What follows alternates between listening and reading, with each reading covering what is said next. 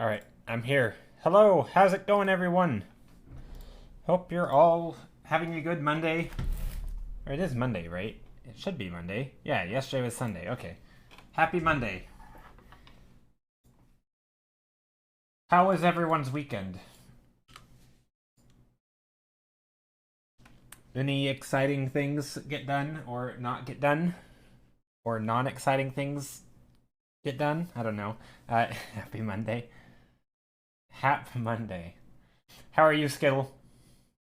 Hello, Tyberry. Ivana, my Kongor, and Dango. Hello. And did I miss anybody? I don't think so. Hope you're all doing well.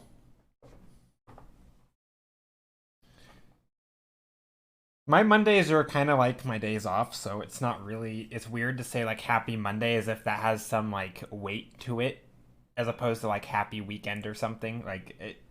Mondays are kind of my weekend. Sometimes they're not. But yeah, it's kind of a coin toss. You had a fun weekend, lots of activities. Nice. Glad to hear it. Oh yeah, this was the thing that I worked on yesterday. I don't know how it turned out. I mean, it's not done, but I was trying to make the waves look kind of dynamic and like a running water. I don't know if I achieved it. I think I goofed it up, to be honest. But that's okay. I'm not gonna work on it more right now. But I do want to keep working on it because it's a fun painting.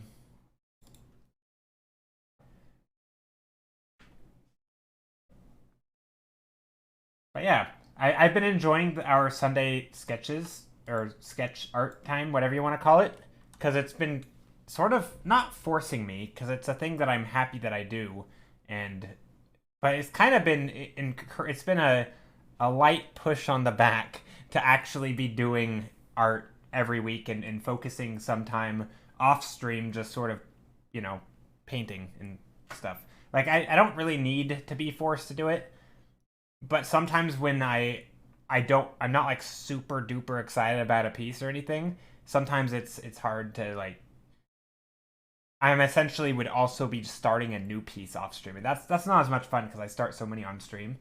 I mean, I do like starting new stuff, but I don't know. Sometimes I feel like it's easy for me to make excuses. So anyway, been a thing. But I've been really happy that I've been doing more art. Okay, I need to set up my file for today because I haven't done that yet because I'm behind. Make the folder name. Save my file.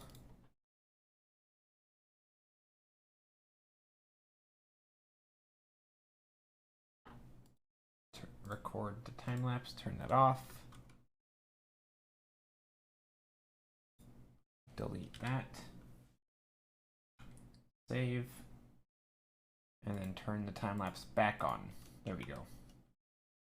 All right, new file is ready. I don't like the red today. Let's go with a dark blue. What we're gonna do. Dark blue today. Yeah, getting into the art community with you, Skittle, and Sour has boosted the fun a lot. Yeah, it has. Yeah, I agree. I think having a community of people who are somewhat regular online and you can interact with, it is a lot of fun. A new day, a new possibilities. Hey, Brett. So, Brett, I was browsing Reddit yesterday, and I think you had mentioned it that you saw me on Reddit or something, but I saw you on Reddit in like a random Twitch thread. I found it amusing. Uh, Running and seeing people in other communities that are unrelated to art is interesting. Um, but yeah, I mean, I guess Twitch is, this is related to Twitch, so whatever. But yeah, hope you're doing well, Brett. Um, yeah, hope everybody had a good weekend. Hey, Micah Ski Pass, how are you? Micah, how are you? Hope you're doing well. Yeah, I'm a Reddit fiend. Yeah, I typically don't post too much in the Twitch subreddit because I feel like it's just a lot of the same stuff. I mean, honestly, most of the subreddits are when there's like new people there, and it's good to have resources for new people. But both art and Twitch are very similar in the sense that it's a lot of the same repeat questions. Um, Obviously, different questions from the two communities, but the sorts of things are are pretty consistent in the types of things that are asked. I will say, I feel like in some ways, the Twitch subreddit is almost more interesting because I think a lot of the things people deal with is like the creativity of streaming.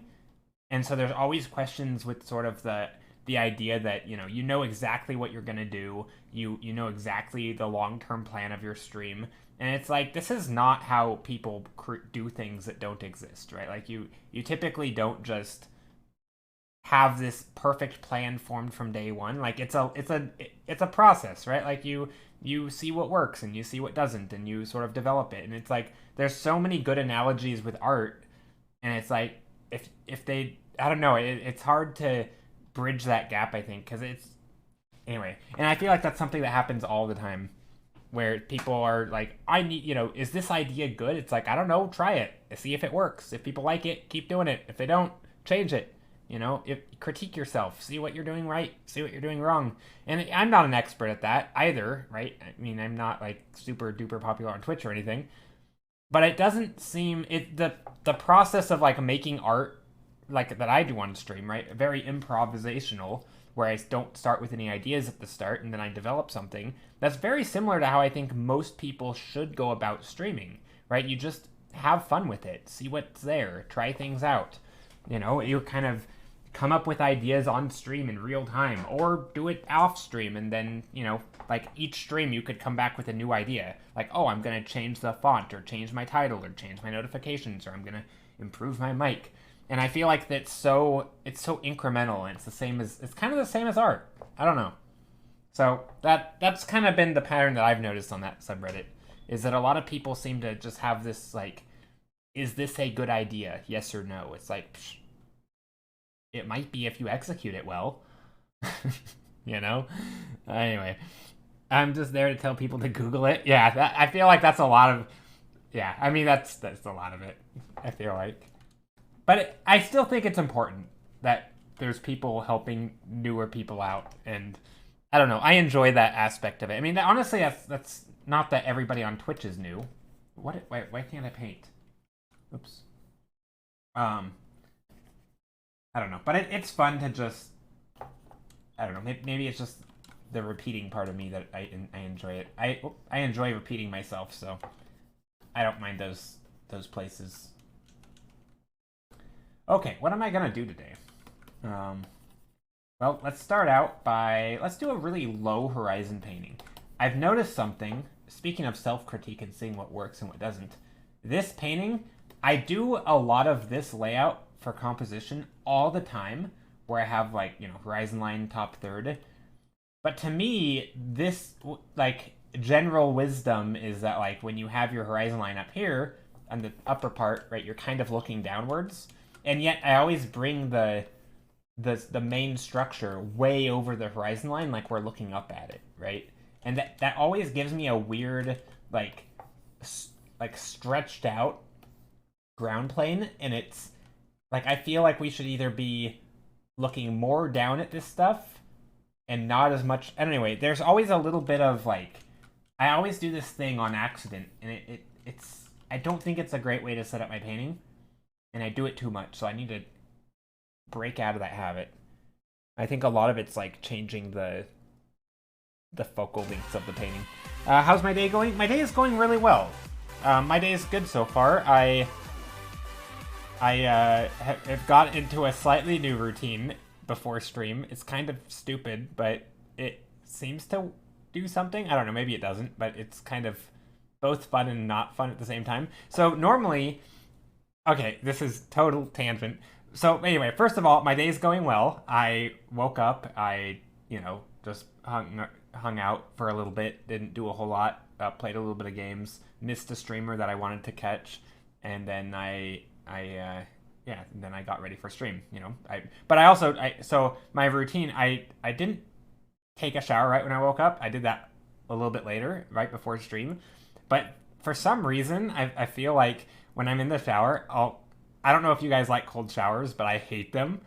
But I've started to, you know, do my relaxing, nice, warm shower, and then I crank the temperature down to cold, like at towards the end of it, and I just sit there in the cold shower for a little bit, and I feel like it jolts me awake, and it gives me like a jolt of it, like adrenaline, and it I don't no, cold showers suck. But I've been doing that before stream, and I feel like it gives me like a new boost of energy. Instead of being in like this relaxed state, it's like I'm ready to go. So anyway, I've been doing that, and I've done it for the last couple streams, and I feel like, I don't know, maybe again, I think I'm just, part of it's me psyching myself out and thinking it's making an effect, and it probably is, you know, me thinking the effect is real is probably making the effect more real than the effect itself, if that makes any sense. But anyway, that I've been doing that. But no, today's a good day. I feel good. This is what we painted last stream. I know, exciting, right? Cold showers. Ooh, cold always intense and strong. What do you mean? Cold always? Oh, do you always take cold? Wait, do you guys? Hold on. Can I get a? Okay, hold on. Let me do a poll. I have to know. And vote truthfully, right? This is an anonymous poll. We don't know who's voting what. Cold showers or warm showers. And warm can also be included in hot, right? So if you want, so cold, hot. Okay. We're gonna do a 10-minute poll because this can be an ongoing thing. I don't know. People take showers. People shower? What? No, that reminds me of that clip that went around of one of the bigger streamers who was asked how often they shower, and they said like 3 days a week or something. And people were like, "What? You only bathe 3 days a week?" They're like, and then later on it came out that they were differentiating in their mind between showering and bathing. And so, in their mind, showering was specifically to wash their hair, and who's not showering? But anyway, I thought it was funny. Yeah, so they were confused, I think, is the idea, but they didn't. Yeah, oh yeah, that was Boostly. Yeah, that was her, and I thought it was funny. Just remember that going around, and it was anyway. But yeah, that was humorous. So yes, it's good to bathe in some way. Okay, I'm curious. Or do more people take? Okay, everyone takes hot. Okay, I guess I didn't put cold or warm. Okay, good. You guys are normal. People like warm showers. I don't know why I put hot, but yeah. Anyway, I should put warm. All right, so yeah, back to art. I do want to break out of this habit where I set up my painting with the looking down at the ground, but then paint an object above. I feel like that's I don't know what I would call it, but I feel like that is bad perspective. Or that's bad composition. Like, it's not terrible. I think it can look okay. But I think in theory, it would have been a whole lot better if I would have lowered this and then painted stuff up here. Like, I think that would have just been infinitely better. But in the process, I could have also made these lines more, like, overlappy. So I could have pushed the space. Like, basically, I could have pushed this distance. I could have foreshortened it more. But anyway, I didn't. So that's something I want to do more of. So maybe that's what I'm going to do today. Let me just undo. Let me close this and not save it so I don't ruin anything. 5-minute sketch. Dang, somebody likes cold shower. Okay. Yeah, see, I hate cold showers, but I've been starting taking them before stream but not like a full cold shower, more like a jolt of coldness to wake myself up. I don't know. It's weird, but it might be nothing. Anyway, let's start the countdown. Wait, can I do the login bonus when I've already done a login? What happens?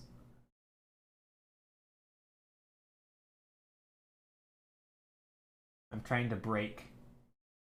No, it didn't do it. I didn't get more clippy points. Any requests?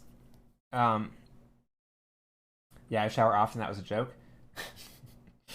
I'd say lukewarm. Yeah, warm showers. Yeah, I shouldn't have put hot in there. Hot isn't fair. Now I start warm and end cold because it's better for your hair. Oh, wait, so do you do what I just described then? Where you start it hot and then at the end you... Wait. So, yeah, Rona, I was curious because I told them about a new... I don't know if you want to call it a routine yet because I've done it like twice. Basically, when I take my morning shower before on stream days, instead of just being comfy in a warm shower like I would normally do, I start the shower off warm and then I crank it to cold right before I get out, and it sort of jolts me awake.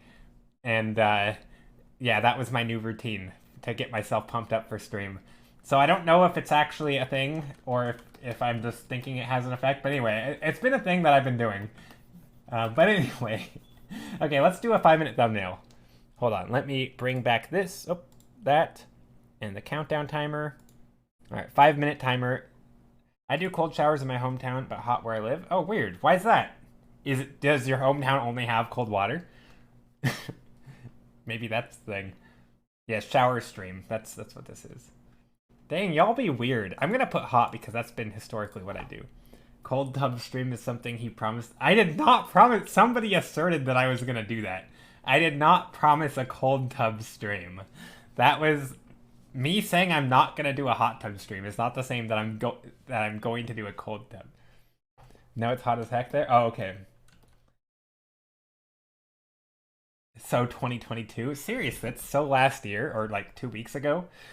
Okay.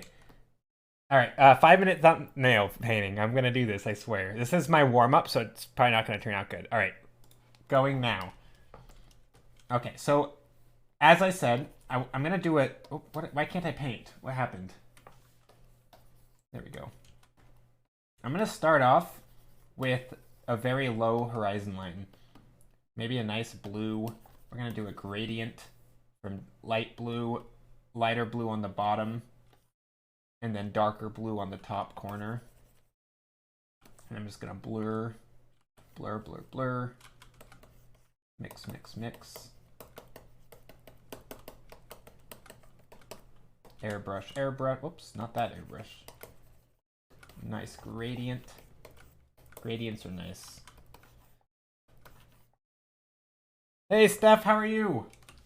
Then I'm gonna take a brush and just start painting. Oh, but not go too high over the horizon line. Let's bring it down. And then I'm gonna go another layer. Maybe we'll get some nice greens in there. Ooh, that's a good color. Steph, how are you doing?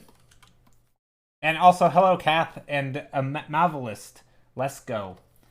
Okay, so I'm just starting out with a super simple gradient because that's the easiest way to paint. But what I'm going to try to do is do a paint where we're really looking up at something. It could be a tree, maybe a tree. Could be a dragon. Basically, I'm just trying to convince my brain that we are indeed looking up at something. Maybe I don't want to put it there. Maybe we'll just do a standard tower. That's what we'll do.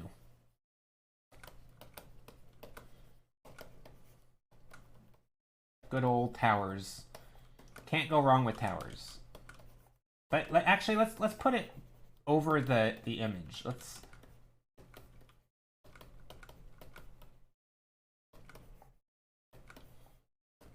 do a really, really large thing. I don't know if the scale is going to work here. Let's go some dark shapes here. I don't know if this darkest shapes in the painting right there is going to work. It might not. Oh man, we're running out of time.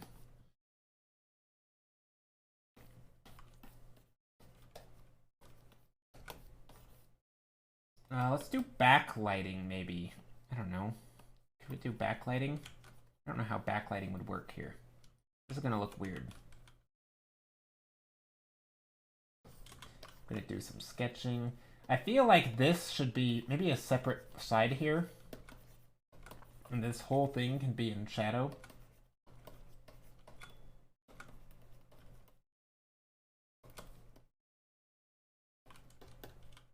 Maybe some shapes. Again, I want some overlap, so I'm going to put some other shapes back here.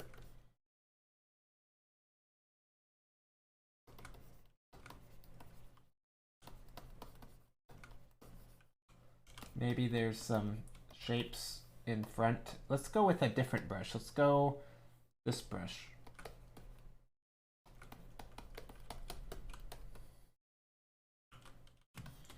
Maybe there's some shapes back here. We have 1:20 left. Okay. I'm trying to actually focus on the painting for this 5 minutes, and then I'll start chatting again. But I keep running out of ideas, or not ideas. I keep running out of time before I ever get any paintings that look okay. So I want to focus on trying to get a thumbnail real quick. We literally have a spreadsheet. Oh yes, of all the of all the things. So that's something. Maybe there's some grasses. 50 seconds? Okay. Let's see. Do I like this? I feel like we need some shape. Maybe some overlapping in this back shape. Maybe it's the same sort of structure.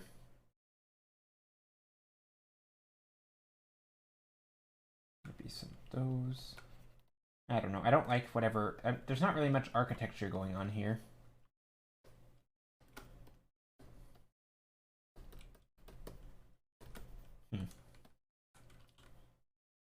You know what? One last thing. Color dodge. Here we go. 15 seconds. Nope, that's not good. No color dodge. Sorry, color dodge. You're not happening today. Okay, so more people like hot showers than cold showers. Good to know. All right, whatever. That's gonna be a 5-minute thumbnail. Okay, there we go. So that was a good warm up. Okay, let me catch up on chat because I missed a whole bunch of things. Joe, you still have the Xmas emotes on. I know. I think they might be an all-year thing because I'm too lazy to change them. No, I will change. I will remove them at some point. But yeah, I will remove the Christmas emotes. Yes, we do have a spreadsheet of all of the quotes. But it's not the most up to date. Yeah, it's not super up to date.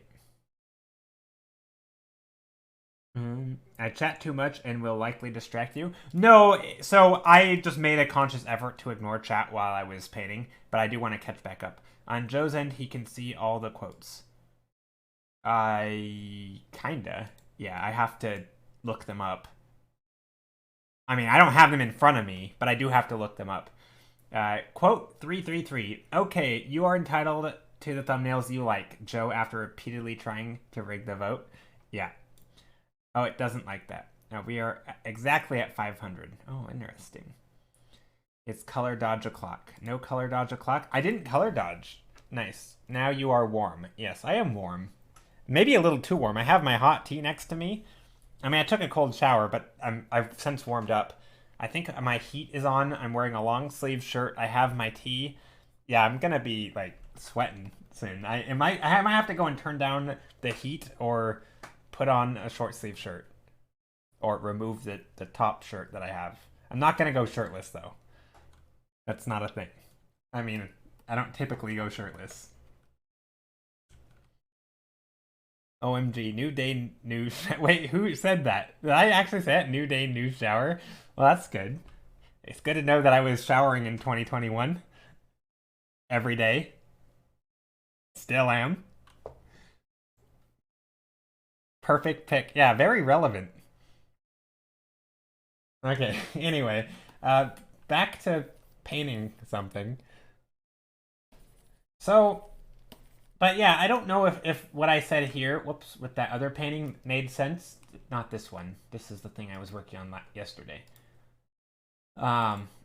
This one. But I feel like I really do kind of fall into the same rut with composition and perspective, and I want to get out of that. So that is my goal for today. In fact, I kind of did it. No, I didn't. No, I didn't. I didn't do it here. I was gonna say I almost did it again on accident, but I did creep the horizon line up more than I wanted. I wanted to keep it low. OMG, nobody's perfect. Nobody's gonna know. They gonna know. Why am I on social media that much? I heard the TikTok sound when y'all typed. What do you wait? Go lower. Oh, you mean on the horizon? Yeah, I should. Wait, what do you mean you heard that? I don't know what the TikTok sound is. I don't think I've ever heard the TikTok sound. God, I'm a boomer. I'm not actually a boomer, but I might as well be because I don't know anything about all the new fandangled technology that these youngins are using. I'm not up to date. Joe doesn't know because he doesn't watch the videos. What do you mean? I watch. I don't. Yeah, I don't know the sound. I don't know the TikTok sound. Yeah, I don't know. But what do you mean I don't watch the video? Are you talking about like the reels and stuff that you send me? I watch those. But sometimes I don't have the sound on because volume control is obnoxious on Instagram. Like it's absolutely horrible, and why they don't have proper volume controls on a app that millions of people use, I will never understand. Anyway, that's me getting angry at Instagram for having a crap volume control setting. Like, who thought that was a good idea? Anyway. And no, don't tell me to just turn down my phone. Also, I normally listen to it on my computer, and then the volume is obnoxious. I don't think you vibe with it because you don't listen to the sound. Insta has a lot of crap everything. Fair. Fair, fair, fair. Anyway, that's my rant. Yeah, youngins. That's what I've decided to call them. Young folk. The young folk. Basically, and it's not even about age, right? It's about, are you someone who uses new stuff? Because like so I never want to be the type of person who like protests against change and new stuff. But dang, I am slow to adapt new stuff these days. Like I just feel like I'm becoming a boomer. Like I think I'm just getting old. I mean, I am getting older. Obviously, everybody's getting older. Fancy that. But yeah, it's really weird. Like it's yeah, the kiddos. How far can you zoom out? That far? Are you saying how far can I zoom out and still paint? Oh, I can paint with this. Here, I'll do it. I mean, now I'm like squinting though. This is not comfortable to paint this small. Like this is too small. Okay, here, I'll do a full thumbnail zoomed out. Here we go. I'm gonna pick, so I'm gonna start really simple. This is impossible. There's no way. This is too small. This is like the size of like a grain of rice. Except in pixel form.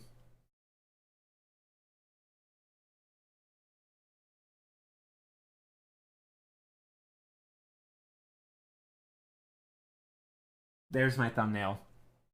Now it's actual thumbnails. So, no, here, I'll make it the size of my thumbnail. Hold on. My thumbnail on the screen. I'm putting my, now I'm adding a fingerprint there. Okay, this is the size of my thumbnail. So I can paint this. So this is an actual thumbnail size. If we're getting really literal here. I could totally do a thumbnail this size. This is fine. I could make this look nice, actually. We're gonna go some crazy thumbnail here.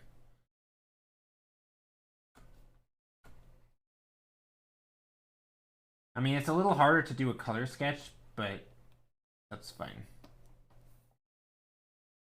And it's definitely hard to color pick.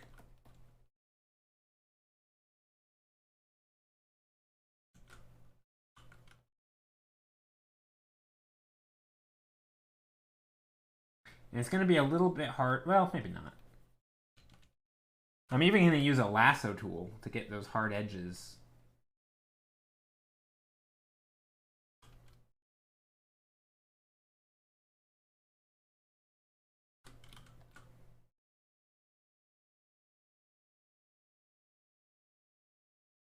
This is ridiculous. I can barely see this. Yeah, no, you're not alone. I can't see what I'm doing. I realize it's the least appealing thing. Anyone who comes into stream is like, why? You know that image of like the guy with the magnifying glass? Magnifying glass. No, it's not a magnifying glass. It's this image. This is what everyone is doing right now. They're like, what the heck? People are gonna join the stream and be like, what is going on? Yeah, what is this, a painting for ants? Yeah, exactly.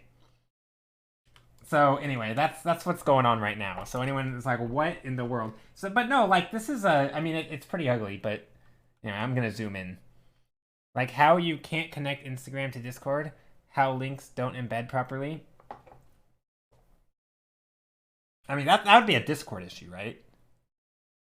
Or I guess connecting them is a both issue. Back in my day, kids played video games. Now they got that Tic Tac application. Exactly, Grove and Under.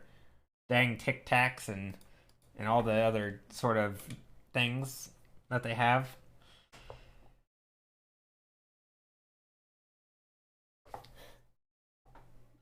Hello all. So I was just wondering why you were doing pixel art, but forgot to switch back to your stream.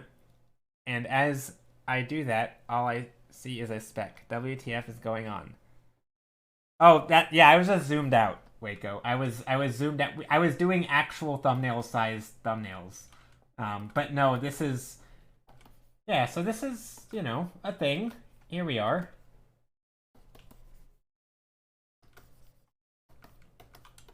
I mean, it's not bad, but I wouldn't paint like that on stream because then, well, for obvious reasons, nobody can see it.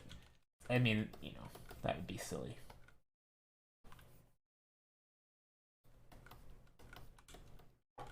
But it is a good reminder of like what information is useful. And obviously if you're putting in stuff like now I'm clearly refining on a level that is not, that I couldn't have done at the thumbnail level, so maybe I considered dropping it. But I don't know, I still think it's quite useful. Anyway. But yeah, definitely not very appealing to people who are coming in from outside of the stream. Just bring your thumbnail closer to your eye, then you can see it all. No. That's cheating. That's cheating. That the whole point was that I put my thumb on my canvas until I can't see it. So now I have like a perfect thumbprint. No, I don't actually. I don't think my thumb was greasy. I mean, it's probably there. If you were to bust out forensics equipment, you could probably find my thumbprint smack dab in the middle of my canvas. But anyway, these are very blue and green. Let's paint one that's brighter. Let's do like a... Oh, I know what I'm gonna do. Oh, I have an idea. I've got an idea. We're gonna go a little bit of that, a little bit of pink, a little bit of red. We're gonna do a lot of blurring.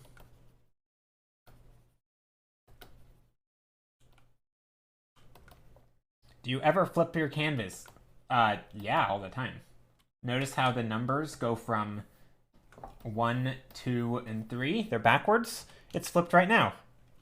Flip, flip, flip, flop. Yeah, no, I flip it all the time. All the time.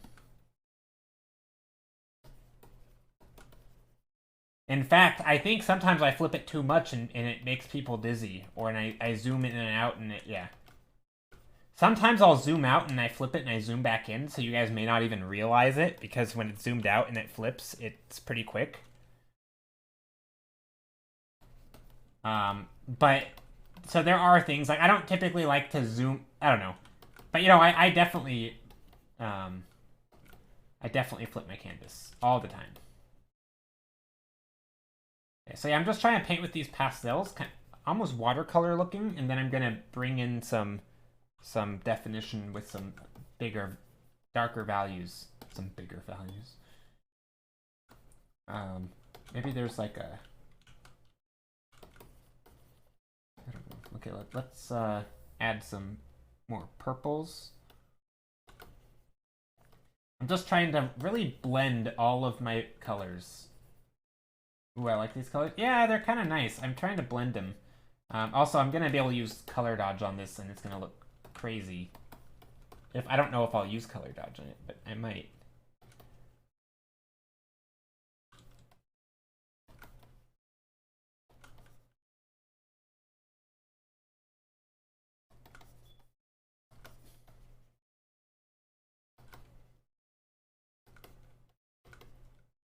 Oh, I'm doing the thing again. Yeah, that's fine. We can look down at. Well, I am doing the thing again. I don't want to do that thing. How do I fix it? Well, I could be. I duplicate it. That's how.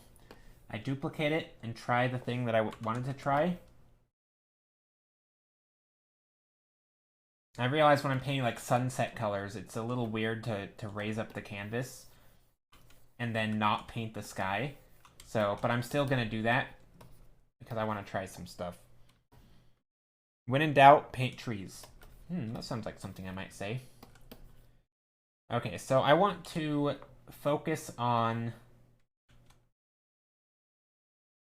Let's see, where do I want the focal... I feel like I want to be looking downward at something, but not like crazy downward. I feel like our eyes are just kind of going across the page this way. So let's do that. I'm going to make a line like that. And then I'm going to make another line like this. Make it a little darker.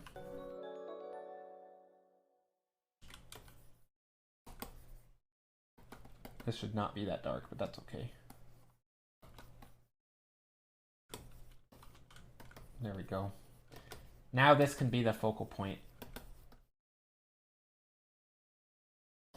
And we can go darker. Maybe not. Maybe we bring in back some of the light.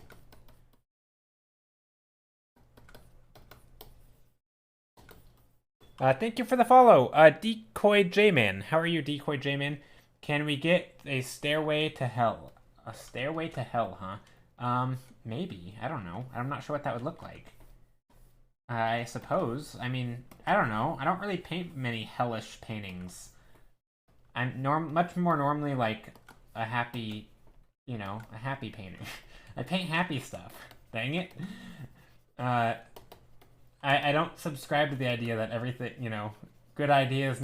No, I'm kidding. I don't know. I haven't really thought about it.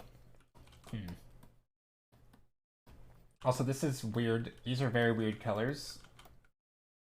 I'm not sure I like them.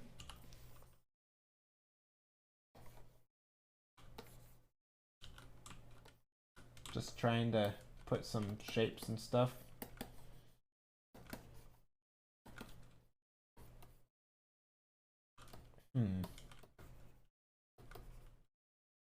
Hello, just found you on Twitter. Love your work. Oh, thank you. Yeah, you're coming in right at the start of the stream where we are still just messing around with colors and trying to figure out what the heck we want to paint for today. This is what we did yesterday. Oh, not yesterday, but last stream. And this was the stream before. Technically, I worked on this a little bit yesterday, though. And yeah, these are kind of just a lot of idea sketches. But anyway, this is how we start out, is a lot of blobs. Sometimes it's just a, you know, slapping overlay on things and trying different colors and seeing what happens. Well, that's kind of interesting. Okay, so something, a stairway to hell. Sure, why not? This looks pretty hellish. I don't know how... I mean, I'm not gonna call it hell, though. It's gonna be... Where is this a stairway to? Well, we aren't really looking downward enough for this. Well, maybe. Let's see.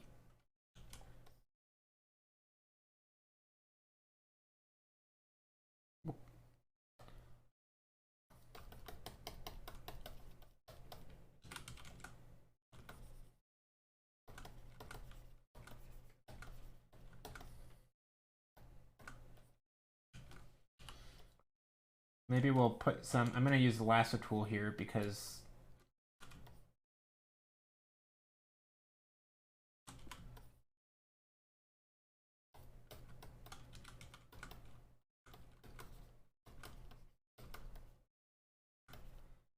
Something like that. That's pretty stairway-y, kinda, right? Does that look like stairs? Maybe. I don't think that it's narrow enough. I think a proper stairway would look very narrow. But yeah, Decoy J-Man, how are you? Hope you're doing well. Thanks for coming in. Yeah, that's always exciting when people come in from Twitter. Okay, so maybe we'll move this back. That way we can get some more breathing room for this bright thing.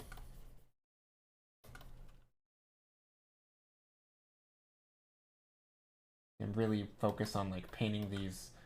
I mean, I don't want to paint the cracks or anything or the wall right now, but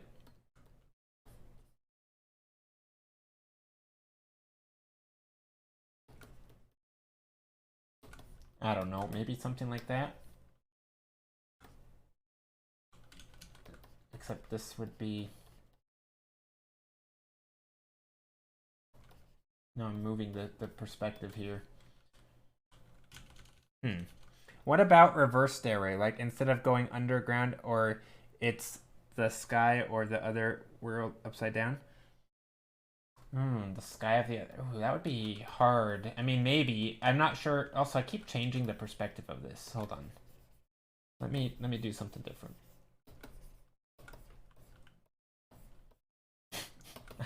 I literally keep on changing the perspective. This is gonna look terrible. Hold on. I gotta fix some stuff. What am I doing?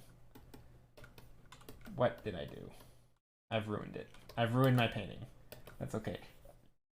That would be a hard painting to do. I mean, I think I could pull it off, but it would not be like a quick painting idea, I think. I think that would... I mean, even this is just requires some setup.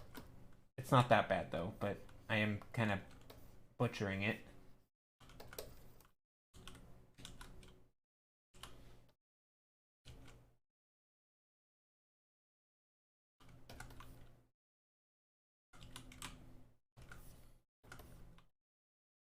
And maybe there's some edges of stuff here we can see. Maybe these stairs go that way. So now we have a 2-point perspective thing going on. We have one going over here, one going over here. Sort of a... So if I draw those perspective lines just to help keep my eye on track, I think it'll help. I don't know. It's kind of weird. I'm not sure about the colors up top, but whatever. That's something. Maybe what we'll do is... Oh, I know what I can do. So this is going to be a bold strategy here. I'm going to make everything grayer on top. I'm going to turn this into a nighttime scene.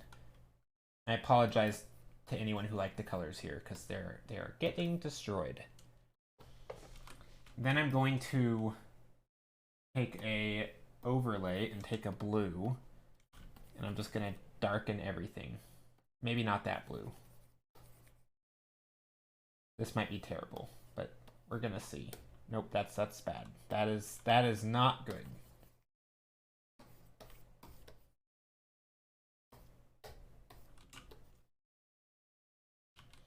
I do like the idea, though, that there's still like a sunset. So this is where I'm going to try something. I'm just going to be ruining the colors here, but I think it'll serve the idea well.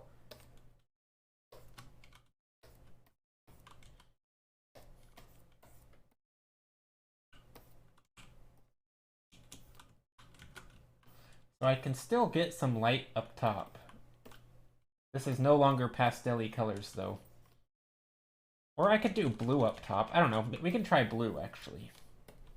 Blue color dodge normally that doesn't look good, but...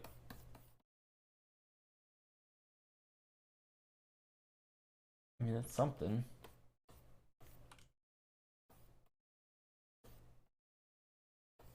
I don't know. I kind of like it. I mean, the colors, sort of. I mean, it's something. So maybe what we can do is take... I think what I like is some of this bright blue back here, and then we can mix it in So we have like a moon or something on this side of the canvas, and then we have this over here, so it's kind of like that diagonal focal points. So I'm sort of blending some of this. Maybe there's some pillar or something, some rock sticking up back here. Yeah, this is kind of cool. I mean, it's not necessarily a portal to hell, but we could. I mean, we could make it, like, if we wanted to put little stones over here, we could even put, like, weird, crazy, scary, like, glyphs or, like, writings on them, and, like, writing on the wall and stuff, where it could have all sorts of, like, you know, symbols and etchings and old things. I don't know. There's totally something we could do with that. Let's go nice dark. I want this line, I think, to be nice and dark. Like as dark, almost as black, I think. No, maybe not. Anyway, so that's something. Maybe this edge of this wall comes up. Yeah, there. I think that's not a bad... It's not really even a thumbnail at this point. It's more of just an idea sketch. Which is kind of what these are. Just to get sort of a vague semblance of the colors. I don't like that yellow back there. I think that looks funny. I think we can go kind of greenish up top if we want. Maybe there's some... And I know this is a bit much for this stage of the painting, but this is where we could put some rim light up here on various things. Anyway. As somebody who primarily does character art, I'm always amazed that people can bang out these sorts of environment sketches. No. Well, thanks. Yeah, I mean, I think it's the same way of, like, some people are just... I don't know. I mean, I don't... Sorry, I didn't mean to say some people are just. I think that is a little bit... Yeah, that's not at all what I believe. Some people put their efforts in some areas and they get better at those things because that's the things they like or that they put more time into. And yeah, I prefer sort of just coming up with ideas like this. And again, I didn't even come up with this idea, right? Somebody just said a stairway to hell. I'm like, oh, okay. Well, let's make the stairway bright. And then I just thought, oh, okay, well, if this is bright red... Let's contrast it with very cool, and I don't know. So it's kind of, and again, I don't think that this perspective is right. I think I've goofed it up. But actually, let's take this idea, and I'm gonna sort of try and fix it while I'm doing it. Good morning, Psionic Raven. How are you? Oops, that's not the right layer. Oh, that actually kind of looks cool though. What if I just do a whole bunch of that? Anyway. I don't know. I'm going to merge all of my layers. Is that... Nope, that doesn't look right. Let's go like this first. There. Now I'm going to merge all my layers. And now I'm going to copy and paste. There we go. So I think there's something that I can do with this. Let me flip the canvas. And what I want to try is, because I do like this, but what I want to do is focus more on this area. Right now it's kind of split, like almost half and half. I'm really bad at environment of any genre. Yeah, I think a lot of it though is, so there's obviously fundamentals that are more, that, you know, apply more to environments, like getting a sense of depth just in general. So, you know, doing things like, if you were to draw, say, 3 lines for, you know, background, you know, midground, and foreground, right? Making sure that these are at different spacings, right? And obviously, if you wanted to add, it'd be kind of like just things where you know that, you know, in perspective, things get wider and wider as they go further back. So that kind of overlap, where when you set up your overlapping shapes, you know, you might do some like that, and then you do this one, which is more gaps, and then this one's up close. So kind of like that. That's like those kinds of sort of patterns and just understanding of perspective. Like, I don't think it takes, like, it's not exactly a hard thing to know or to learn, but I do think there's an element of like improv painting where just there's certain patterns, there's certain ideas that just happen over and over, you know, lot of shapes, you know, overlapping shapes, how to add, like, how to make something look like it's far away quickly, you know, whether it's atmospheric perspective or scale, or you want to put something large in the foreground so you can give context to whatever's in the background. Just stuff like that. It doesn't always come into play with characters. I mean, it's almost like a storytelling element, except that relates to composition.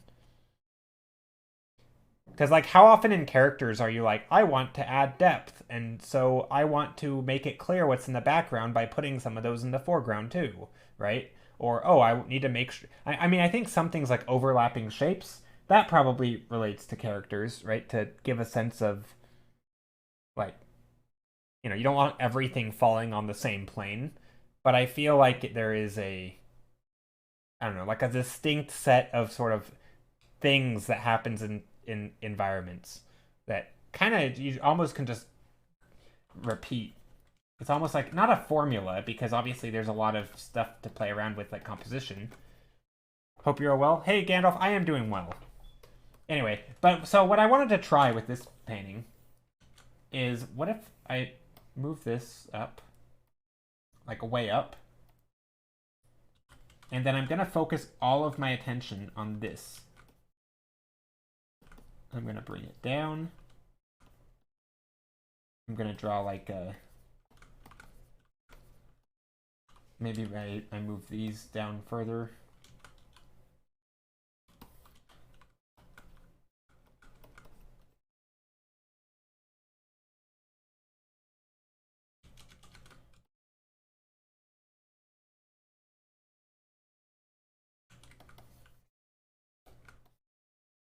I don't know if this is going to look good, but I just do want to try, because I think there could be something here where I just take these shapes and just start sketching them. Maybe I make a building that sticks up here.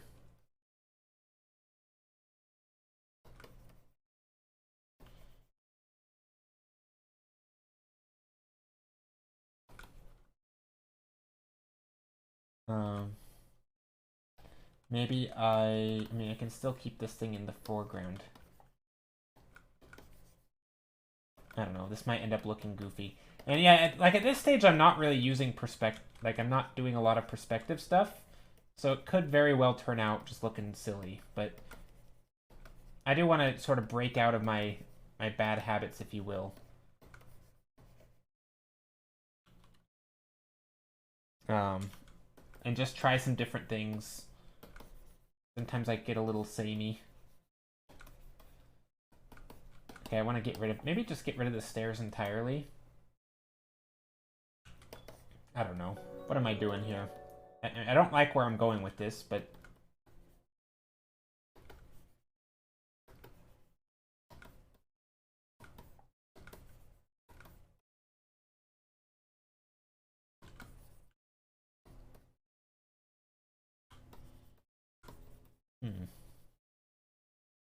It doesn't look like we're looking downward anymore. Whoops, I goofed that one up.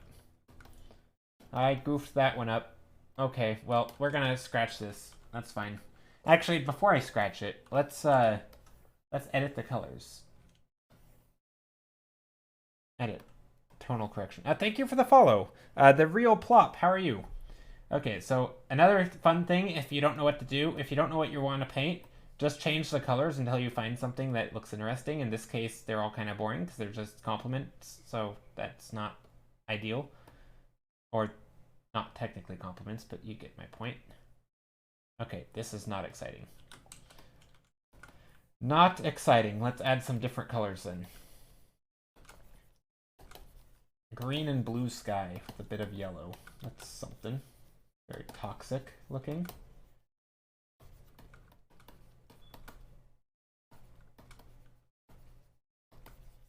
Maybe these could be old ruins or something. This definitely gives a bit of like a foggy vibe to it. This almost could be like a person.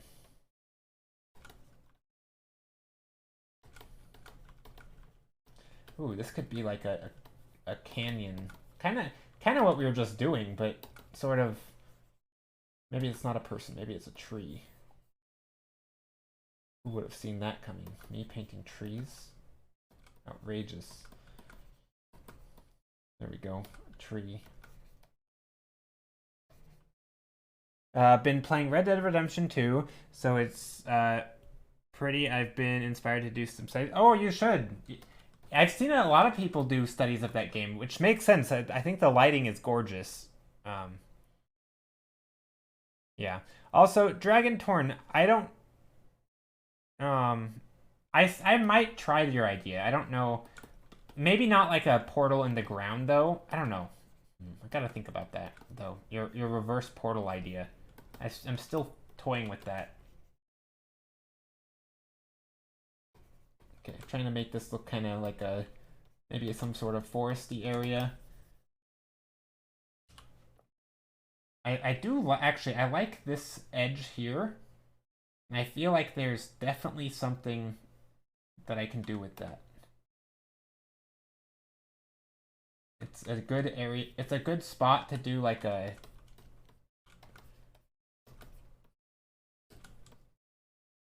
We're doing a lot of like undergroundy looking things here. So maybe these are... Again, maybe we have like a glowing, some sort of glowing thing under here that's shining light out. I don't know what color. I'm thinking like a red or something. Okay, I'm not sure I like these shapes here.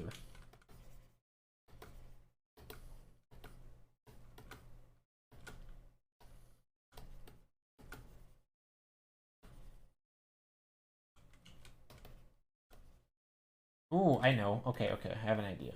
So I'm gonna just make this go straight across. And then down here, there will be stairs. But let's see, where do I want the stairs? I'm thinking like this, right? So like this is kind of where we start, and then we go up the stairs into this area because that's clearly a focal point. So I'm just gonna sketch in some lines. Maybe these stairs can turn. I don't know.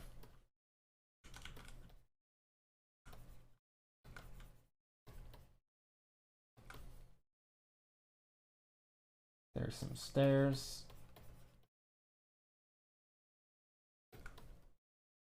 Maybe the stairs are a little jagged. Maybe there's some stuff sticking up.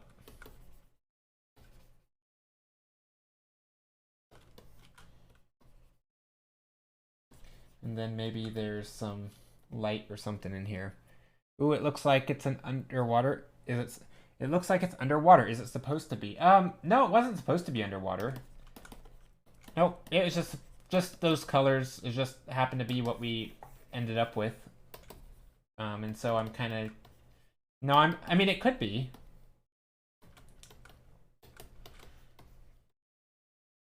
Yeah, I don't really know. I gotta think about that if I want it underwater or not. I hadn't really thought about it being underwater. Maybe. I mean, I guess if we made it underwater, this could be like a boat or something that's sunken. But I don't know. I kind of like the idea. I mean, I was gonna do some sort of like... You know, maybe we could just put like a red in here. It's a bit intense. But I mean, maybe we could try that. Or like an orange, maybe. Maybe orange would fit better.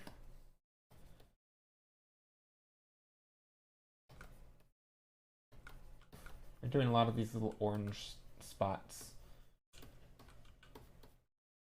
You're liking the colors in these? Yeah, thanks. I'm liking this one. This one's kind of fun. But I'm not sure about the others. And we've been painting for an hour now, and I don't know. Not sure if I like this one. But let me try something. I gotta keep trying. I make my screen black and white, and it looks okay-ish. Classic cool blues and warm oranges, nice. Yeah, it is pretty standard. I mean, there's a little bit of color variation, right? We get some like purpley looking colors and some pinkish stuff. You get some different colors of blues. So it's not totally uniform, but it's pretty... What are 2 or 3 colors that you think don't work together at all? How about trying... I don't know. That's a hard question because I feel like if we're talking hues, so typically, I mean, I don't really know if there are any. So like, it all depends on how you think about colors. If we're talking hues, I don't think there's any hues that don't work together, right? Because you can always make them less saturated or more saturated or darker or lighter, right? So there's no like color along this edge of this color wheel, in my opinion, that does not work with the other color.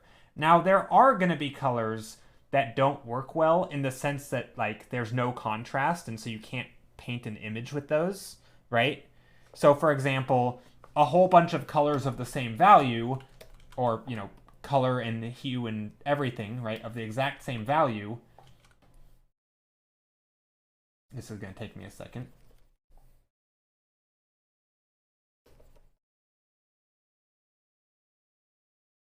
Like these colors don't work together, right?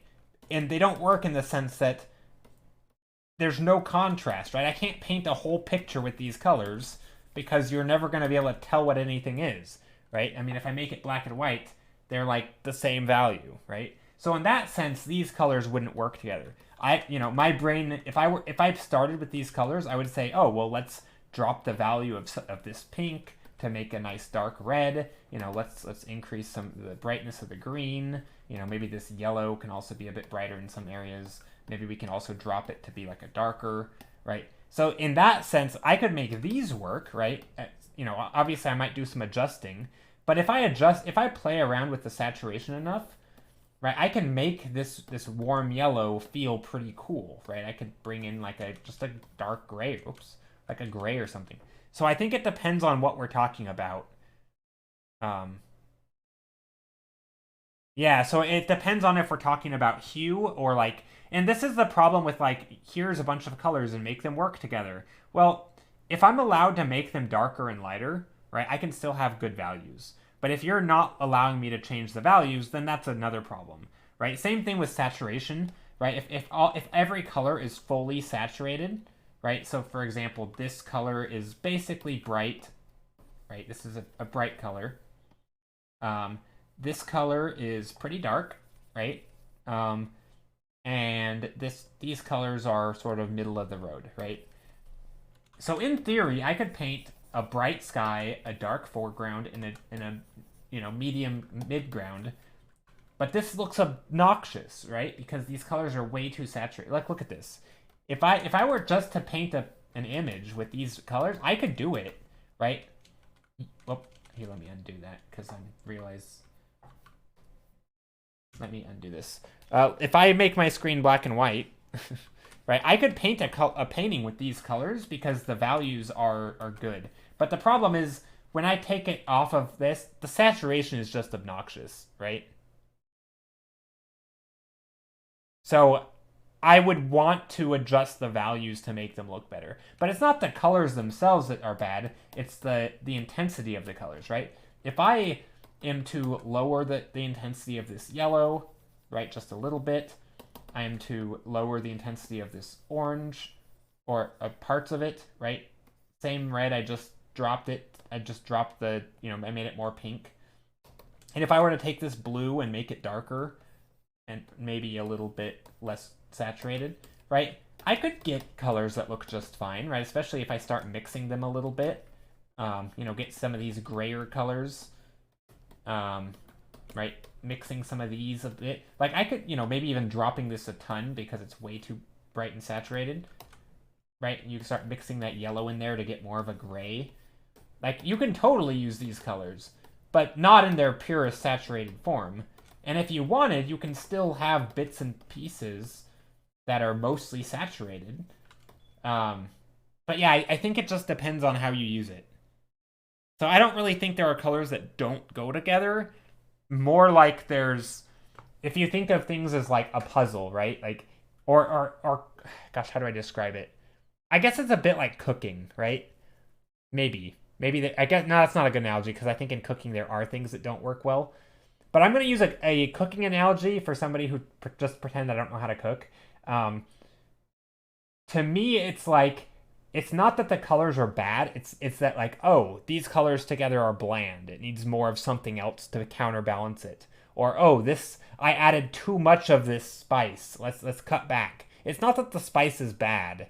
It's that maybe the amount I used, or maybe the intensity is too much, or maybe there's another counterbalance that I don't have that I should also add. So that's kind of how I think. I mean, that's also how I paint, right?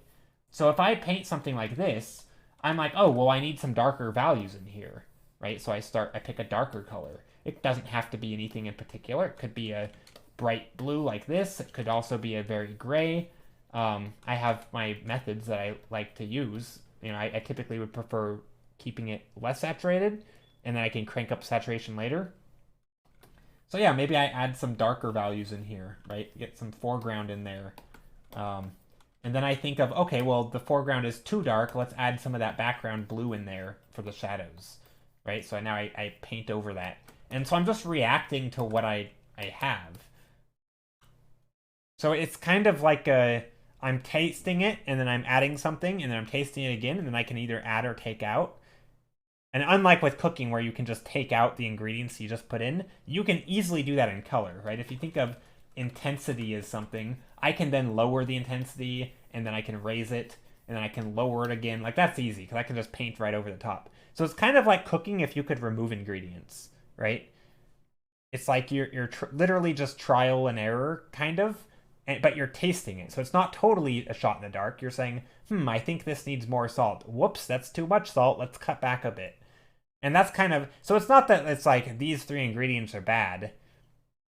I don't know. Is that a good way of explaining it? I don't know.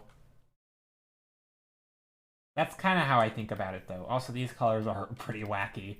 But again, it's like I can just, what if I just pick a gray and paint over the top? Like, okay, same hue, right? The hue didn't change, but I mean, yeah, the hue didn't change, right? We still have pure red, very yellow, and very blue. Yeah.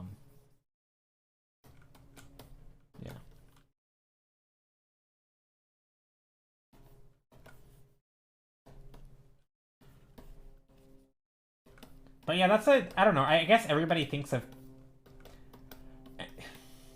Gosh, I want to go on a rant because I feel like this is and I've heard a lot of people though, and I'm not claiming you're doing this, Ellie. Also, hi, Ellie, friend. I don't think I said a proper hello. Hope you're doing well today.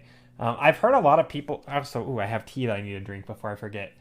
I've heard a lot of people say things, and I think it typically is in like fashion design and stuff, where the colors are basically the color that people pick is like the full color, like it's not broken down into value, hue, and saturation. So it's like, does this Pantone color look the same, look good with this other one? And I think in that regard, there are things that don't look good together, right? Because you're not just picking the hue, you're picking the hue and saturation. But again, a lot of times that can be remedied by adding other things, right? I mean, I guess to use another example, if I wanted to use this exact color of green and this exact color of blue and this exact color of pink, they would look terrible in the same image, right?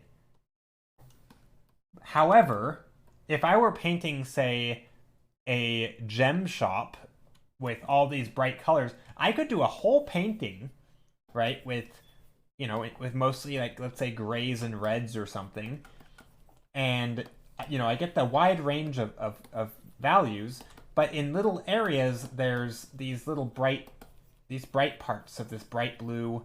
I mean, let's try that. Like, so given the right painting, I could use these 3 colors. I'm going to try it right now. Let's try to use those 3 ugly colors. I mean, they're just too saturated, right? They wouldn't make a good painting on their own for reasons I pointed out with this painting. It's because it would be, I'd have to gray them down or something. I have a hard time with red and blue together, but I've seen some artists do it really well. I mean, like again, this is where, are you just talking like bright red and bright blue like this? I mean, I feel like if you allow yourself to say take this blue and drop the saturation down a lot, right, to like this, now you have the same blue, right, same hue, but you've just dropped the saturation. It's now very, very gray, right? And this gray and, say, this red can look pretty nice together, right? They don't have to look bad. In fact, if you go dark, whoop, that's no longer the same color because I changed it. You know, but if you go dark enough, right, you could even get some very dark colors. And of course, once you start mixing things, that's a whole nother story. Right now, you can get all sorts of interesting colors and, you know, maybe some bright lights in here. Right, so just using variations of red and blue, you could get a whole bunch of stuff. You know, you could even get some warmth in there by giving that blue. So, I mean, that's blue and red, but again, is it like sometimes... I mean, it's sort of like that strawberry illusion, right? Where you have I'm not going to show it on screen because people have seen it a million times, but it's these red strawberries that are painted out of essentially blues and cyans and greens. There's no red in there. And it looks like they're red strawberries. Like it looks, you know, your brain tells you that these are red strawberries. And that's, again, color isn't the most important part. It's the contrast and the contrast of values, the contrast of hue, or sorry, of saturation, right? Saturation is what makes those look like a different color in the strawberry example. Anyway,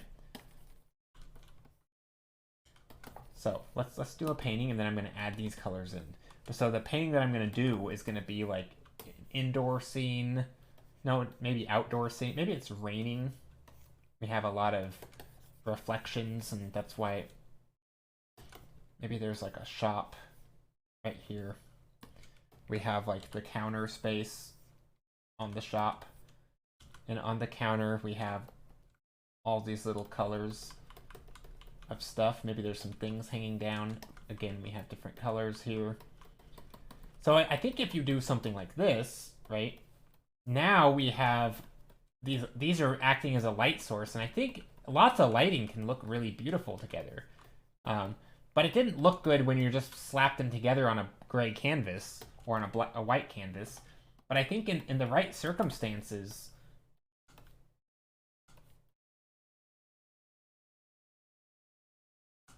I think you can pretty much make any color work. And of course, we can get other colors in there too. I mean, we're literally painting with red right now, but you know. So yeah, colors are kind of weird, I feel like, because and it's all about how you talk about them, I think. Because I think when LA Friend asked, you know, what if you take 2 or 3 colors that don't work together? I don't think you meant what I talked about, right? I have a hunch you meant like the actual, like if I were to pick a color and put my, you know, eyedropper somewhere on this wheel, pick those colors that don't look good.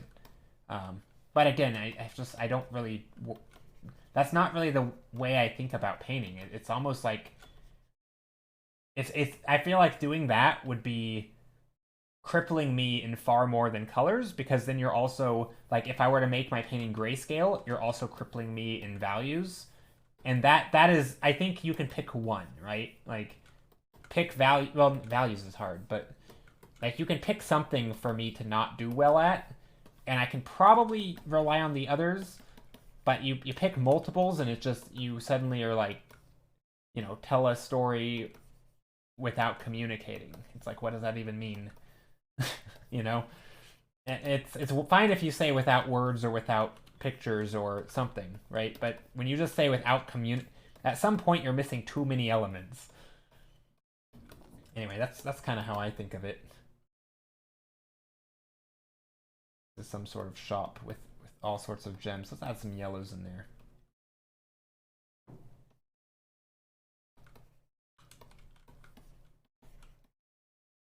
Maybe that was a weird example.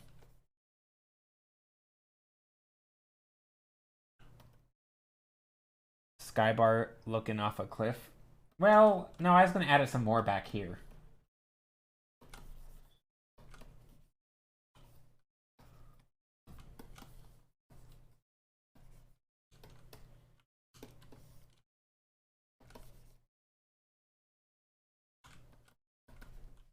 What if I do like a... I could do like a blue.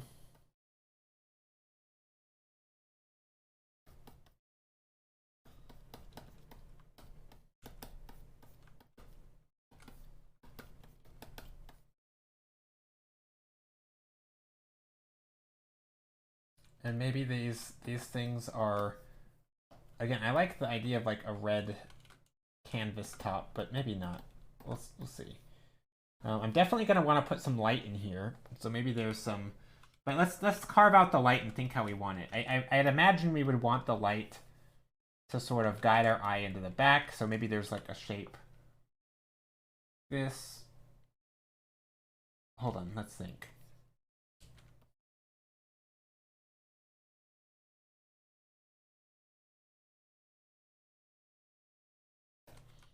No, maybe not like that. I'm trying to think how this would work. I guess the whole light could be like this. And then this part can guide our eye in, and then we can go like that. Let's try that.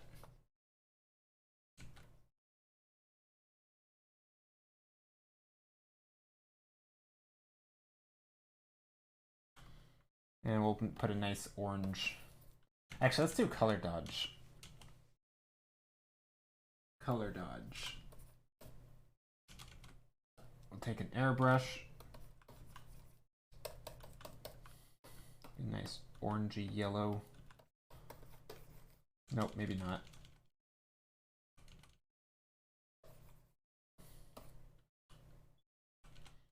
Nope, we don't need color dodge. We're just gonna pick the color that we want, which is this nice orange.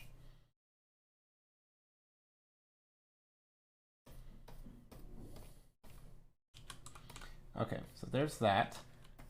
Does that look good? Not really. It doesn't look like this is crossing in between. That's fine. We can erase some of this. And then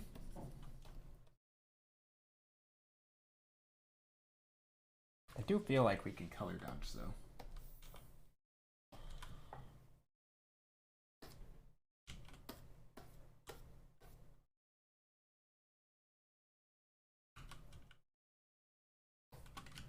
And maybe some of these are like shining onto the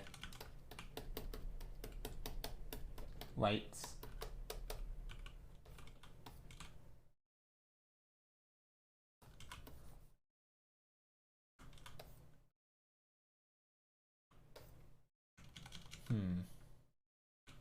So I am flipping my canvas, as somebody asked about earlier. I do that, believe it or not. Ooh, okay, hold on. I've got a different idea. Let's go back to this layer.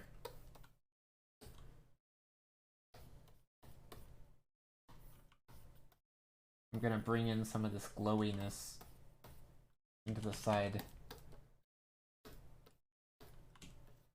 That way we can highlight some of these platforms. There we go. So now I have an idea. So we can take some of these bright colors and highlight some of like these shelvings, and these could be really glowy. But then these don't have to be, right? These can still be in shadow. Maybe some of them are catching a little bit of glow back here.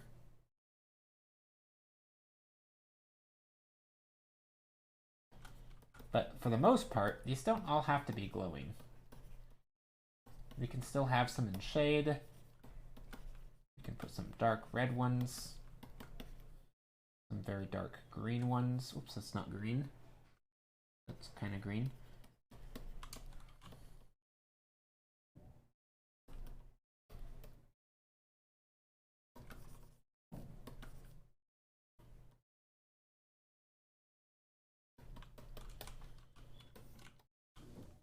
Yeah, it's some sort of weird pop-up stand type thing with some lighting. I don't know if I like the angle or the composition's terrible right now, but that's fine. We're not trying to make super nice compositions. I mean, we could. I feel like this should... Here, let me try something. I'm going to take this whole thing. After I merge this, I'm just going to use a rectangle tool. I don't know if I've ever done this before. Just selecting something with a rectangle tool, and then I'm going to go perspective, and I'm just going to rotate the whole thing like that. I don't know if I've ever painted like this in my life.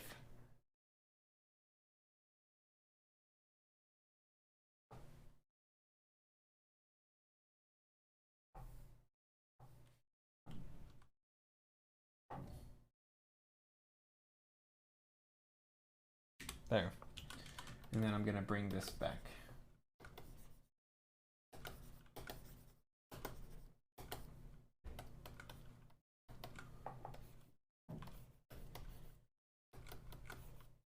Back.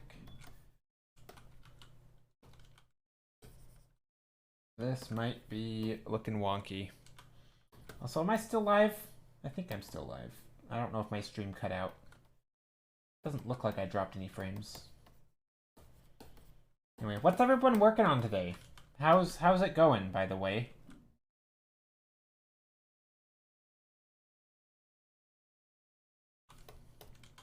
Do I like this? Maybe. I mean, gosh, there's something to this, but it's not turning out quite the way that I want. I mean, this is why we're working on it, right? I mean, I feel like maybe what this needs is some just light, some nice blue shining in. I'm gonna do some animation when I get home. Nice. Do you do a lot of animation? Is that a normal thing that you do, or is this like you're gonna try some? I don't know enough about what you would normally do. I was working on getting all the food in my mouth. Now I'm done. Oh, that's good to get all of it. And didn't miss any.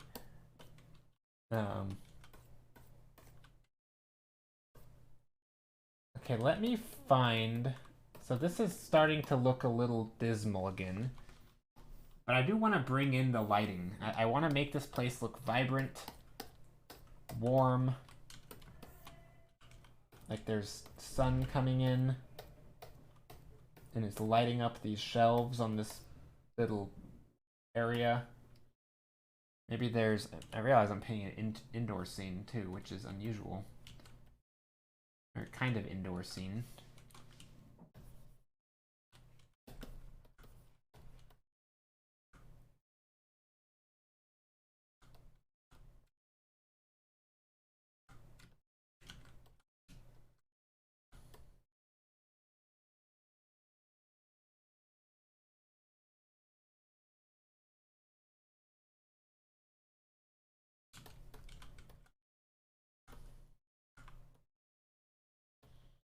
Something like that could be cool.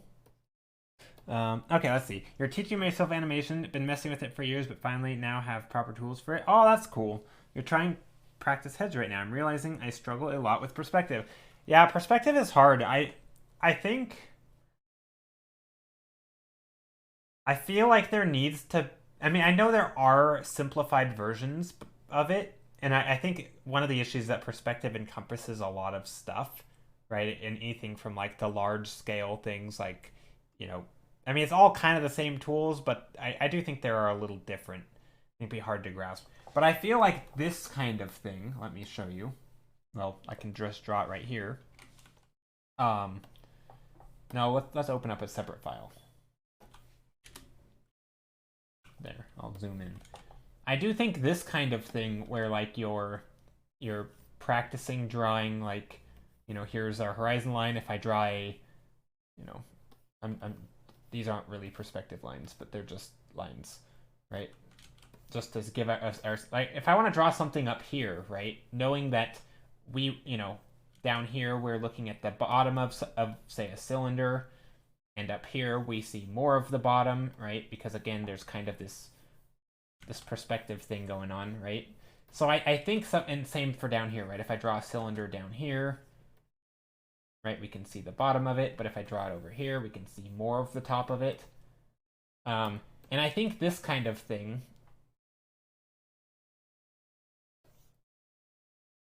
is really like, it's not that hard, but I think like the basic forms, right? Of like drawing forms and knowing, like, for example, if I'm going to draw a head or even a sphere, right, and I'm going to shade it or something, you know, and there's a light, knowing that because it's above my horizon line or my eye level, that I should be seeing this part of it, right? I'm not going to be looking at the top of it because that wouldn't make any sense.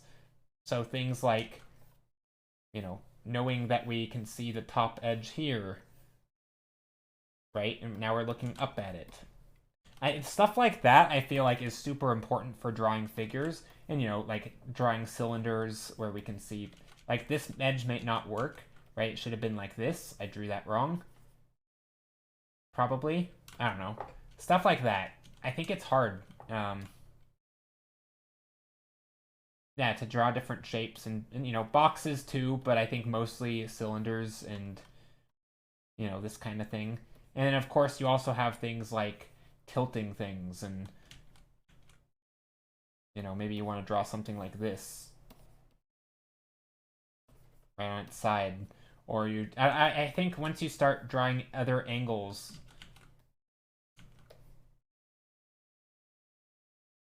I think then I don't know, and these are terribly drawn, but anyway, you get my point. I think that kind of stuff it's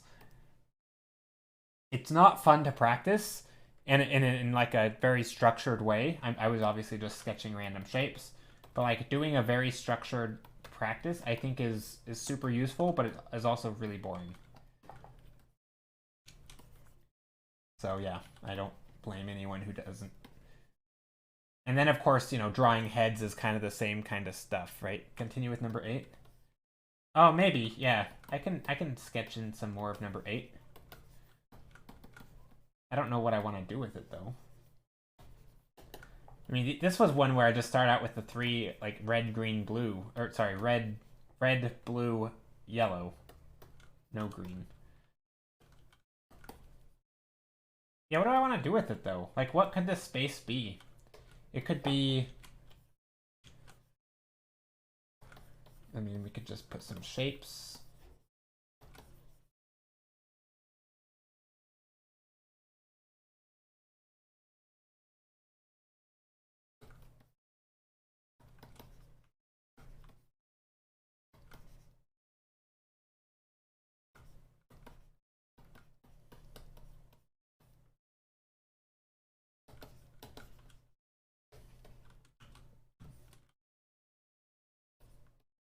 I don't know.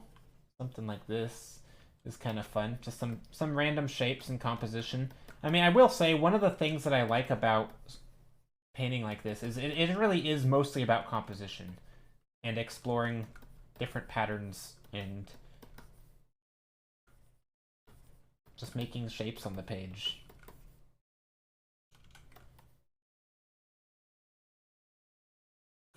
Looks like a crater? Yeah, kinda. Does kind of look like a crater. I don't know if I like it. Do I want to draw? See, this is where I ask myself, like, do I want to paint a crater? And if I do, then great, and I can start making it look more cratery. But if I want to make it look less like a crater, well, maybe I want to make it look like a stadium, so I start drawing these shapes here, right? Where it's like, you know, and these are the seats, and you know, there's people, and there's a whole crowd, and maybe I want to put a you know, the sports stadium down here where all the people are playing sports ball of various kinds, right? A giant skeleton stadium then. Yeah, it could be anything. But I think this is where, like, or maybe I don't like that idea either, and maybe it makes me think of something else. A post-apocalyptic stadium. It's like if Mad Max had a sport, like there was you know how they have their, yeah, it'd be like a sports stadium for like these I mean, that makes me think of like Mad Max mixed with like Rocket League. I feel like that would totally be a Rocket League style sport where you have these stupid giant vehicles and they crash into each other and they are just, yeah.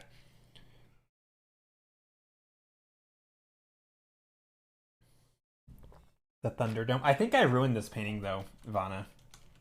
You asked me to work on it more, and now it's the colors are worse, and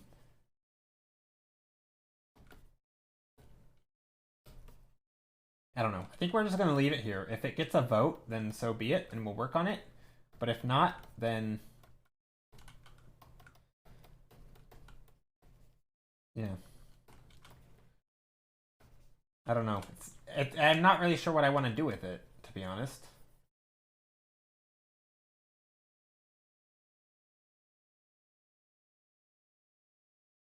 Sometimes paintings are just like that, where I really have no idea. But let's try something. Let's copy it, because, you know, there's some fun values and shapes and hydrate. Thank you. Let me drink my tea. It's still warm, hasn't gone cold yet.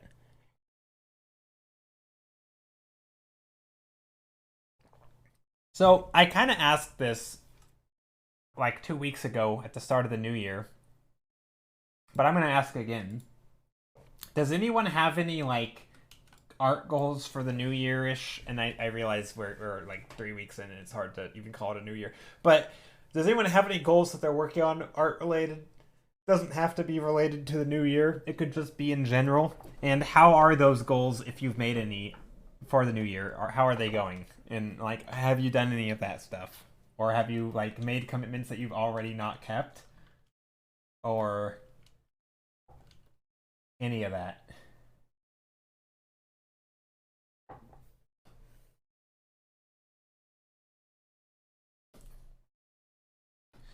Kind of a weird question, I guess, because I don't really make New Year's goals. Ooh, these are cool colors.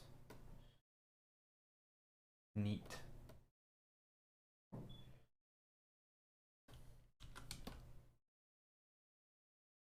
Finding my style, it's going. What if you change the phrasing from finding your style to developing your style?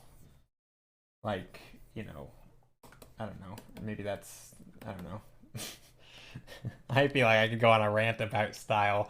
I never liked the term. And this, okay, I'm gonna go on a whole rant here. There's a lot of phrases.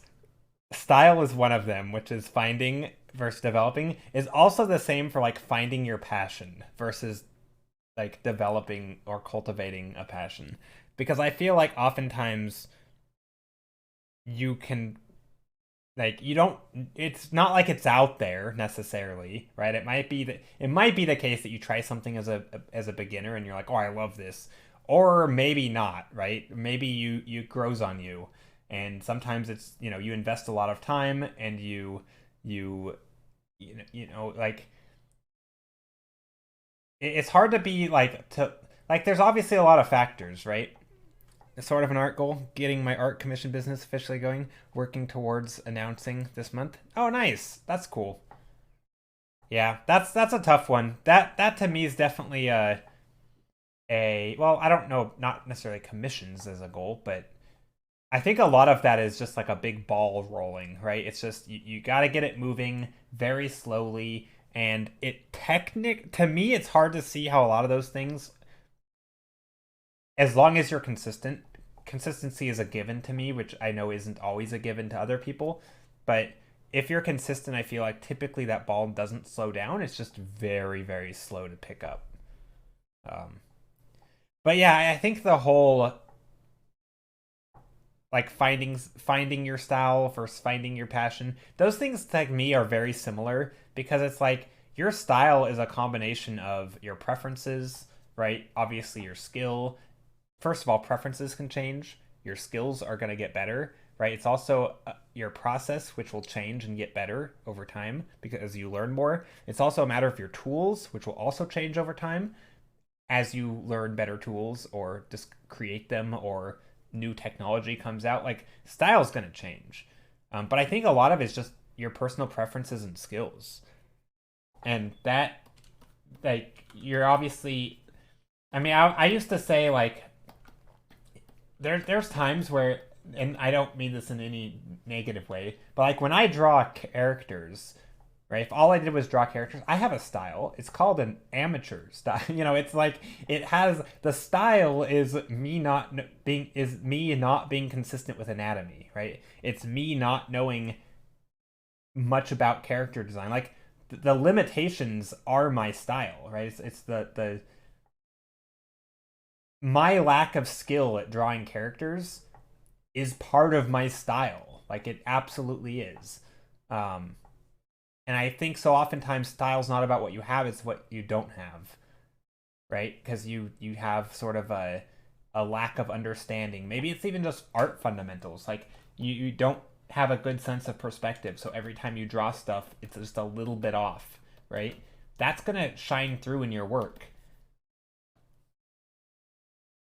Okay, hold on. I remember how we were like, this looks like it could be underwater, except that was said to this painting. What if we made this one underwater? Like a big dome. Hold on. But yeah, so I feel like a lot of those things is your lack of something. And I think it's like, to me, it's more like I just want to get better, whatever that means, and that becomes my style.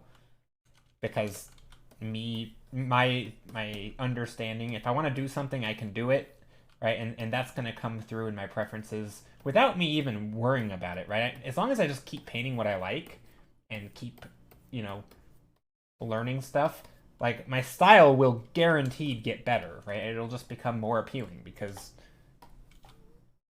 and obviously as long as I stick to what I like, I'm gonna be happier with it.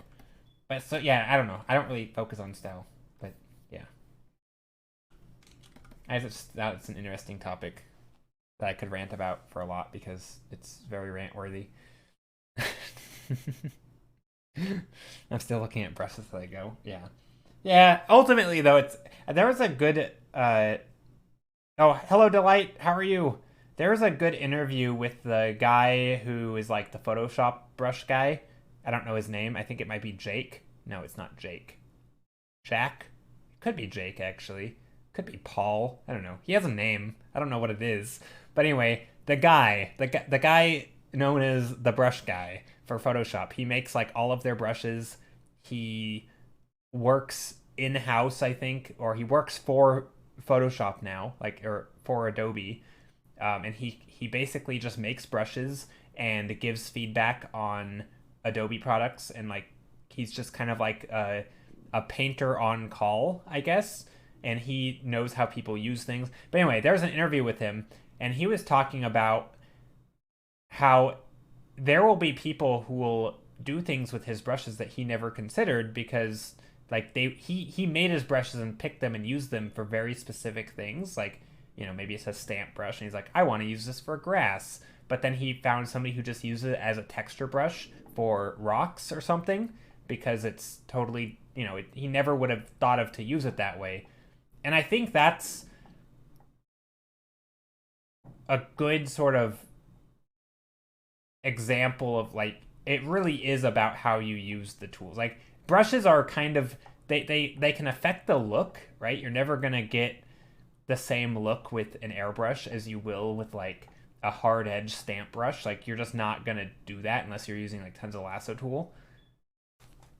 So it definitely, like, brushes affect the look, but they kind of don't matter in terms of how good the drawing is, right? Now, obviously, you could be someone who's extremely skilled and just want to change up the look of your painting, which is style, but I feel like there's a lot more to style than just the visual, like, I don't know, stylization aspects. Like, I'm pushing my colors in one way or the other, or I'm exaggerating my poses. Like, I think there's a lot more to style than that, those kind of things. And the look of it, like, even if an artist switches brushes, there's still elements of their style that shine through because they still have their understanding of anatomy. Like imagine Loish, right, who clearly has a style, uses her fingers to paint, right? She's still going to have she's still going to have her knowledge of anatomy, right? She's still going to understand the human form. She's still going to know color theory, right? She's not going to throw it all out the window because she's painting with her fingers now. Like, it's still going to look good because she knows her stuff, right?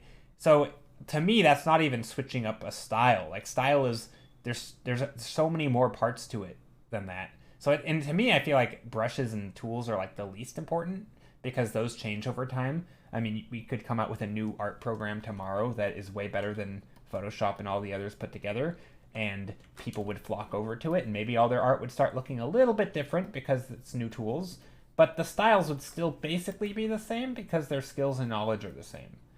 And that's such a big part of it. And preferences, right? You're not just going to decide one day that you want to pay. I mean, maybe you will, but like your interests aren't just, if they change, you're still gonna have your skill, right? So interest can change, tools can change, skill can change. Now, that's how I think about it. I think style comes along as you learn and get more confident in your abilities. Yeah, I mean, it's not just confidence either, though. It's literal understanding. If you don't know how to draw a cube in perspective, sometimes you do it right, sometimes you do it wrong. If you were to take all of your work and put it side by side, you're going to see consistencies in how you draw things, right? Those consistencies, or inconsistencies in this case, are going to be because of your lack of understanding of drawing forms in perspective, right? Or maybe you have you don't quite understand how to light objects consistently, right? And so your lighting is coming from multiple directions at once with seemingly a single light source, and things are just kind of confusing. Like, again, that is part of the style, and it's not, I feel like it's not really something you can focus on other than just improve. I mean, you can, I don't know. I mean, there is stylization, right? Like, here is Disney style, but that's more of like, you still have to have the consistency of all the other stuff first, right? And I think you can't focus on the style or the stylization of something until you have all those other skills, right? So I don't know. To me, style is not worth focusing on. I think it's worth focusing on other things that make up style, like, discovering new things or learning anatomy enough so that you can exaggerate it a little bit. Learning how to draw things in perspective so that you can warp things and use different, maybe you want to paint in a fisheye lens as opposed to, just a wide angle type looking lens, zoomed out, or sorry, zoomed in, I guess. Wide angle would be zoomed in. Or maybe a telephoto lens where you're zoomed way out, right? Like that, those things to me are really big, like, those are preferences, right? Those are how you choose to paint your painting and why. And if you only know how to do one thing, well, that's going to come through in your painting. If you constantly switch it up, that's going to come through in your painting.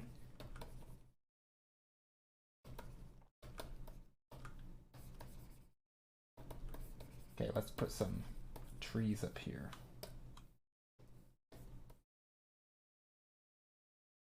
But yeah, I agree. I think style just comes along as you paint. It's one of those things. It's like, gosh, there's a lot of those things that are they're totally different subjects, but they have like the same sort of logic.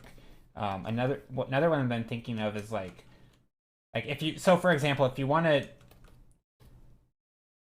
I mean, it's almost like this paradoxical thinking. Like if you want to get good, stop worrying about how good. Well, that's not a good one. If you want to make a good painting, right, then you shouldn't worry about making a good painting in the moment. You should just focus on your skills or on what you're doing in the moment, and then your painting will end up being good as a result, right? So instead of worrying about this better be the best painting of my life, you just say, like, you stop worrying about it, and it will be more likely to be the best painting of your life, right? So like or same thing with like, happiness, right? Like people who are more concerned about doing things that make them happy end up being less happy because they're so stressing out about their expectations of being happy and whether they're met or not. So like those kinds of, it's almost like this, if you want to really develop your style, just focus on the other stuff. Like don't worry about your style.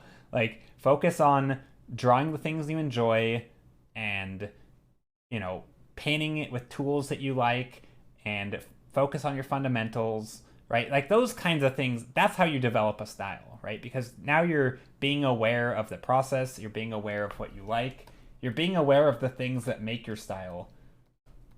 rather than this big abstract thing of like, this is style or this is happiness or whatever. There's so many analogies I feel like that follow the same sort of pattern. And I think it's hard to tell ourselves, hey, if I want to get good at this, I need to stop worrying about it. Because that's kind of how I mean, like if you break it down, I think you can worry about it. I don't know. Does that make sense? Did I just rant everyone out of the stream? I don't know, but I think there's a lot of things that take that sort of form of like thinking. And I think, honestly, I think it all comes back down to like focusing on the journey and not the outcome. I feel like style is the outcome that people are trying to achieve. And you need to focus on the journey of getting there, which is learning and the brushes and exactly. I mean, yeah, finding brushes you like. But again, I mean, but knowing that the brush isn't the style, right? That's just part of it.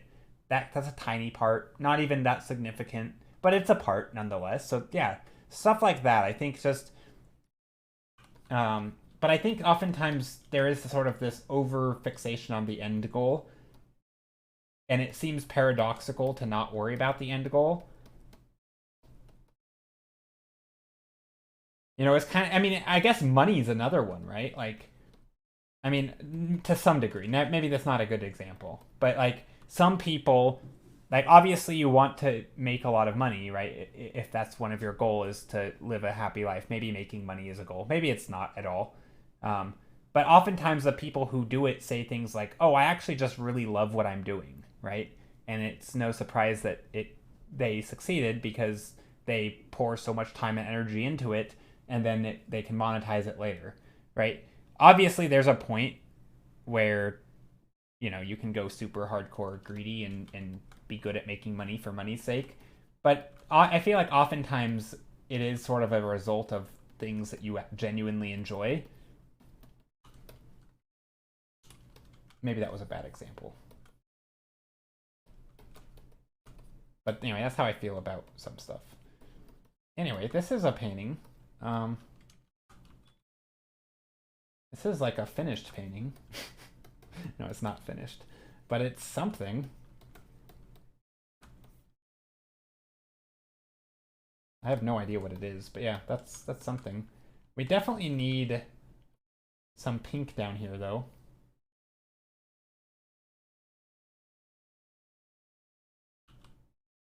Otherwise, it's just not the same. We gotta have some pink in here.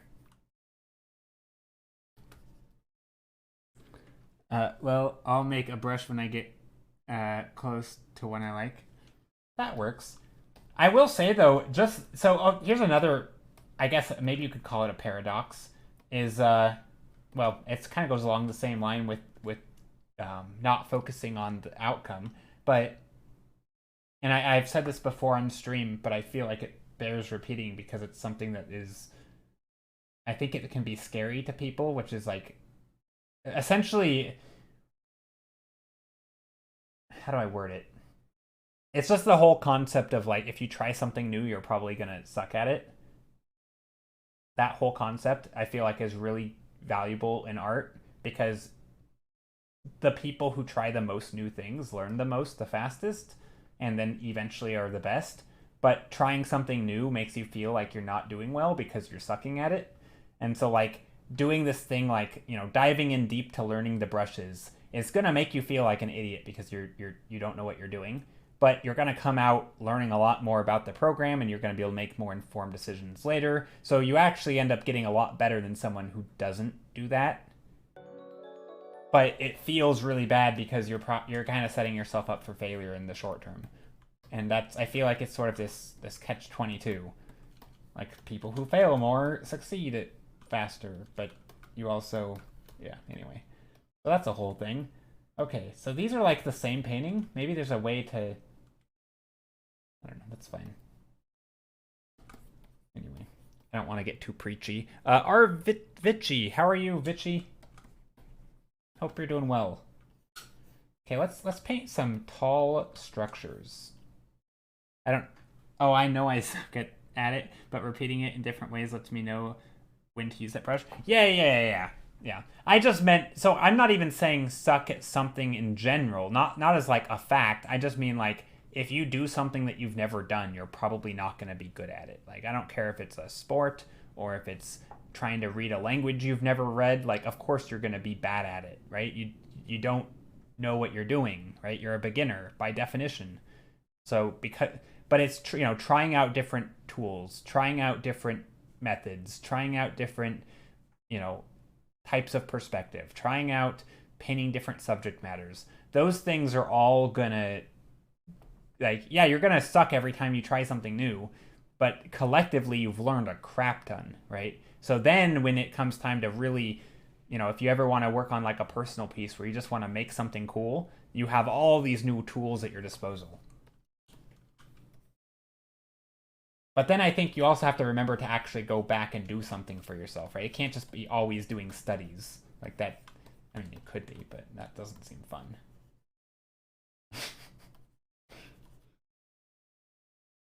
You need to keep practicing methods. Yeah.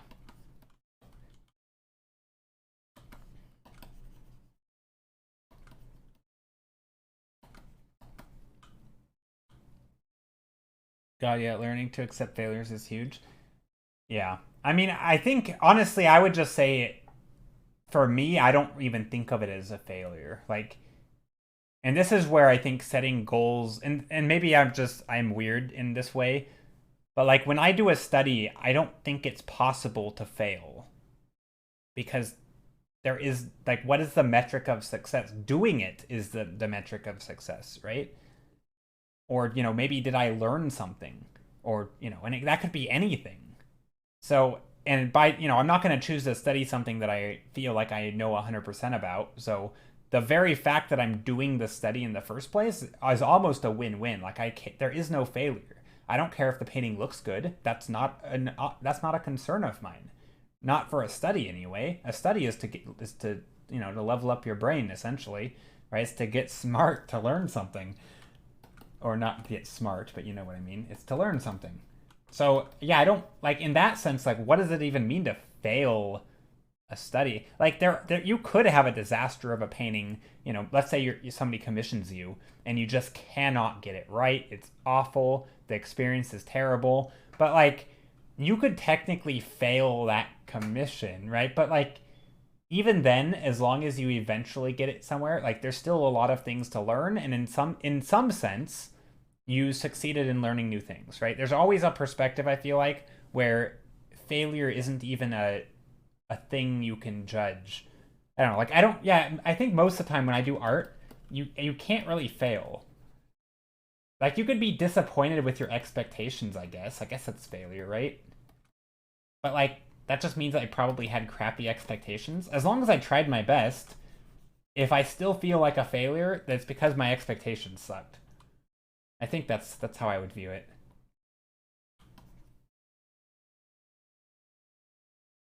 Like, if I'm setting expectations that I don't meet upon trying really hard, I'm pretty sure, yeah, that's not a me problem. I mean, it is. It's an expectation problem, though. So yeah, that's how I would see it. And basically, failure isn't even a thing, like, in art. I don't know. I mean, I guess it's all about just how you call it.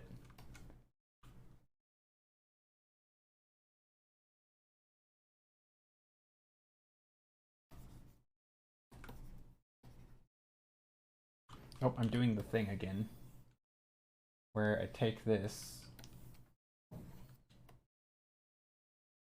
and I keep scooching the perspective up.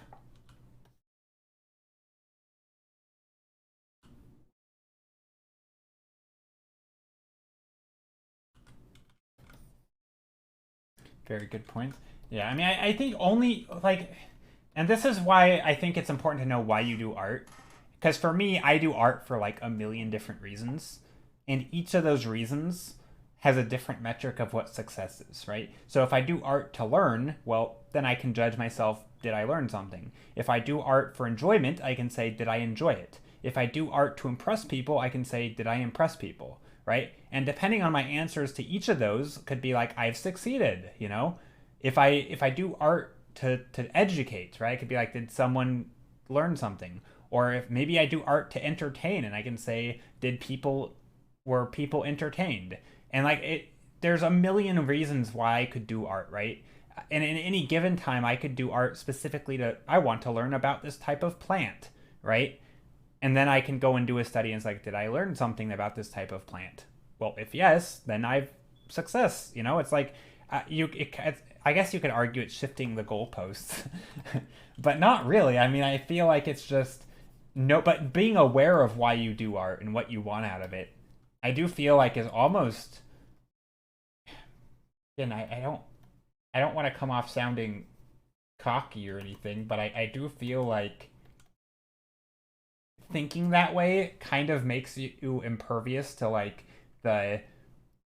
And I'm not making a claim that it makes you completely impervious to like imposter syndrome and all that, but in some ways it kind of does, because you can always shift your perspective in a different, like to a different point of view, and then you aren't a failure, right? Or maybe not imposter syndrome specifically, but it could even be things like just your general attitude towards making art, right? Some people get really down on themselves because they feel like they aren't doing good enough.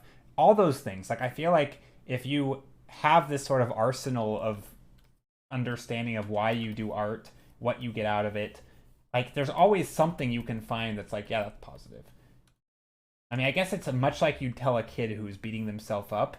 You'd find that thing and you're like, yeah, but you're really good at this thing, or yeah, but you're having fun, and or like there's always something you can tell that kid who's beating themselves up to make them feel better, because it's true. Like there's always something. I don't know. Maybe I just treat myself like a kid. Maybe that's what I'm doing. I tell myself, there, it's okay.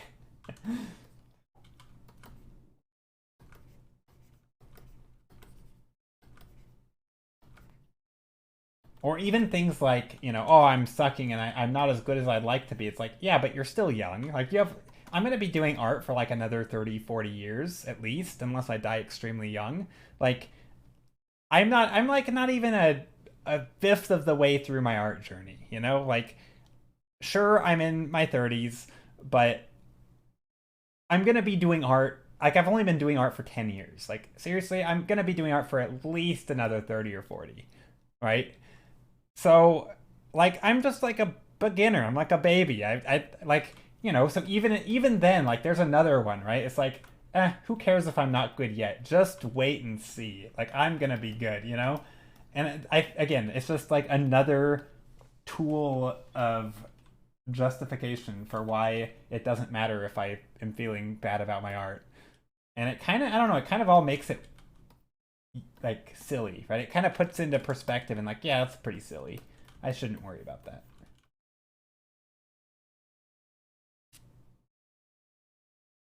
You're in your 30s and you started a year ago? Yeah, that's fine. Every time I feel bad about my art, I think about that technical skill versus perceptual skill. Can you elaborate on that? What do you mean by that? Technical skill versus what you think? I don't know what you mean. See, that's not really one I think about. So maybe that's another tool I can add to my toolbox of ways to knock it down on myself. Honestly though, at this point, I don't really ever feel bad about my art. Not in that way. Like there's times where I'm not super happy with the visual outcome, but there's always something like I still enjoyed it. Or I mean, there's another one which I heard someone say they used essentially math. Actually, there's a lot of math. So funny enough, there's a lot of like mathematical reasons for stuff in art, and I love it. So like for example, if you only do art, if you make one painting a year, right? There is like you could worry every single day that you paint, oh my gosh, I don't want to fail, right? And you've essentially, if at the end of the year that painting is a failure, you are 100% have made failure art, right? That's a scary thought. Like there's so much pressure. But if instead, hypothetically, you were to do art every day, right, or every 2 days, let's go with every 2 days to be more realistic, right? Now you could fail one of them and no big deal. You're going to do 179 more pieces of art that year, right? Like what is 1/180th? You know, it's nothing. It's not the same out of 1, right? So if you do art, 180 times a year, roughly half the year, right? It's like there's not a whole lot of pressure to succeed on every piece because you're going to do so many more, right? So it's sort of this like it's not even a big issue. You just do another one tomorrow. Like who cares? Like there's going to be so many more art days ahead of you. But again, if you only do art rarely, then suddenly there's more pressure to succeed because you don't have this, oh, well, there's always tomorrow, right? So to me, just do more art and then that any current piece matters even less. So it's kind of like a double whammy. It's a motivation to do more art, but also justification for why it doesn't actually matter if it sucks. Anyway, like when your ability to do art exceeds your ability to critique your art, you have an high art high, and with the opposite, you have an art low. Both are always increasing. Oh, I see. So like, okay, yeah. So like I mean, to me, I guess I've always thought of those as slightly different terms, but like the same thing. I've always thought of that as more of like your understanding of art, and then like your patterns and ability to make nice art, right? So I like if you just don't know, like to me, the way to improve like the way to improve your critiquing ability is to go out and learn more, right? It's not to do more art, it's to understand, to learn. There's sort of like this, you could hit the textbook, you could go to a course, it's understanding it. And I feel like there's a very straightforward path to develop your understanding, right? This would be like someone who has never picked up a paintbrush but has taken every art class ever. They know all the terms, they know everything about composition, right? But maybe they've never drawn, right? Of course that person is going to be better at critiquing art and at looking at art and saying, "Oh, this is off," than they are at actually drawing, right? I would never want to be the opposite. I don't ever want to be at the point where I'm like, I am so good, I can't see a single thing. That just means my understanding and knowledge of art is lacking, right? There's always stuff to learn. The world is so ridiculously vast that I can't imagine ever thinking I don't have anything else to learn. So I hope I always look at my art and see all of its mistakes. I mean, I obviously won't, right? I won't always look at my art and see all of the mistakes. Oh, thank you, Kath. Or no, that wasn't Kath. Just kidding. But I was on the wrong screen. I saw it orange. I saw orange. I assumed Kath sent a message saying slideshow. And not only did she not type, there was no message. I'm just imagining things now.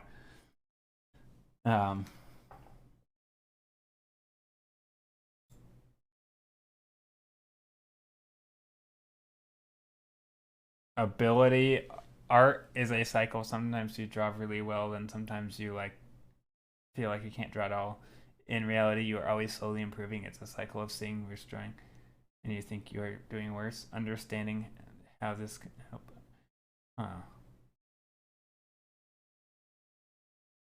Get less bad, and then it gets really awesome because your ability to see is still catching up.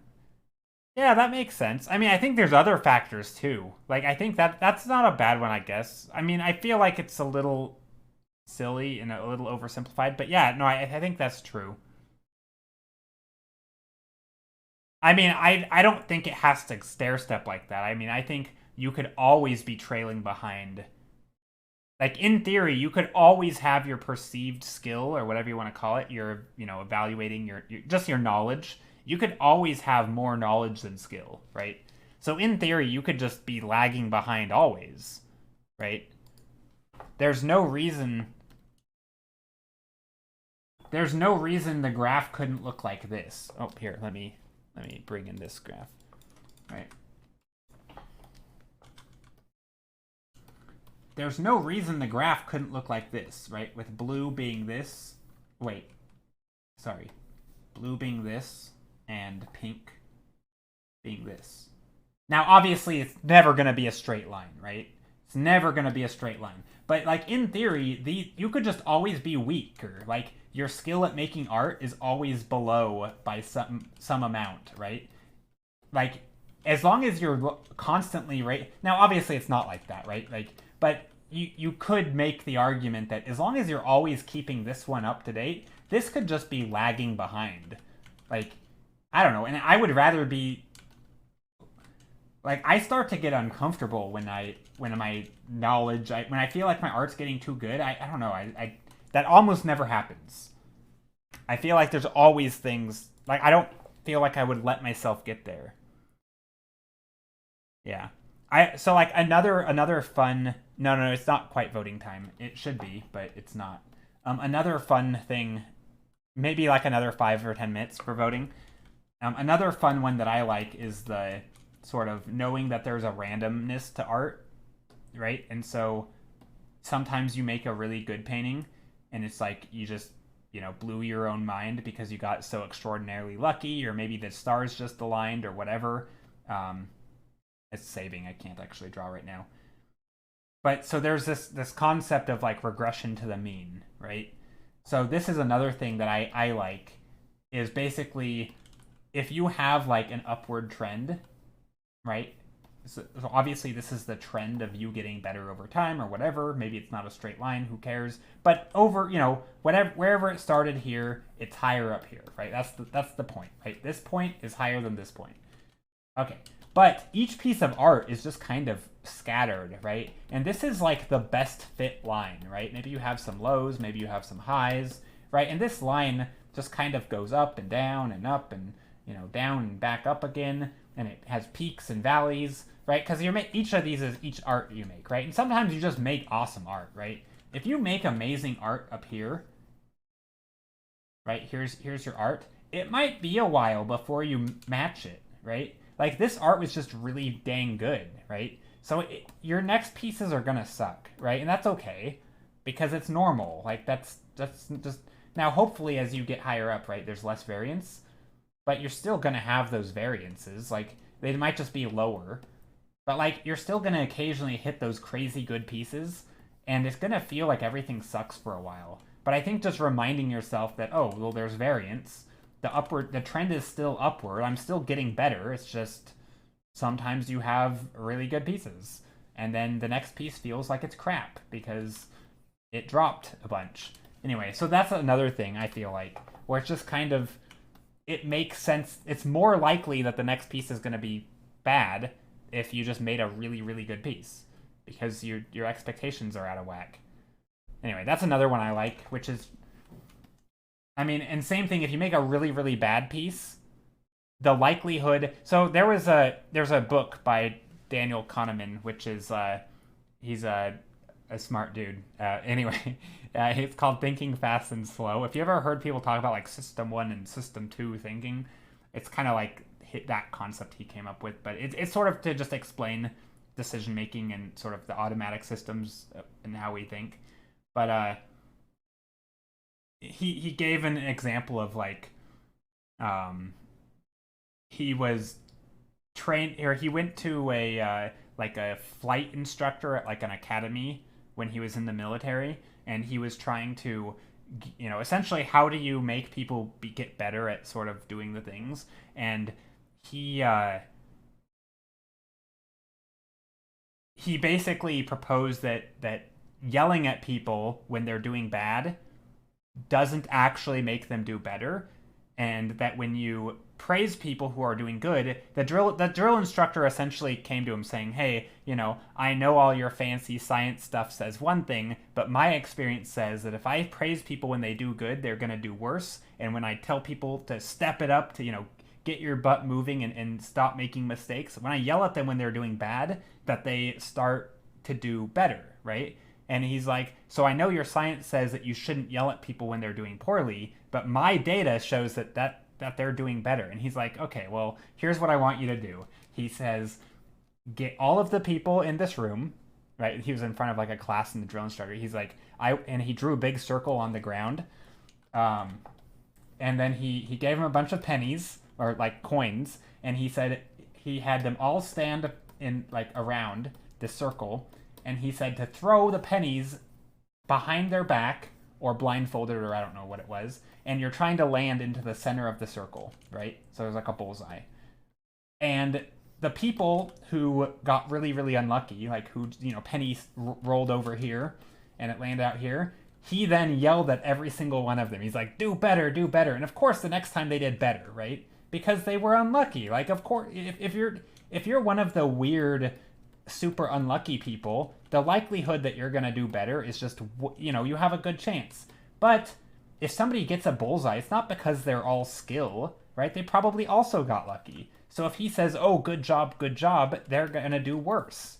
It has nothing to do with what you said. It's just purely chance. Like, if you are on, if here is the average, right, and you're an outlier, right, and you're up here, the next one is going to regress to the mean, right? Over time, it sort of balances out. So yeah, if you have an outlier that's really, really good, and you yell at them, of course they're going to do worse. Or sorry, if you tell them that they're really good, they're going to do worse. Or if you have someone who just does terrible, and you say, get your act together, you worthless person, like they're going to do they're going to, in all likelihood, they're going to do better, right? They had a crappy day. How can you not do better?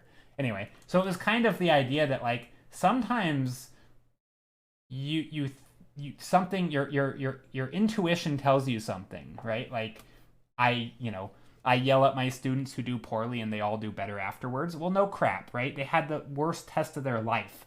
How can you not do better than that? Of course you're going to do better next time, right? It's almost a guarantee. Like, you'd have to be like the unluckiest person, right? And this is obviously for things that have any sort of variance. And in the example, he was talking about like dog fighting and like in planes. Like, yeah, people who do poorly on this thing are more likely to do better the next time. And if you do really, really well, you're more likely to do worse. And the same thing applies to painting, right? If you have your best painting of your life, you're probably not going to top it the very next painting, right? It's unlikely. Anyway, that was the whole rant. Sorry. Okay, time to vote. I could have been, while I was giving this random spiel or talk or rant. Anyway, I thought that was I thought it was a good book, but it's kind of like using math to justify like what feels like you're getting worse at something, or it feels like you're improving or getting worse, but it's actually just a little bit of statistics, I guess. Anyway, another way I've heard it explained for motivation is that art has peaks and valleys, but it is a journey. When you're in the valley, realize that you don't live in the valley. Just keep moving forward. Yeah, I mean, exactly. Yeah, you don't live in the valley, and you also don't live at a peak, right? Over time, you live somewhere in the middle, and hopefully you're on an upward trajectory, right? I mean, yeah, or like the stock market is a good example, right? Over time, it has an upward trend, but it still has ups and downs on any given day, right? It's like so that oftentimes the best strategy is just to hold your stuff and just know that over time there's like what is it, 6% growth rate over the year or something, like on average, or 7% or something. Like, that's just standard, and it's pretty consistent. It's not perfect, but most years it does about that well. But on any given day, it might be wild, right? It might go up and down and crazy, and I don't know. To me, that's kind of the same about art. Like, it doesn't really matter from painting to painting. It honestly is not that important. But I can see how it feels important because we're so absorbed with our own stuff. But, Okay, so there's that. I'm going to make a straw poll. Strawpoll.com. Create poll. Title is going to be Vote for the Painting I Should Work On. Okay, and there's going to be, 9 options today? Kinda, yeah. How did I do 9 today? I was really ranty. Allow selection of multiple options. Yes, I do want to allow selection of multiple options per person. I don't know. I like thinking about that stuff because those are all little things that sort of, if you're ever feeling bad, like you could almost, I just gave myself an idea. I need to compile a list of all these little things, of like little concepts or whatever you want to call them. I don't know. They could, and they don't always apply to every situation, of course. But like, I just want to compile a list and be like, anytime I hear someone is beating themselves up, I can hand them this list or something and be like, do one, are you doing one of these things? Or, do any of these apply to you? And like pick and choose. Like, go just, I don't know. It's like a buffet of various medicines, and it's like just pick the ones that are relevant. Because I feel like sometimes it's just a matter of shifting your perspective and being like, oh yeah, this is, I'm going to be painting for the next 30 years. Anyway, let me write this down. It's kind of stupid. It's probably one of those things that I'll never get to. Also, where did my pen go? Oh, there it is. It's one of those things I'll probably never actually get to, but list of, what do I call it? A one sentence. Oh, also, I didn't post the thing. Okay, we are currently doing a voting. There is the thing.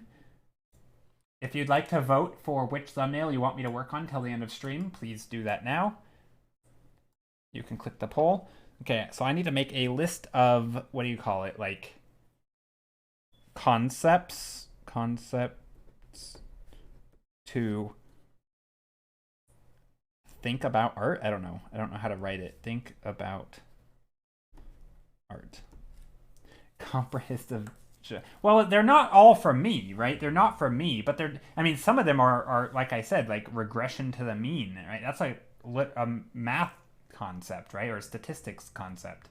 It has nothing to do with art, but I think there's ways to use it that are relevant in art to remind yourself that there's variance in art, and if you just made the worst painting of your life, don't worry, you're more than likely going to make a better painting next time, because how could you possibly, what's the chance that you make the 2 worst paintings of your life in a row? Like, pretty low, right? In all likelihood, you're at a valley and you're on your way up. Like, it's just how it works. It's like the stock market. If something goes, super crazy, spiky high, it's probably not going to stay there forever.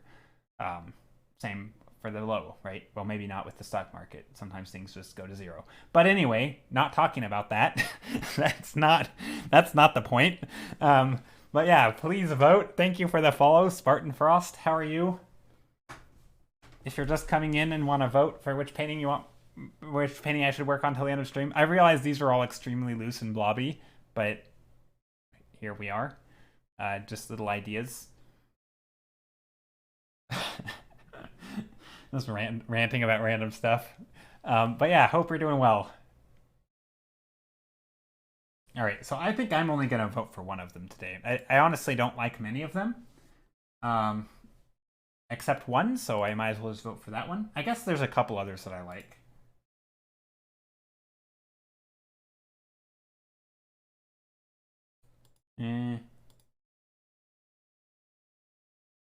I feel like I don't want to say the one I like, although it's winning, so maybe I should. I really only like number 5, which is winning. 7's not bad though. The colors aren't as good in 7. Joe Summer's art rant, yelling included. Do I yell art expectations? Well, I put them as like concepts. I mean, in some ways it's like shifting perspective concepts, right? They're concepts that help you step outside of sort of the crappy feeling and shift your perspective around and approach the problem from a different way, right?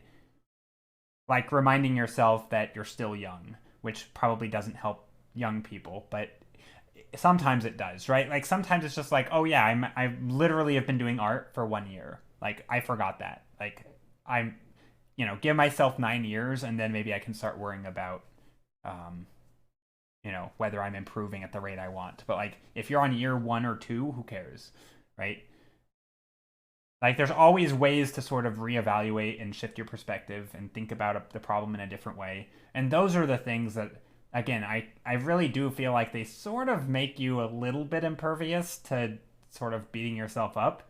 Because how can you beat yourself up when there's always, like, it's kind of like there's always a bigger fish to fry, It's like, how can I worry about art when there's like legitimate problems going on in the world, Like, oh yeah, maybe I shouldn't put so much emphasis on this. That's not to say go worry about those other problems, but you don't have to like. And I've come to realize that some people, when they hear those things, they actually panic more and think, oh crap, you've reminded me that there's other crap to worry about too. But when my point isn't that there's other stuff to worry about also, but it's in the grand scheme of things, this problem really isn't worth worrying about. And sometimes that helps people. Sometimes it doesn't. Sometimes it makes it worse. But I guess it depends. And this is why you get to pick and choose because, yeah, whatever whatever can help you. Anyway, I think we're gonna go with number 5 because that seems to be the one that's winning right now. But while that is happening, although 5 and 7 are pretty close. Oh, I'm not in Discord. What the heck? Oh my gosh. Oof. Okay, well that's not good. So if you're not in Discord, like me, you can join Discord. I do post all of our thumbnails and the drawings that result from them. I do post them all in the Discord. It's called Thumbnail Archive Channel.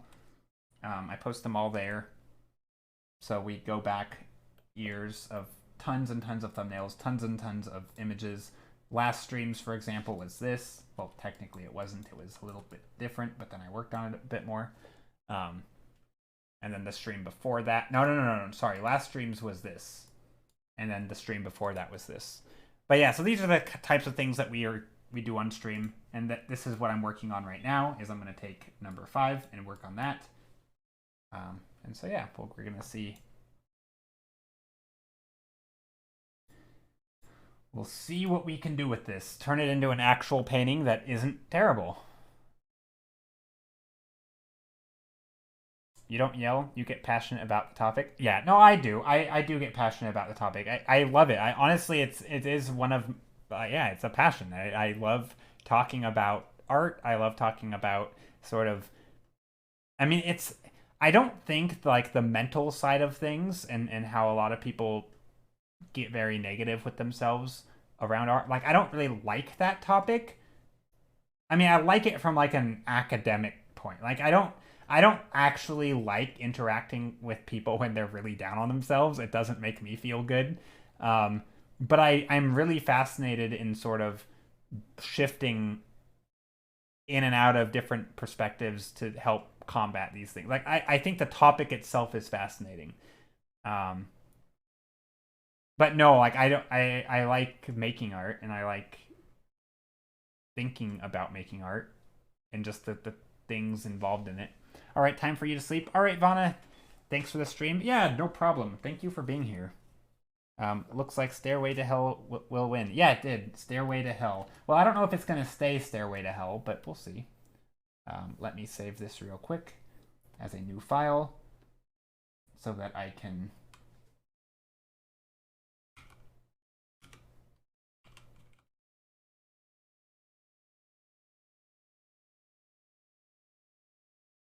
Yeah, there we go. Now I can save this.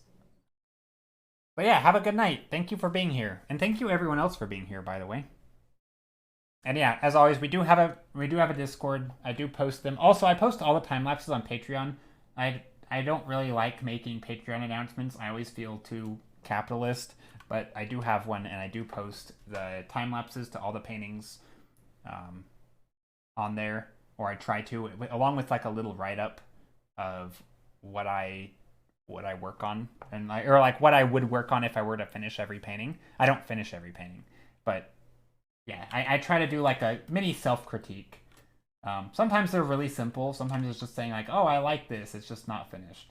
Other times it's like, oh, these things are, the focal point is on the bottom, but I feel like we're looking up at the top of the painting, and so there's a sort of a disconnect in composition or various things like that. It's just sort of an analysis of where I feel like the painting currently is at and what I would do if I were to continue.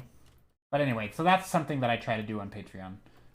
But yeah, anyway, this is the last I'll say of it today because I don't know. It feels weird. Gotta head out too. Thanks for streaming. Yeah, thank you for being here. It was good to meet you. I mean, hanging out for 2 hours is a long time. So, yeah. All right, so what is this place? It's definitely a stairway in sort of the middle of nowhere, it looks like. I think, to me, the biggest thing is right now, this angle does not feel right. It makes it feel like these are stairs.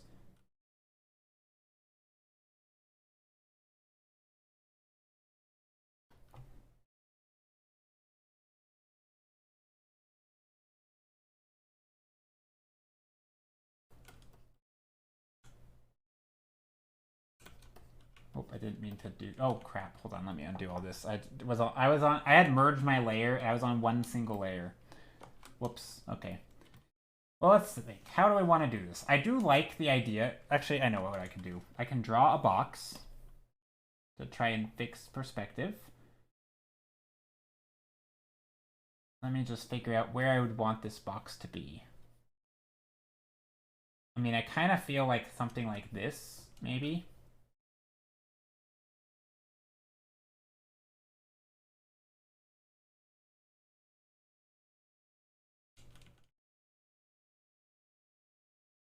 Is that where that would be? I gotta sort of do a quick self-critique here. I gotta figure out this thing because this is gonna determine where I want this to be, right?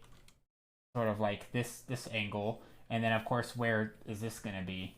And I could just pick a spot like this, but I don't know if that's if that's how I want it to look. Because there are aspects of this that I like, right? Like, I do like this angle, so I know I want one going out there. Right? So I know I want that. And then this is kind of just a matter of which angle do I want this thing, the door to be facing.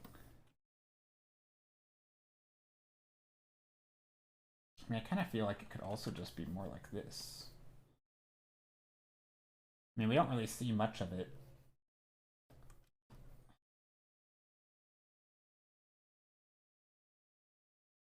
But see, that's really distorted, isn't it? I gotta think about this. This is one of the parts where I don't know because it's part of it's what looks good and part of it is a technical thing. Like, what do I actually want it to look like? But I think, in general, I like that this is going this way. Oh, yeah, here's what I'll do. Because right now this looks like a tiny square. Maybe I should make it more like that. Yeah, we'll just go like that. Straight to the corner. And then this can be like back here. These could technically be 3-point perspective, but yeah. We'll go like right there. Just for why not. It's easy. It's just lines that are consistent. There in the corner. And the reason this helps is because it helps me with these stairs. Just picking that it's going to go to the corner is helpful.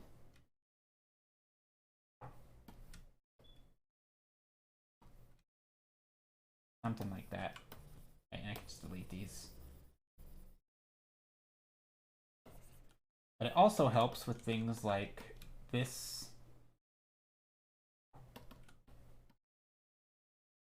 Where do I want this to intersect? And this. So this right here.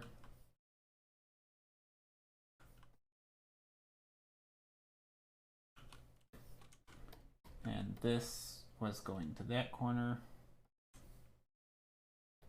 Just take a nice dark blue. There. That should be better once I get everything else consistent. I'm out too. Wish you a good night and day depending on time zone. Oh, thank you for being here, Delight. Play with Maple Maple Gooey? I don't know what that name is. Play with Maple. How are you, Play with Maple? Hope you're doing well. And yeah, take care, everyone who's heading out. I realize it's kind of late, or it's getting kind of late for some people. And a lot of you have been here for already 2 hours, so. But yeah, take care. Okay, so there's a thing. I don't know, do I like this, or did I still goof it up? I don't know, I think it's okay.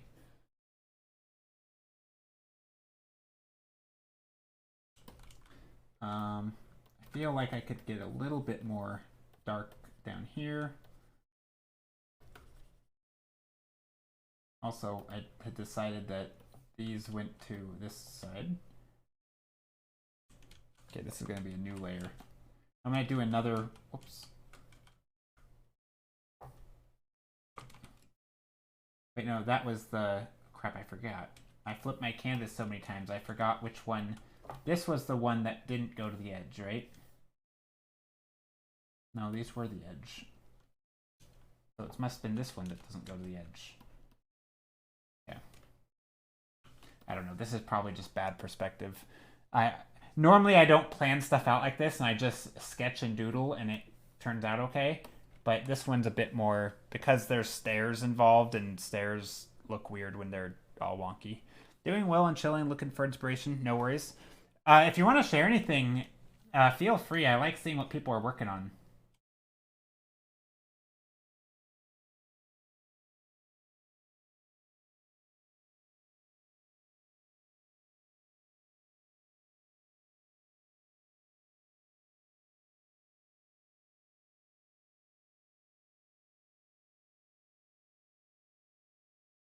Whoops. I did that wrong. No, never mind. Maybe not.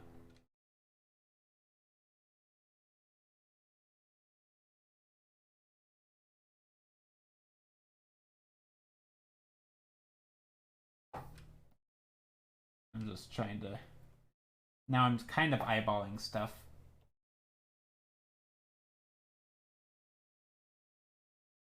There. Just to get these patterns of stairs. I don't know if this is actually the best way to do it, but it should work. I don't know. Nothing to share, but thanks for the offer. No worries. So yeah, I don't really like doing strict perspective stuff, but gosh, sometimes I just... And I still don't even know if I'm doing it right. This is like way out of my comfort zone. Kinda. But it's sort of this weird stairway in the middle of nowhere. Does it look like it's a stairway?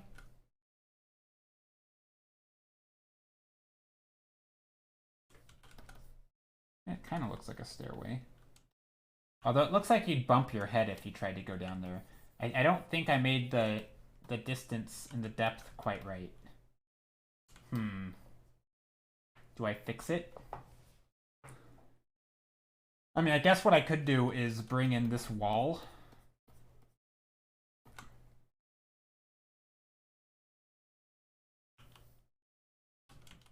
Like, I could bring in this a bit this way.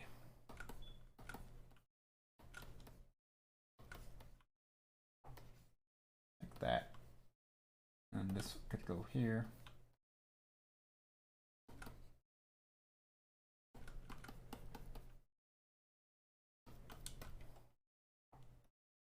But now I'm kind of changing stuff. I sort of liked it before. I'm torn. Hard to tell the size of each step. There's no tree, plant, characters, serve. Yeah. Right now they look like you would bump your head. They aren't. Yeah, it's not great. I mean, a lot of that could be probably remedied by just making the stairs taper off and just making them a little steeper.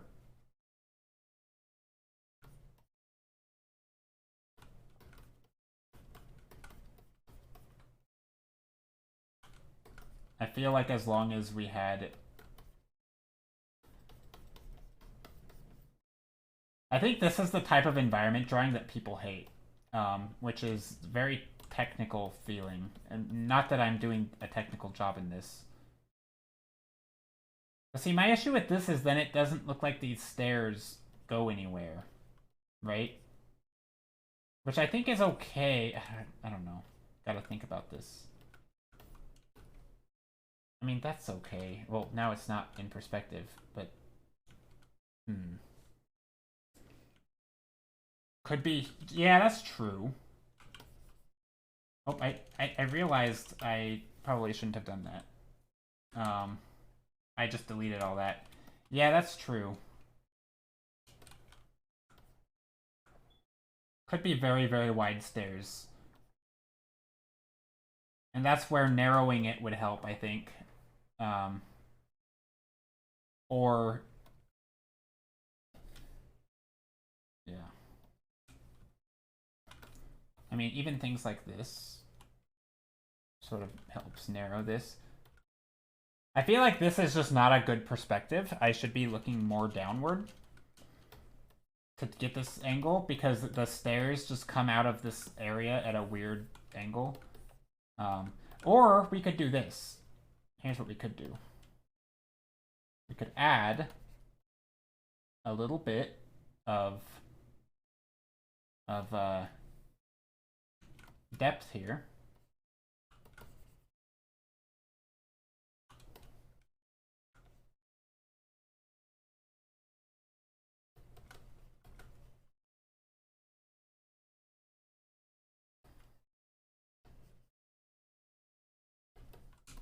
So there's like a mound sticking up.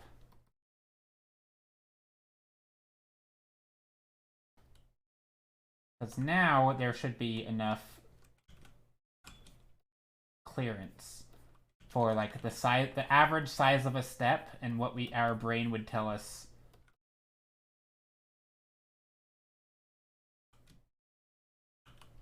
I don't know, something like that could work.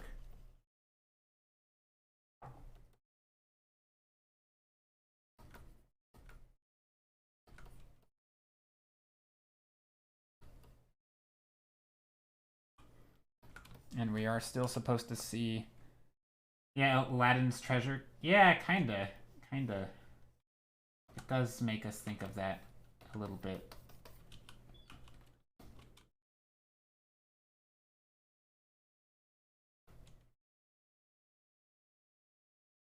And now I'm trying to think, I mean, are we making this go down even further? I don't know. Maybe I should worry about the other parts of the painting. I don't know. Hello, nice art. Thank you, Illustra Chill. How are you? Good idea. Well, yeah, the issue with this, though, is that we do run into some issues. Well, if we do something like that... But now I'm trying to figure out what do I want to put in this painting. It reminds me of the Hobbit hole or like a cool tavern. Yeah, maybe. Maybe there's like a sign up here. Tam Tam. Like a sign that says, you know, hell. Welcome to hell. Just kidding. It doesn't say that. It says tavern.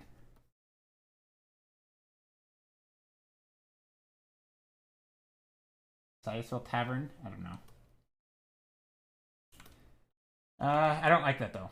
It's not gonna say tavern. What's the setting? We're figuring it out. We're improving it all. We don't know. Here, I'll show you what it started out as.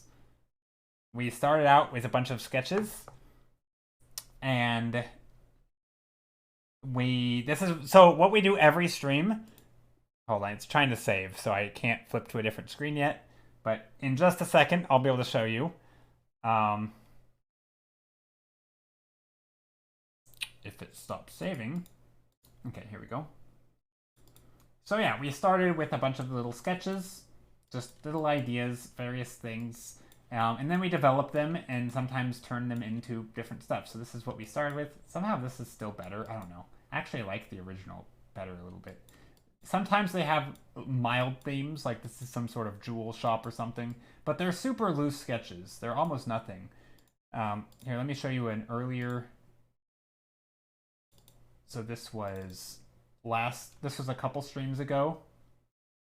we voted for this, and then I took the idea and I just started developing it, and it eventually turned into this. So we went from that to that.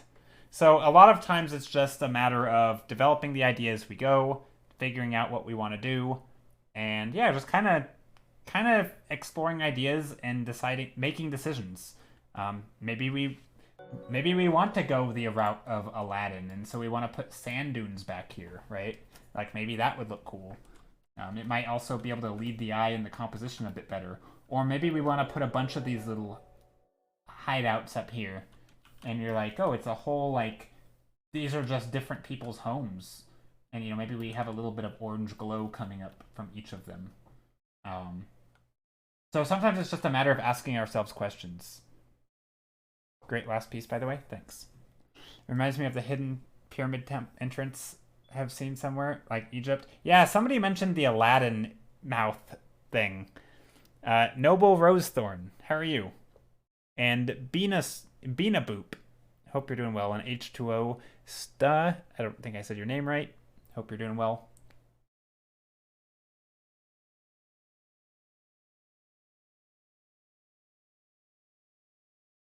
But yeah, so that question though that you asked me, like, what's the setting? Well, you know, we don't really know. It could, again, we might make it a forest, we might make it something. But this reminded me of I think it's an ongoing post on like the Artist Lounge subreddit, which I keep bringing up because I find it fascinating, because you get a lot of like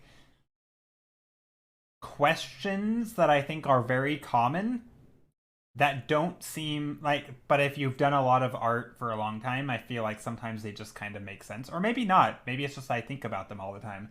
But the question was like, how do you come up with a story or something like that? Like, I don't have good ideas for stories. It's like, yeah, but you can take it one step at a time, right? You can come up with a cool idea like, oh, what if we had painted this really cool environment up top, and down below it had a warmth. Okay, well, where does this warmth lead? And you can just start making up stuff. Maybe it leads to hell. Maybe it's a cozy home, right? If it's a home, maybe what makes up top not cozy, right? Maybe it's, maybe there's spooky spiders or something. Like, I see you're a Mahler fan. Well, I don't want to get your hopes up. I do like all of this stuff, but I just like to listen to classical music while I paint because it doesn't have words and it doesn't distract me. It's just easy to listen to. I can kind of forget that it's on. It's Ohio, yeah. But yeah, so I don't. Sometimes anyway, the whole point I was making with the storytelling. Yeah, it's a very fluid process. And I think most stories start pretty basic. I mean, wasn't it like Finding Nemo, the classic example of like they literally was like, let's just make a story about like a boy who gets lost, except he's a fish. And then you ask questions. Well, what would his family think? Oh gosh, well maybe they would be trying everything they can to find him.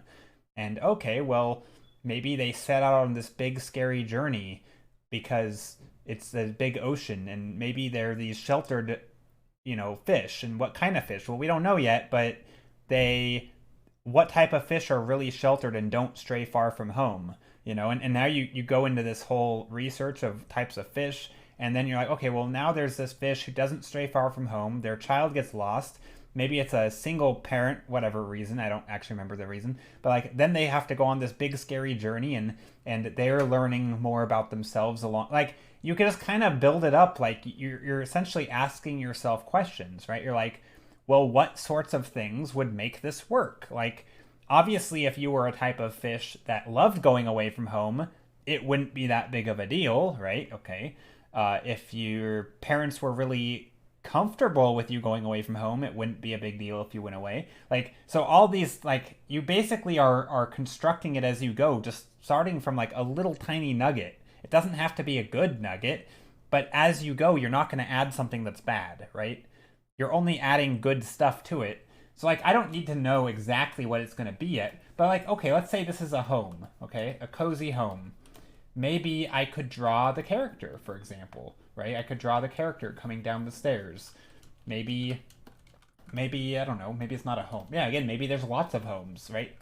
But also I want some overlapping shapes, so I could put little homes back here also. That could be a fun one. Like, maybe I'll do that. Just as a trial. I don't have to stick to it. It is digital after all. Easy to delete. You know, maybe we put other little triangle homes back here. Maybe I want to, I don't know. Let's just keep exploring shapes. Maybe I don't actually know quite yet. Maybe there's a foresty thing up here. And it looks a little more like hidden. Or maybe maybe it's in a graveyard and this is a mausoleum. Right? This could be a mausoleum. Oops. These could all be tombstones sticking up. Right? So this looks pretty spooky. And if we wanted to tell a story, hypothetically, what if this is someone's home, right? Because we were just talking about what if this were a cozy home. What if this were someone's home? They lived comfortably in this mausoleum. Up top is all spooky with all these gravestones, right? And then down below is this nice cozy, they have a nice fire lit. It could be like a, you know, just someone's home. They're just chilling in there. It's not even a scary space. It's just, it's comfy. But, like, you could do all sorts of stuff, right? Like, and again, it doesn't have to be that, but that would be something that would fit, especially if you're just making shapes that look pleasing to the eye. Just by, you know, I'm just drawing little blobs, not claiming they look good, but there they are. But it would kind of, also, because we are kind of looking downward, maybe we use this as a perspective tool, right? So I'm going to angle all these little things that I make, whatever they are. I'm going to angle them downward just so that we know. I mean, it's kind of weird because we're not really looking downward at all that.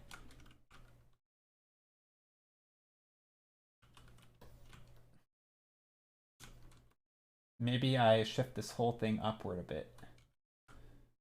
And we continue it this way.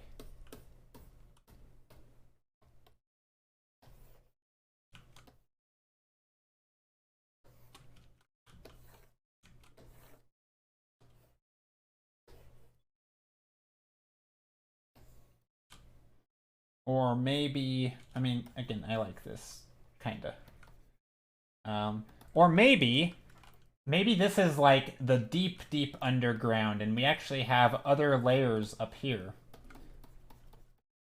Like, you know, other buildings up here. Am I on this wrong layer again? I don't know. If we even have stuff going like this, again, same perspective. It could be a whole city. Could be another thing. We could have buildings up here.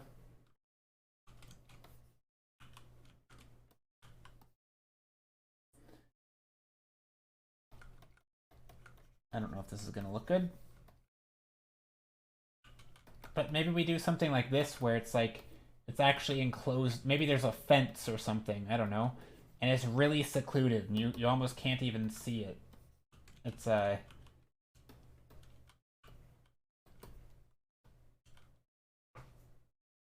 Someone took shelter in a mausoleum and decided to stay. Very quiet neighborhood. No door-to-door sales. People knocking on your door. Sounds promising. Yeah, I mean, you could start an entire thing like this. Or maybe, and imagine you wanted to write a story. It's like, okay, well, maybe this person doesn't want to be discovered, so they go out and do all their stuff at night. And again, this could be a, you know, not exactly a super original story, but maybe when they go out and do stuff at night, you know, people think that the graveyard's haunted because they don't want to be seen, so they sneak around and occasionally they make noises. Or maybe they pretend to be a ghost to scare the kids away or something. Like, who knows, right? Or it could be the groundskeeper, or maybe not. Who knows? Like, it could be anything. Also, I don't think I like that idea.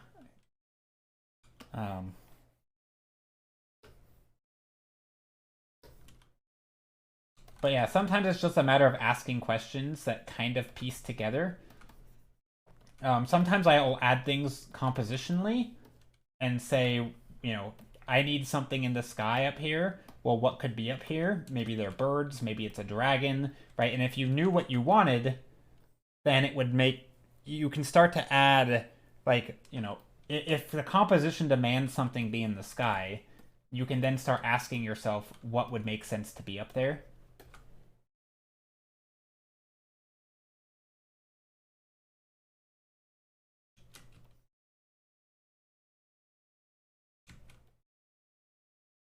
And of course, it doesn't always make sense, but I think those kinds of questions are quite good.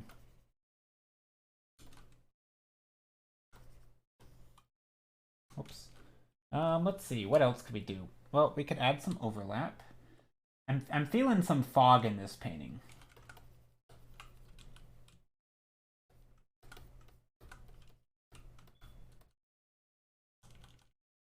I'm definitely sensing a foggy painting.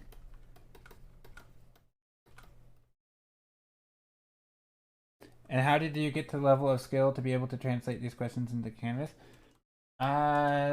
Basically fundamentals. I mean, I'm not great at it, right? Like there's still things I struggle with for sure. Like this perspective's still off, but a lot of it is just, yeah, just fundamentals. I mean, a lot of YouTube videos mostly, but there's things like this is something that I do quite often, which is just, you know, there's perspective, there's so like for example, for environments, you have like the big 4 or 3, right? You have perspective, can I spell right? And this is like linear perspective, right? So this is going to be things linear, right? There's things like scale, right? Things getting smaller, things converging, converge. Is that how you spell converge? I don't know. Right, so you have things that converging. This is things like, you know, you have your points, right? And you have things getting smaller, right? Things also getting closer, right? Those concepts, right? You have things like tall post and then, right, things getting smaller. But then you also have things like values, or let's call it overlapping shape, overlap, right? And like, how do you show overlap? Well, you can have an object like this and another object, but if they look the same, right, then you can't see them, so they have to be different values. So, right, this is where values come into play, right, with overlapping shapes. You have like a bigger shape back here, right? And basically, this is where things like values come into play, and it adds a sense of depth. But you also have perspective in here, right? Like, oh, maybe this object is lightest. Right, and so stuff like that is overlapping shapes, because now it gives a sense of depth, right? You know that this shape is in front because it's overlapping this object, right? So, and there's also perspective going on, and then there's atmospheric perspective, which I kind of called to here, right? There's atmospheric, atmosphere perspective. Okay, ignore my terrible handwriting. Right, and this is stuff like things getting lighter. So this is something that this is kind of like an exercise that demonstrates a lot of those very, very quickly. And I do this a lot, where I take just essentially different values. It doesn't have to be anything in particular. Let's just make a gradient. I could start out warm, I could start out cool, I could start out, let's go darker, just for the fun of it. And let's pick a more blue color just to make it look not quite as ugly. But so yeah, so right now, right, I already have a sense of atmospheric perspective, right? I've literally just made a gradient. It looks like this is the foreground. But if I wanted to make shapes, say, overlap, right? I'm going to do overlap and perspective at the same time, right? If I want to make a shape back here, I can grab this light shape and make a shape in the background. Maybe it's a mountain, right? Maybe it's a, yeah, maybe there's some mountains back here. You know, some little pyramids or something, whatever, right? Okay, so there's some mountains. And if I want to do something in the a bit closer, maybe mid-ground, now I overlap them, but I also make them a little bit bigger because, right, scale. So now I'm, again, just taking the color, the value that I made with that gradient, and now I'm just overlapping them. Maybe there's some trees, right? Maybe there's some hills still or something. I don't know. Doesn't really matter. Maybe this one even comes down, right? And now I can do another one, right? I could bring this up. I could put some more trees. If, again, in the foreground, I can take wherever I want that tree to be placed. If I want to place some more trees, or I can just grab that same dark color, right? Maybe there's a character in the foreground looking out. Here's my character. Oh, if they're, right, I should be able to see if their legs are spread or something. You can see between them because that darker color or the lighter color behind them. You know, maybe they have like a pet or something. Right, so this kind of thing is really, really fundamental to it, which is you have your perspective, right? Things are getting smaller as you get further back, right? This tree is smaller than this tree up front. Right, these mountains are much smaller than the mountains that we're standing on up front, because, right, we can't see these mountains because it's flatter or something. There's also things like, I think perspective's the toughest because there's also things like, you know, when you draw an ellipse, right, these become flatter, and knowing that these ellipses need to become flatter as they get further back, right, this is how you draw things like lakes, right? If you want to draw a lake back here, I'm going to make them very, very flat, right, almost just linear, and up front I can make them a little bit more squiggly, right? So these can be like, you know, if I want to make like a lake or something, or a puddle, right, I can make them a little more rounded as I get further back. You know, as I get further back, they're flatter, right? And so now when I take a, you know, a random color, right, I can kind of make these look like lakes. Well, that one doesn't really look like a lake, but let's go like that. Right, so that's kind of where perspective comes into play. I didn't do that one very well, but that's okay. They should have been flatter. So things like that, these are bad composition right here, right? I shouldn't have done them all parallel, right? So now there's another skill, which is composition. But this kind of thing is really important because you're using all of these skills, right? You're using perspective and knowing that things get flatter as they get towards the horizon, right? You're using overlapping shapes. Anytime I want to add a shape, like a tree, I need to make, or, you know, if I add a character, I could plan out, say, well, what if instead of this character being here, well, I still want the character here. Let me just fix his body shape, or their body shape. I don't know who they are. Right? What if I put the bright part of the lakes behind him, right? Oh, that just covered up his, anyway. So now we can actually see it, right? So this is where, like, overlap is important, right? I want to make sure that if I have a dark figure, you can see the brightness behind it. So it's not like these skills are complicated. It's just there's a lot of them, right? There's a lot of aspects to perspective, right? There's a lot of aspects to overlapping shapes, kind of, value structures, right? This could be like value structures. This could be different lighting scenarios, right? Obviously, if you want to make a character stand out, you could, you know, put like a rim light or something on them, right? In parts, right? Just to help them stand out from the background. So a lot of this is values as of readability, right? And then you have atmospheric perspective. Things are just brighter or softer. What do you call it? Less contrast as you go further back, or stuff takes on the values as your atmosphere. So in this case, my atmosphere is like this pinky color or white color. It feels kind of like juggling. Yeah, no, exactly, it is, and it's not that the things are difficult on their own, right? They're extremely simple. Like, I don't think anyone, if you teach them 1-point perspective, like drawing a cube, everybody's seen, you know, drawing in 1-point perspective. You know, let's just pick a spot, right? Everybody can line up their cubes, probably almost everybody, right? Everybody can do that, right? That's not hard. What's hard is doing that while deciding, you know, to make this object darker, while, you know, making the background lighter, while putting different shapes and rotating it, and, you know, now you're doing different things and you're trying to keep a theme, right? You want a similar shape language. Like, there's just a lot, right? But each skill isn't hard. But anyway, so what I do is more or less this stuff. Sometimes just on a, you know, simplified version. So yeah, so if I have an idea, like I want to add a floating island in here, I could be like, okay, well, our eyes are kind of down here-ish or something, and let's add a cube, right? Hey Kitsune, how are you? So yeah, it's not so much that like this is hard, it's just reminding yourself because it's very easy to like, oh, I'm gonna draw a cube, right? And so you draw your cube and you're like, wait a second, this perspective's off, right? Our eyes are down here, but it looks like we can see the top of this cube. Well, that can't be right, right? But it can be easy to forget because you're just so focused on all the other stuff. Me is fine. How about you? I'm doing really well. Just kind of ranting.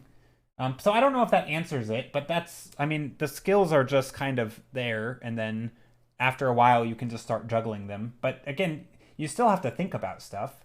Like some people's skills, they can juggle. For example, let's say in one of those. Oh, thank you guys for the follows. That means a lot. But let's say you're juggling like 7 balls, right? All the different fundamentals and various things. And let's say one of them is perspective. For me, that ball might be really easy and I can do it without thinking.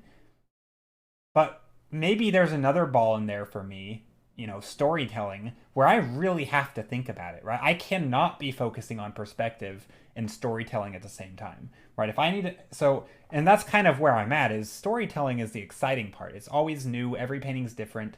Thinking about what sort of stuff do I add in here? How can I, maybe I think about composition very briefly and I'm like, okay, well, I want something up here because it would look nice. And then I'm like, okay, well, how can I tie this into the story?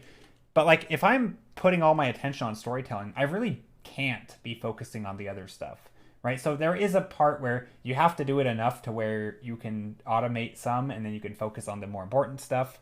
And I'm not great at it. Like, I'm still getting better and I will always be getting better. And even when I get better, there will be new things I can focus on. So yeah, I don't know. It's a whole thing. But super. Also, that looks like a desert. Anyway, was that an answer? I don't know if that was an answer. And I realize that sometimes my explanations aren't very exciting, but that's sort of how I think about things. I guess is just kind of boring. Thanks again for sharing this whole thing. Yeah, no worries. I like that aspect of painting. I think painting is one of those things where even though there's a whole bunch of really, really simple stuff happening, I think to some people it looks like magic, and I really hate that because I think it's so much cooler when you pull back the sort of the curtain and you see the magic trick happening. You're like, look at all this cool technical stuff they've learned.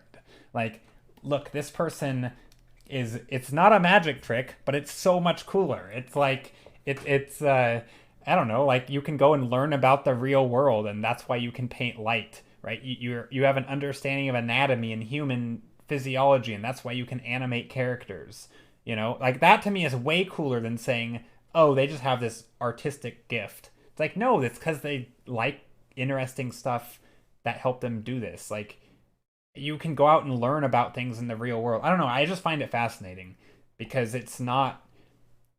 To me, it becomes even more cool when you know quote unquote the secret behind it. Like it's not a secret. It's just there's just a lot of little tiny things. Also, I'm trying to sit up straight and hydrate. Thank you, Corey. How are you, Corey? Also, hello, Shy and Corey and Leslie Plu. I think those are your names.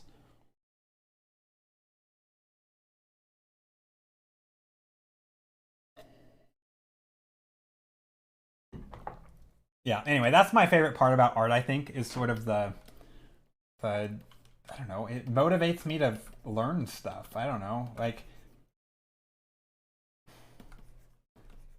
I don't think you need to do that either, though. Some people just don't give a crap and they just paint what they like and they enjoy it. And I mean, I paint what I like too, but some people just don't think about it the same way. But I guess for me also, I've always considered myself like an analytical person and very technical and not artsy at all. Like for me, coming up with ideas was always the hardest.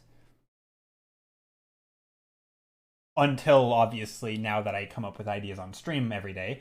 But it wasn't always that way. So it was kind of like, for me, the fascinating part was about art was that I can learn it, and there was a technical, like there was a way to learn. It wasn't just this, oh, some people can do it, some people can't. It was like, hey, there's actually a method I can, there's things I can study and things I can learn about that will make me a better artist. That to me was like the big moment. And now once some of those things are sort of ingrained, right, it's like people who can just do really quick math. Have you guys ever seen, what's her name? Riley. Gosh, she's on, what is her name? There's that British game show, 8 out of 10 Cats. Do you know who I'm talking about? What's her name? Michelle Riley or something? Maybe that's not her name. I don't know what her name is. But she's extremely good at doing like mental math, just like on the fly, and she knows all the tricks and secrets, and not secrets, but she knows all of the stuff, and it's so ingrained that she can take like, I mean, essentially it looks like magic, right? Like this is a person, like it basically is a magic trick. Like she can take a number and tell you all of the various ways to get this number from all like it's mind blowing, and she can do it while like laughing and telling jokes and all this stuff. And like, anyway, that to me is kind of how I felt about art. It was like, holy crap, people can just do this thing. And it was like, no, there's actually a method to this. Like it's not magic. And yeah, like I don't know. And it's kind of given me an appreciation, I think, on stuff, like on just things in general like that. Like people who really love math and can do it really well. It's like, I don't view it as like, oh, they're a math person. It's like, no, they're someone who enjoys it, and they've learned to do it well, and probably because they like it, and that's what gave them, that's why they've put the time and energy into learning it, because they actually could sit through it. Whereas me, I couldn't sit through it. Or if I could, I struggled, and it wasn't fun. But like, I don't know. That's kind of how I see things with art. I just happen to like it, but I like the learning about it too. Anyway, that's my art rant. Thank you for coming to my TED Talk. So yeah, what do I want to do to this? I gotta keep talking through this because I'm not actually sure. You really liked my explanation? Thanks. I'm actually not sure what I want to do with this painting. Knowing a notion so good that you can manipulate in 3D space a true understanding of subject that you commit it to not your memory but your intuition. Yeah, I mean yeah, I think for some, yeah, for sure. That's exactly what it is. I think for a lot of people, the word intuition is like a very fixed thing, though. It's like, oh, it's just intuitive. It's like, I just knew it, right? Deep inside of me. It's like, no, it wasn't always that way, right? It definitely wasn't always that way. It's a thing that becomes intuitive because you've done it a lot. So, I mean, I guess you could also just replace it with skill, right? I mean, for example, you're a very skilled walker compared to a baby, right? Maybe that's not a great example because they're literally learning, like getting their muscles under control. But like at some point, or like a gymnast, right? I mean, it's literally just like same muscles, same body, but like most people just stop practicing walking and running. Right? Running's about the most people ever do, but some people keep taking it further, right? They take gymnastics and they learn. Pretty soon you can just do a backflip because you feel like it, right? It's like this is a thing that you've built up, and it all stemmed from like crawling, then walking, then running, then jumping, and eventually flips and crap. Like the upper end is like, holy crap, they're like a different type, they're like an alien, right? I can't do that crap. But no, it's like it's all just the same stuff, just gone to like pushed and pushed until it becomes so easy for them. And it looks easy. I don't know if it actually is, but I don't know. To me, it's kind of all the same kind of thing. I don't know. People are wild. Or like Kim Jong-gi, right? He passed away a bit ago, but like that was a thing that people always, which always bugged me with artists, because it was artists also who I feel like should know better, but they always kind of like praised him as this. I mean, don't get me wrong, he's awesome, and the thing he did was absolutely amazing, but like he was kind of known for painting without references.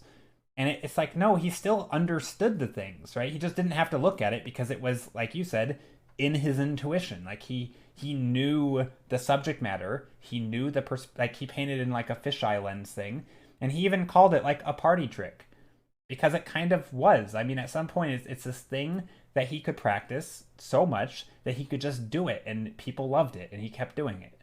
And it, of course, you're gonna keep doing it if people love it that much. But like, yeah, you keep doing this thing, and you get better and better at it, and he did, and it was cool. But I think a lot of people were like, oh, he's like this next, like it's like magic. He just doesn't need references. He can paint anything. It's like, no, he can't just paint anything. He just understands how to paint stuff. And if he understands the thing, then he can paint it because he's good at, or drawing, I should say, not painting. But yeah. Okay, what do I want to do with this? Let's add some runes or runes or something, just some marks.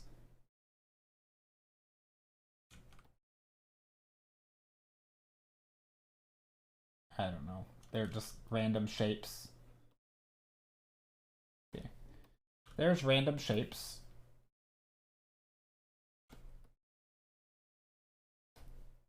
Maybe this is a more complicated shape, since we're talking about perspective.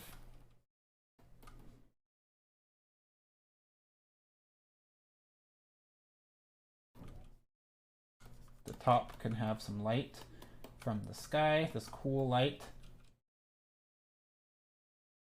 Maybe right along the edge is the brightest. So we have that ambient light.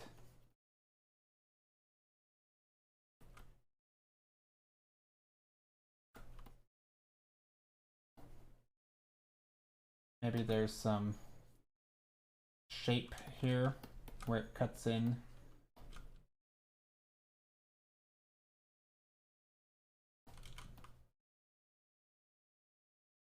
I don't know. I'm just kind of thinking here, just making some marks.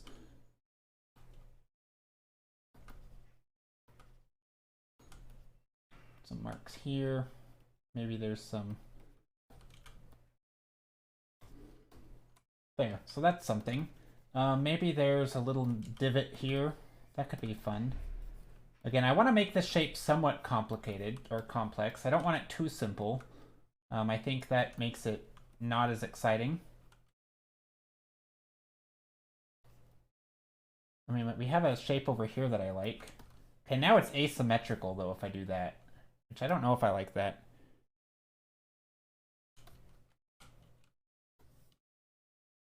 Maybe not asymmetric. Actually, hold on. Let's push the asymmetry even more. I don't know if this is a good idea. But I feel like there's something fun about asymmetrical designs. I don't know. Maybe this is a terrible idea. But you know what? We're not going to find out if it's terrible unless we try it.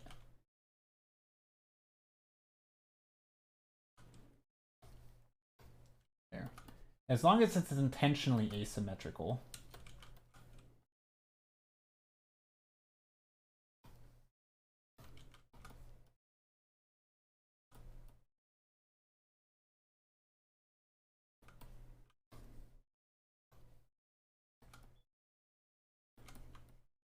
And then this side. I also feel like this should be down lower, but I don't know if that's right.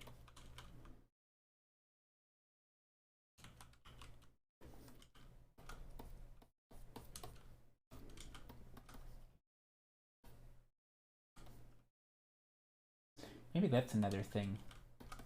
Yeah, we'll just lower this. Again, I don't know if this is going to be good or not. Gonna add some. I'm just gonna focus on this focal point right now because I don't know what I want to do with the background. Just add some sketching, some etches or etchings. I don't know, not sketching.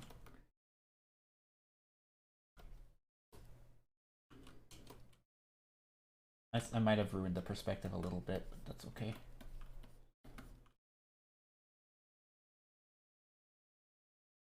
I'm trying to keep in line with the perspective, though, as best I can.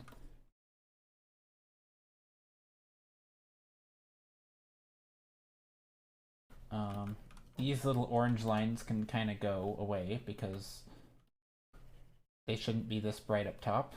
In fact, they should actually be bluish up top. Not that blue.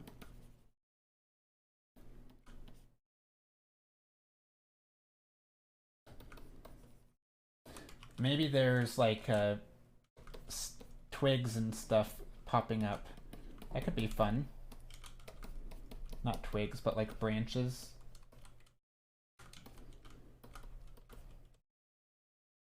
Ooh, that'll be good. We can put some dark shapes here so that we can have some overlap for these little things that light up.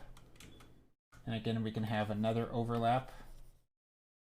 So we can have another layer of darkness popping up. And then another layer.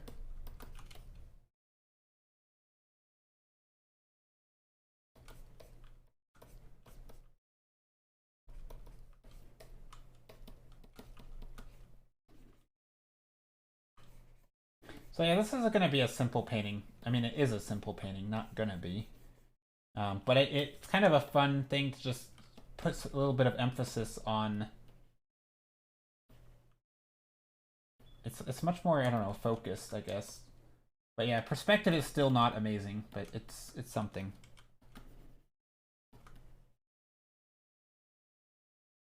Perspective's one of those things I'm super lazy with.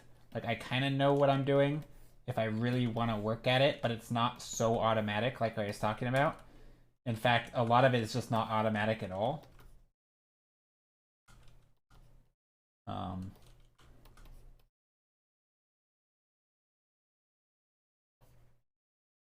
And because it's not, some of it's not automatic, is that sometimes I'll mess it up and I'm like, I'm not gonna be bothered to fix it. Which is not a good habit to be in, but it is something.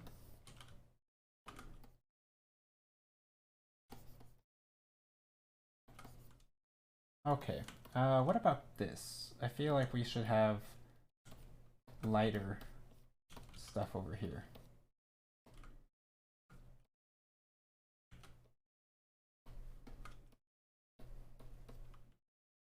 Ooh, that's fun. These little bright lights, I think,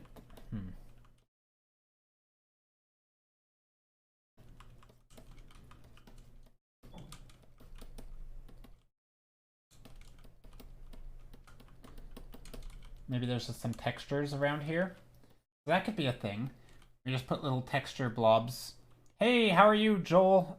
1990. Hope you're doing well. How are you, Joel? So I'm gonna put these little bright parts over here, and basically I'm just gonna start putting little bits of brightness back here. I'm okay-ish. That's goodish. I think. Maybe. I don't know. Sounds like it's been better, been worse kind of day. Have my wisdom tooth pulled tomorrow. Oh, that sucks. Yeah. That's good though. I mean, it's for the good in the long run, right? So it's still a good thing.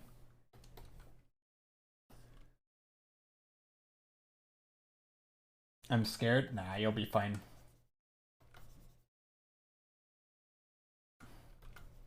Think on the bright side. You'll get to drink milkshakes for a couple weeks. And eat pudding for days. Yeah, pudding and milkshakes. What's not to love? Well, today was my birthday. Oh, happy birthday. Tomorrow we'll be at the hospital for my teeth and walk around like an idiot for a week. Nah, you'll be fine. Yeah, some people end up like, you know, it hurts them and they can't do it. I don't know, like my wisdom teeth experience, maybe I'm just fortunate, which I kind of am because I know I am because my brothers and sisters all had their wisdom teeth pulled too. I only had 2 of mine pulled, I think. The upper ones, or bottom ones. Yeah, I think I only had my bottom ones pulled, and I had a feel back there.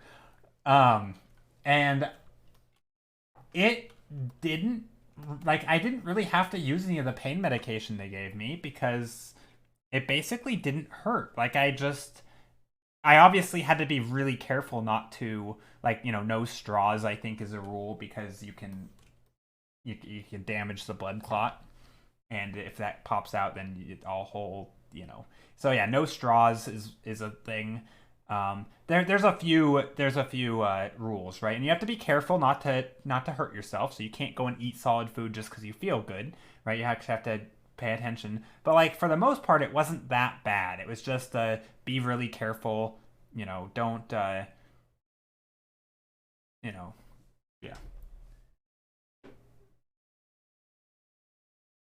Well, I need to have a straw. Well, I don't know. I mean, they'll listen to the doctors. For a while, I mean, again, it might be different for everybody, but I know for me, I could drink stuff, but I couldn't use a straw because the sucking motion could, I think, like dislodge the blood clotting from like when it starts healing, and that could be really dangerous. Not necessarily dangerous, but bad. I think you just have to go and get it. You know, I mean, I guess it would be bad. But anyway, that was my understanding with wisdom teeth. But you can still like once you're after a while, like 4 or 5 hours, I think you can start drinking stuff. Um, like you're not gonna be like an idiot, you're not gonna be like drugged up for the whole time, right? It's after once you get home, you should be fine. But again, I got my wisdom teeth pulled many years ago. Maybe they've changed it since then. Maybe the tech's better. No, you should be fine though. I just like made it worse. Now you're even more afraid. No, I apologize. I hope I didn't do that. You know what? These things are gonna be weird shapes and structures. They're gonna be like maybe old tombstones of some sort, but they're like more triangular and ominous looking. That's what I'm gonna do here. Just a little bit off kilter and confusing, so we're not really sure what's going on here. Maybe there's one back here that we can't really see because it's behind the trees. A crypt? Yeah, it's kind of like a crypt. Yeah, exactly.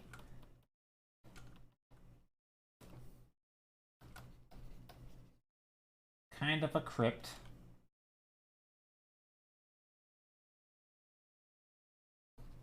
Maybe some graffiti in there that says crypt with a K.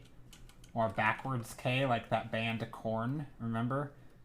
Or no, they had a backwards R, didn't they? Korn, like that. But this could be crypt. I don't know. You haven't done art for a while now? You really should? Well, if you're gonna be miserable for the next couple weeks, like you think you might be, you can always do art then. Just kidding. Yeah, no, might as well. Maybe find something to start so that you can occupy your brain after your wisdom teeth are pulled. You can find something to occupy yourself with. But maybe you could start ahead of time rather than trying to figure. It's always hard to start stuff when you feel like crap, but sometimes it's easy to continue things.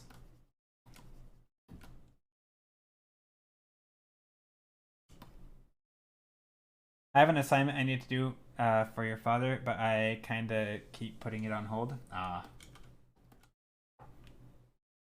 I have is a rough sketch. Okay, so you have something that started then.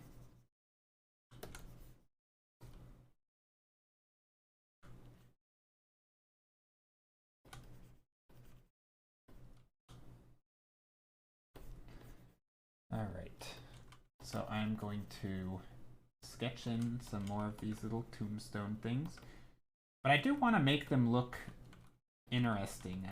This is one of the things where shape design should come into play. Also,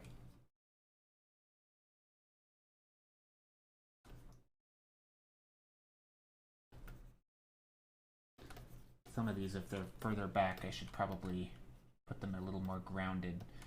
Also overlapping shapes, don't forget that. That also means that if something meets the ground, right, this is another good little rule of thumb. If you have a shape that meets the ground, put something right in front of it, right? Some blades of grass, something that really shows you where it's meeting that ground plane. Right? If there's grasses, put them in front. Right, same thing here. If this is where it's meeting the ground, just put something in front of it. It's a really easy way to tell us exactly what's happening.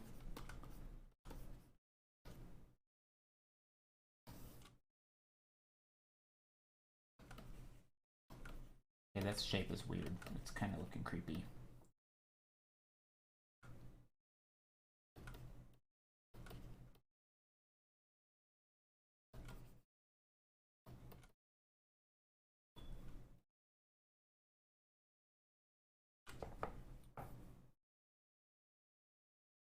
I'll figure it out. Sorry for talking too much. No.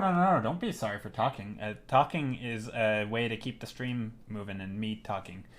Because then I have something to respond to. It's so much harder on the streamer's end when there's nobody talking. Because then I have to come up with stuff on my own. So yeah, no, you are doing a favor. Just by the way, yeah, it's always... I swear every time this different topics come up, it's like that day that I've seen a post on Reddit about this very thing. Yeah, there was literally just a post on Reddit, like someone asking, like, streamers, do you enjoy it when people ask you questions? And everybody unanimously said, absolutely. Like, it sucks to not have anyone to talk to. Like, that we stream because it's fun to be social. Like, don't get me, you shouldn't feel bad for not talking, but dang, it makes it way easier when we can respond to stuff. It's good, Joe, because nobody else wants to talk to you, Joe. Yeah, exactly, right? So I'm glad there's somebody who wants to talk to me. Do you stream or have streaming experience? A silent stream is very tricky to keep talking. It is. You do stream? Nice. Yeah. It's definitely good to have people to talk to. But also, at some point, you do just get used to talking and rambling, which I feel like I'm pretty good at rambling. I love repeating myself, and yeah. So. But yeah, that's kind of where we're at. Doing a little bit of shapey stuff right now. I should probably come in here and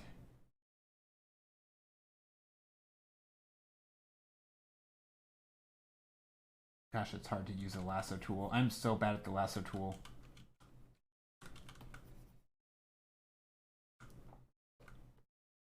Like, I just can't keep my ankles straight or anything straight.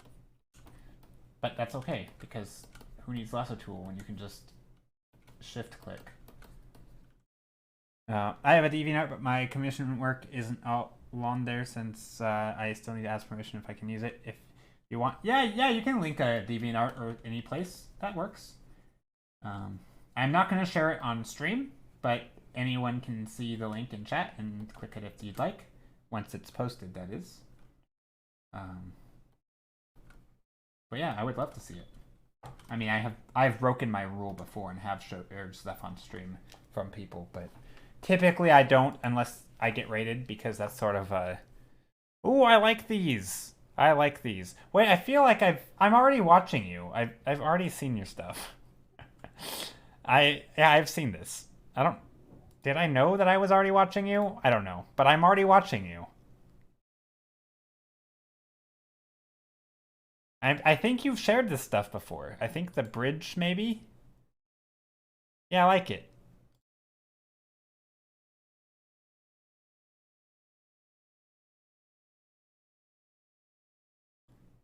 I like the one landscape, though. That's like the token landscape. Yeah, I remember this. Doctor Who and various things, and I think I've seen these. Yeah.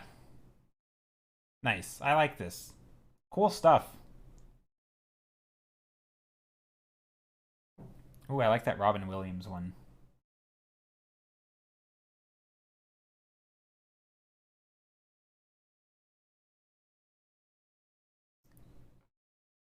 I like these. Like I said, still need to ask permission to put the new stuff. Yeah, no worries.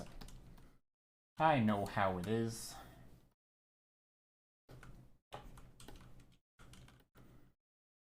let's add some shapes in here.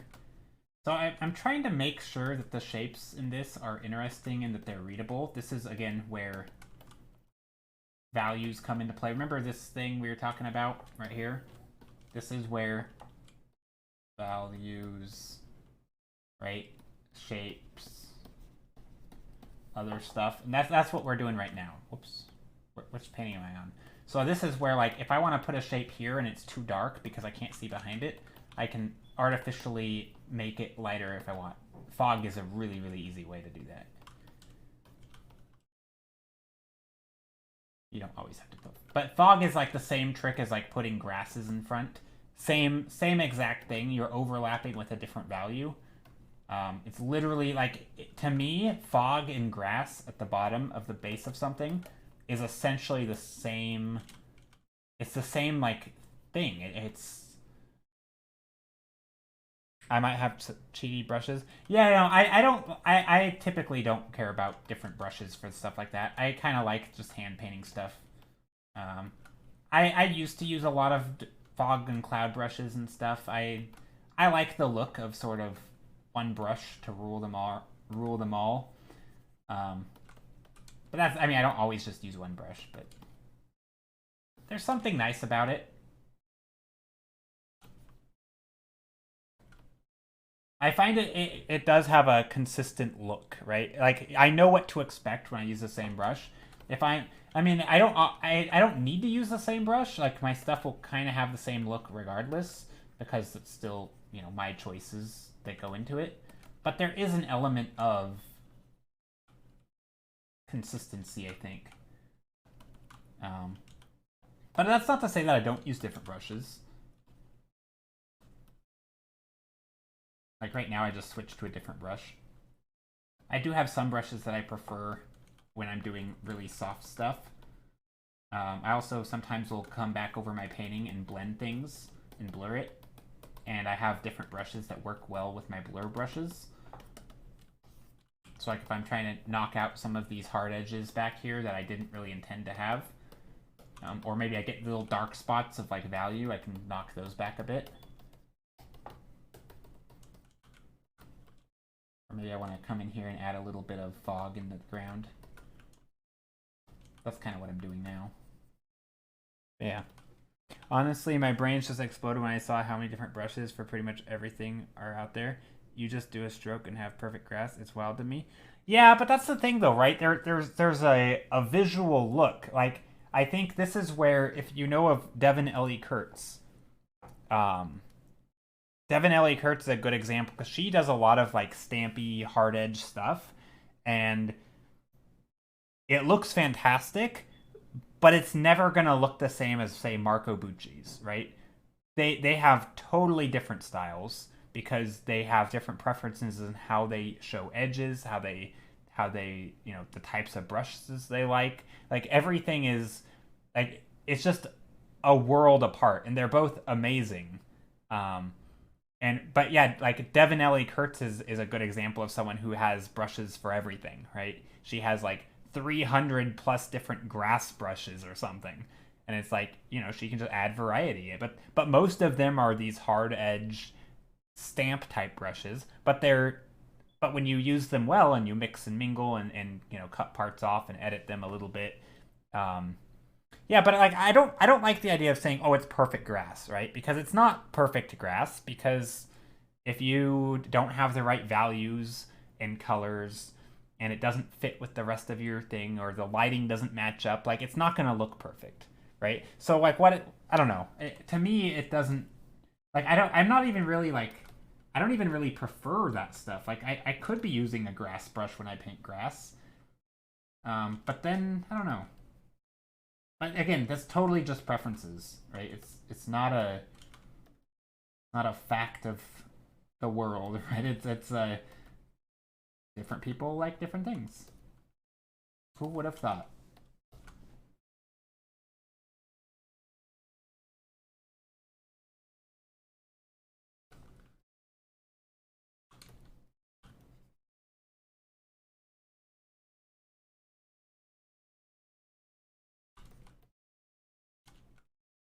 Of course, you still need to know know to know how to use the brush properly. Know all the theory that goes into art, like you said, values color. Yeah, yeah. I mean, it's yeah. I guess sometimes, sorry, I kind of jumped on the language you used and not the meaning of your message.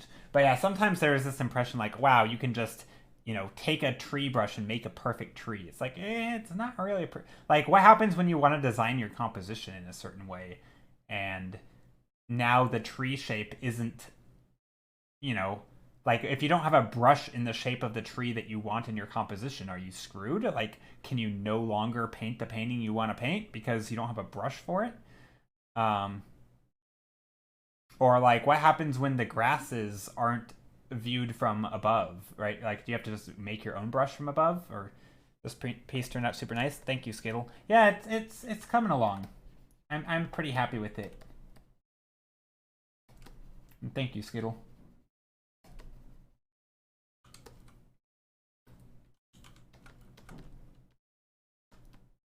But there is something to be said about those stamp brushes. I do like them. I like the look of it. I just don't like painting with them. Actual skill is greater than brushes and other art supplies. Yeah, exactly. I mean, that's kind of like, I mean, people use all sorts of different stuff in real life too, right? You use a palette knife and you use little airbrushes, and you can use all sorts of different blending stumps and tools and things, and sometimes you can even do like sponges for texture. But like, there's gonna be things that you yeah, I don't know.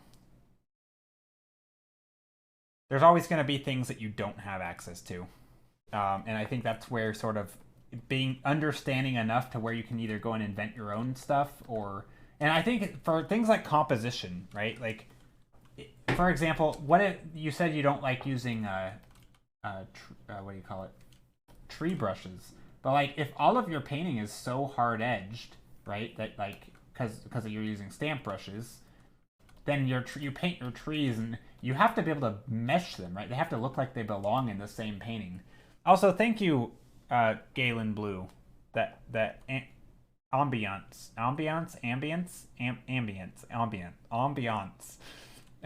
in this. Wow, thank you. It has some issues, but I'm glad you like it.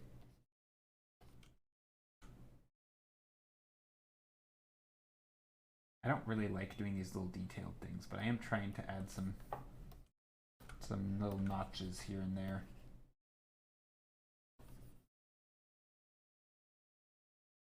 How are you, Joe? Hey, Basilisk, I'm doing well. I'm doing really well today. About ready to end stream here in a little bit. We were very ranty today. We ranted about pretty much everything. Lots of color and value and juggling. You know what this piece needs? A cat sitting in the top. You know what? I think you're right. No, you are absolutely... Yeah, Skittle would agree. But no, you're totally right.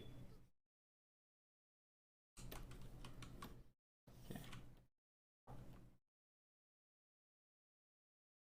I agree.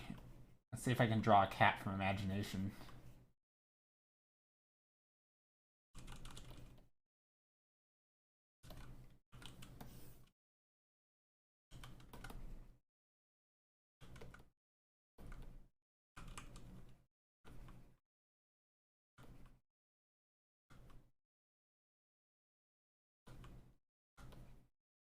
And by from imagination, I mean I've looked at lots of cat pictures before.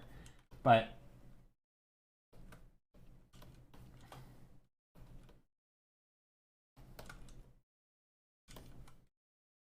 okay, that's not looking like a cat.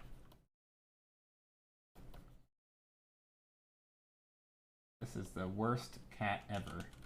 Okay, I gotta find a picture of a cat sitting. Hold on, let me find a picture of a cat for Skittle. Do you ever need to reference when you do cats, or do you just always know how to draw? Let's see, cat sitting. On top. Just any image of a cat sitting, but above the camera. Oh, there we go. No, actually, hold on. I want a picture of a cat kind of in the pose that... Oh, here we go.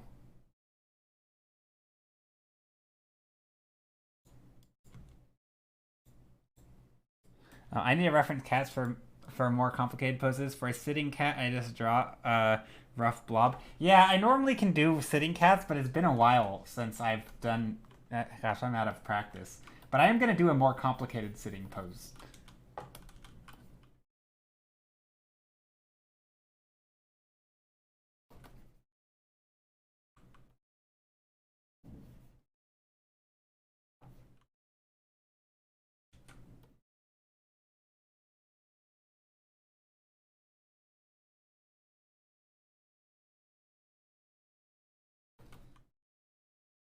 But yeah, this is there we go. This will be a oops. Made a funky shape there.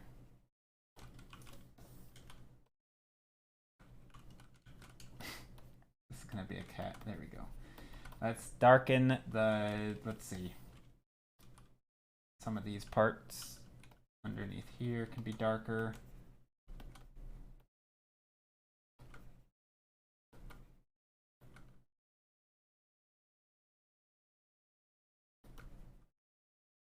This one looked like it worked out. That did it? Does this look like a buff cat? No way. This doesn't look like a buff kitty. This just looks like a regular kitty.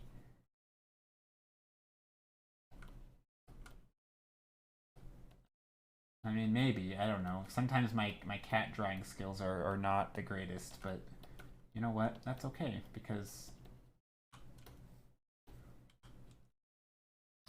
yeah, that's okay. We're not here to make the best art ever. We're here to make art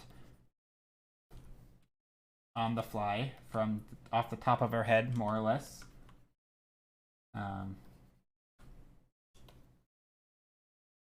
Yeah, obviously we use references, but still from imagination because we came up with the idea. That's how it works. I like this kitty. Thanks. It needs some work.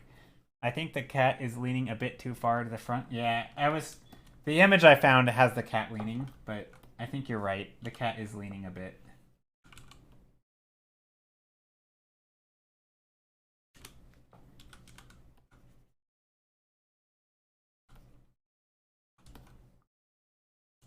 But I mean, maybe the cat was gonna pounce. Okay, before we end though.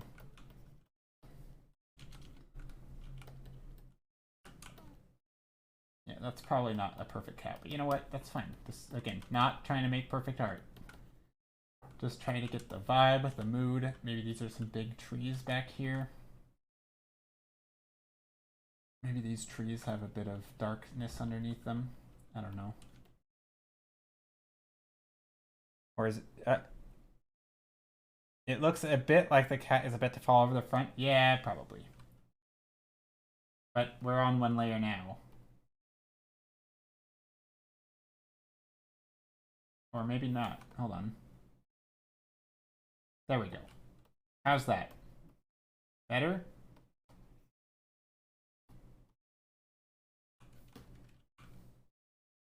You fixed it? Oh, okay.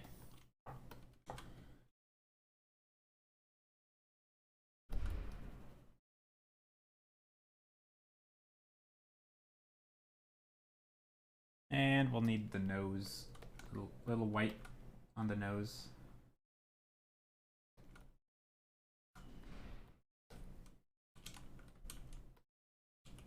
I don't think we should be able to see the whiskers. I'm starting a project in gouache on these little Pantone cards tonight to study color. I'm excited. Ooh, that'll be fun.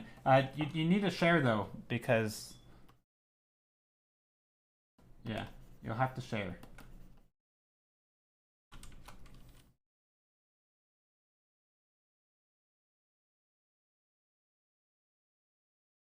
There we go. Cat. Oh, the tail fell off.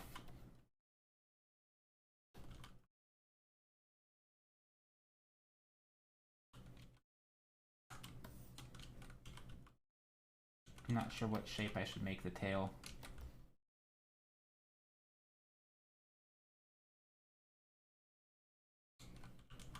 That looks like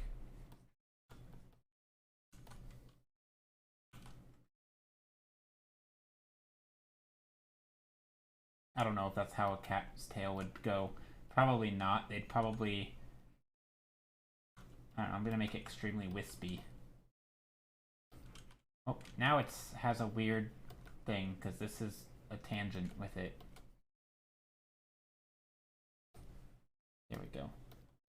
So yeah, that works.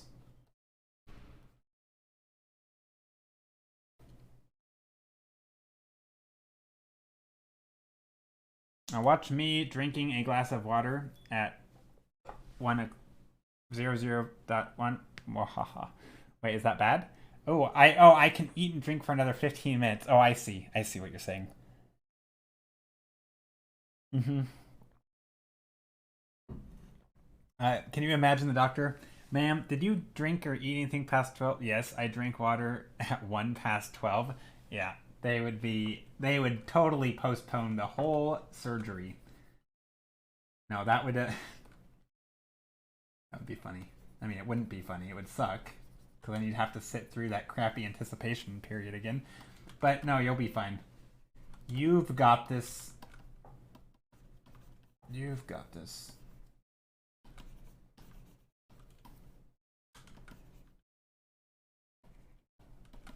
Oh yeah, remember how I was saying overlap? Well, I forgot to do it in the foreground, which is like arguably the most important part.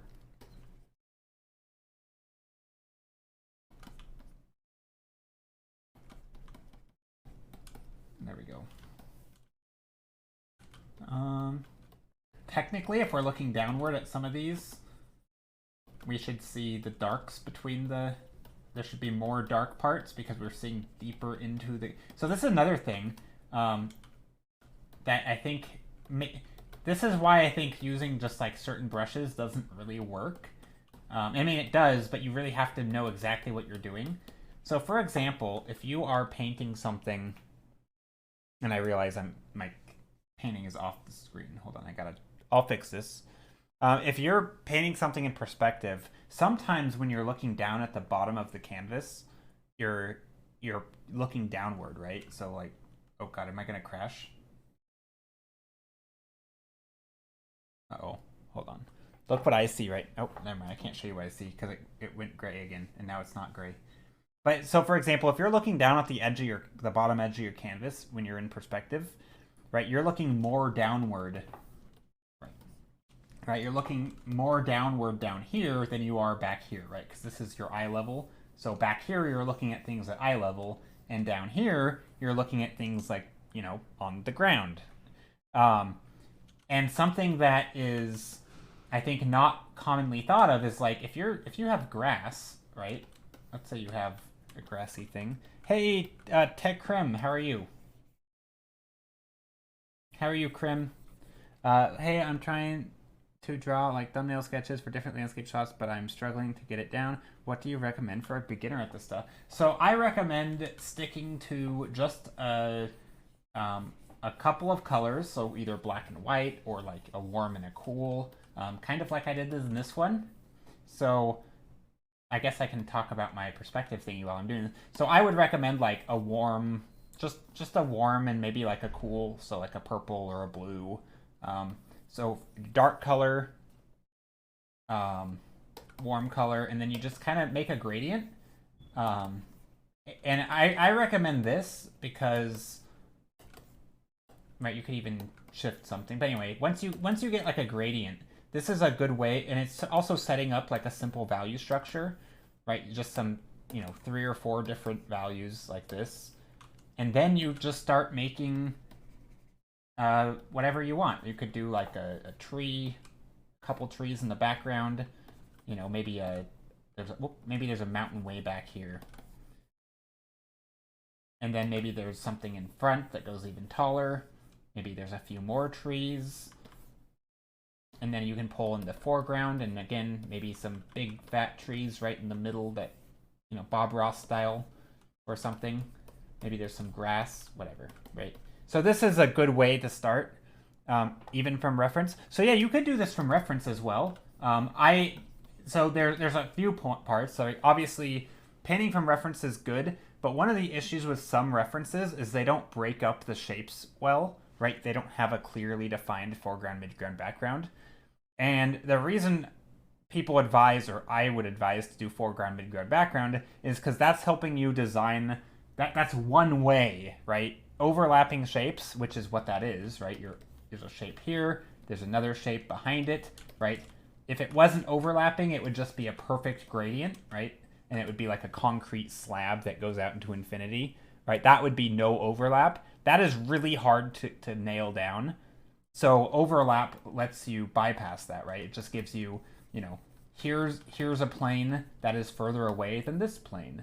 And this plane back here is even further away than the one before it, right? So like from furthest to closest, you have 1, 2, 3, right? It's very, very easy. And of course, it's hard to get it too wrong, right? You could change this to look like that, right? And it's still gonna look fine, right? This surface could be a little bit darker and it's still gonna be okay, right? So it's hard to mess up too much when you do these clearly overlapping shapes. So that's the first part is overlap, right? And then you also have perspective, which is things getting smaller, right? The scale gets smaller, things converge as they go further back, and it's linear perspective, right? And then this is also atmospheric perspective, right? Things getting brighter, or softer, I guess. Less contrast, all of the above. But yeah, so if you're painting from reference, what I recommend, because it's kind of combining it with this thing, like a super simple layout, let me just find mountains. Mountains. Images.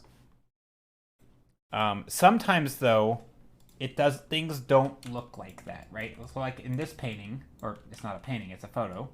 Probably a highly edited photo, but that's okay. Hey, look, the same proportions as the one we're using. How about that? Total coincidence. Into the button, thank you for the follow.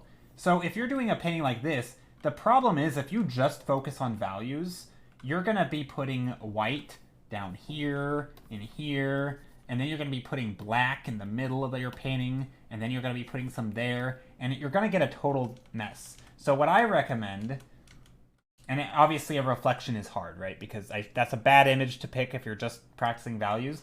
But what I would do is take a painting like this and ignore... Well, I mean, there's different ways, there's different things you can study from any given painting. But I would probably focus on creating these planes of foreground, midground, background. So what you could do is say, okay, well, we have this foreground shape. And just by default, you could make all foreground shapes dark. So you could say, here's a foreground shape, right? Nice and dark, like that. Maybe if you really wanted, you could leave some stuff. No, I would just make it all dark. And then you could say midground is going to be slightly less dark. And, now we have some shapes that go like this. Maybe some other shapes that come like that.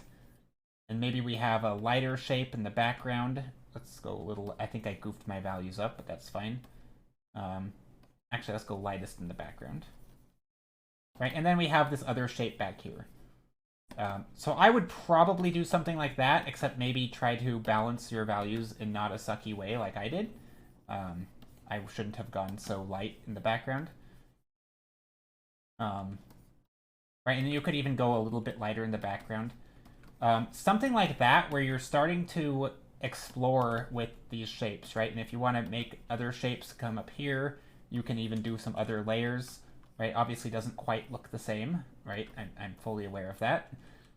But it's not meant to, right? The idea is to separate the foreground, midground, background.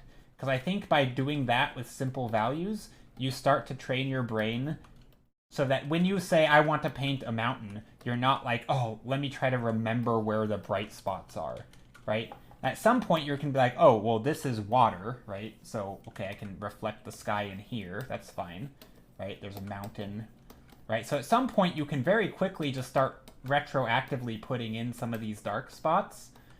And you can be like, okay, well, there's our water reflection line, right? But that's very hard to do when you don't understand, reflectivity. But I think getting in sort of this foreground, midground, background thing is really handy. And sometimes you have to invent things, right? Sometimes it's like, well, maybe the image you have is really crummy and it only has foreground and midground. Maybe you literally can't see a background. And you might ask yourself, is this clearly readable? And the answer might be no, it's really, really hard to see anything. Right? Here's another image. Again, just more mountains. Nice. Same scale. But again, like this is similar, right? You have a clear shape of foreground. And again, there's no right or wrong way to how you define it, right? This kind of turns into something over there, and then this kind of comes that way, and this kind of goes... Oh, let's do this in red or pink, right? So you kind of have different shapes that go into each other. This one seems pretty clear. This kind of is another shape that kind of comes down here. But like that's sort of your foreground, midground, background, right? Like, and things obviously get lighter, right? There's a clear atmospheric perspective in here. And then this one, right? And then you have these super, obviously you have some bright shapes in here too. But you can kind of see it, like you could break it up in this way and it would still look like the same painting. And obviously in this case, there's these bright highlights in the foreground, kind of like Bob Ross style, but the shadows are still the dark parts. So I mean, I think practicing doing that stuff is useful, but honestly, you can just take 4 or 5 values and just start layering them up and start exploring shapes. You can, I mean, it really is as simple as, you know, maybe I want a shape that comes like this, and then I have a little bit of light, and then another big shape back here. Sometimes it's just stuff like this. And the next step is to... The reason I group these into values is because these are like the shadow colors, right? And of course you can get some ground plane in here if you wanted, right? You can add a little bit of detail. Like if I were going to go and detail this, you don't take the dark color and put it back here, right? You take a color that's very, very similar, or a value that's very similar to these shapes. So you can just, you know, play with it like that. And you can start detailing this however you want. Or not detailing, but that's probably getting ahead of ourselves. Don't detail. What am I saying? So this is the first step. Anyway, am I ranting too much? I will learn a lot here. Well, I'm getting to the end of the stream, and I'm sort of rambling, and I'm not explaining things as well as I should be. But this is kind of the first type of stuff that I would do if I were a total beginner in environments. I mean, there's a lot of different skills. Like this is a different skill. This is trying to understand that even things that have confusing values can still have foreground, midground, background. But as a start, you can think in terms of just 3 simple values. Because I think some people, they hear about values are really important, and then they go to a painting like this one, right? And they're thinking, oh, well, the brightest part in my painting is this, right? Or maybe this. But then you have like the dark part is also right here. And then you have another dark part here. And like the values don't really make sense. I mean, this one kind of makes sense, but sometimes they don't really make sense. And that's because there's a lot of other things at play. And this is just kind of removing all that.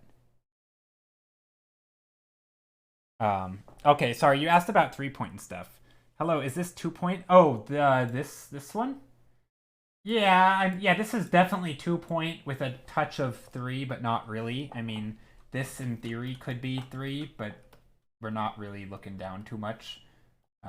Maybe just an ever so slight amount, but no, not really. It's basically 2-point perspective, right? We have, but perspective is another one of those weird things. But I don't have any rotating objects. But yeah, we have stuff. You know, these things have a length and width, right? So these lines go somewhere over there. These lines go somewhere over there, right? So everything's kind of tilted on its side. Yeah, so this is 2-point perspective. But that doesn't mean it only has 2 vanishing points. I mean, in this case it does, but like if I were going to draw another cube, I don't have to draw it in this angle, right? I could draw a rotated cube where it looks like this, for example. Right, and now we have 2 separate sets of vanishing points. Right, we still have them, but they're not the same as this one. Like these 2 cubes have different vanishing points, but they're still both in 2-point. Anyway, I'm sure you already know that, but yeah. But anyway, so trying to get back to what I was saying about like grasses and why sometimes stamp brushes are really hard. If you're painting things in perspective, down here we are looking into these like cracks between the grasses, whereas out here we're looking at the edges, right? So out here you can see the grasses head on, and a stamp brush might work great, but you couldn't necessarily use the same brush down here, because down here we're actually seeing the tops of the grass, right? Because we're looking down into the in between the blades. And this happens in like with animals too. So sometimes you get little stamp brushes can be really hard if you don't know what you're doing. But they can also be easier in some cases, so I don't know. That's what I was trying to say there, that I spent forever on. But going back to this thingy, this thingy. Nope, not that thingy. Where is it? This thingy. Even in a photo like this, see when. Let me try this. Also, this is a Nokia ringtone song. Wouldn't having multiple sources of perspective lines break the rules of our eyes? No. So when objects rotate, so parallel lines converge. So I think this is the confusing part, is if you think of perspective as like a lens, right? It's not like, so like 1 point perspective is forcing constraints on like the verticals, right? That'd be like you're looking at an object really, really, really far away. And it's almost easier if you understand all of them a little bit and then you work your way backwards. So let me see if I can do an explanation while tired and should be ending stream. So let me see if I can get this out and have it not be a total jumbled mess of an explanation. So if you are looking at something really, really, really far away, one of the things that happens is they flatten out, right? So right here we would have like, if this were like a circle that's getting further away, right? We have this circle approaching a line, right? Some convergence of a line back there. But anyway, these things get very, very flat until it's almost just a line, right? Same for a cube, right? If we have a square, we're looking down at it, it's almost a square. As we get further back, right, it becomes more and more rectangular, and pretty soon, right, it's basically just a line, right? Any depth it has vanishes, right? So if you zoom in far enough to an image, right, imagine like a telephoto lens, right? Things basically don't have a horizontal depth, right? You're basically simplifying all of that to just be nothing. It's just, there is no depth, there is no ground plane if you look far enough, right? So in that regard, you could say that there's no perspective, right? Everything is just flat silhouettes, right? But as you start to zoom out, right, and you start to have things that just recede away from you, pretty soon now you're looking in one perspective, right? Now you can see the ground plane, right? So now we're adding a layer. So at 1 point, or at 0 point almost, right? There is no perspective. It's just you're zoomed so far in. So, but they're kind of forcing different perspectives. Like, it's not a rule. Like, for example, you can have an infinite number of vanishing. Okay, that's not a good way to explain that. So, okay, like it's not like it's a different world. Like 2 point and 1 point isn't a different world. Some objects in 2 point perspective will only have one vanishing point, because the others are going to be so far off the page that you can just call them parallel. So for example, if I am to rotate an object like this, right? These points they have to converge somewhere, right? So they converge out there somewhere. So it can still exist in the same painting. It's not I don't know how to explain. I think I get what you're getting at though. I don't know the best way to explain it. But no, the short answer is you can have many, if you rotate an object, the points shift. That's the short of it, right? So if I have my image here and I have an object that is facing there, right? This is not by default. I don't have to make everything go to this vanishing point, right? If I am to rotate this up, right now we have vanishing points that go here because these are parallel. But that's kind of it, because we're forcing these to be horizontal. But if I start rotating this object, right, now we have, like, now these points have to converge because they're parallel. We could force them to look horizontal, and they mostly do, and these have to converge. But these no longer, these are now going in different spots, right? What we're doing, we're rotating them, right? So if I wanted to rotate it, right now these come out here. Let's use a red or an orange.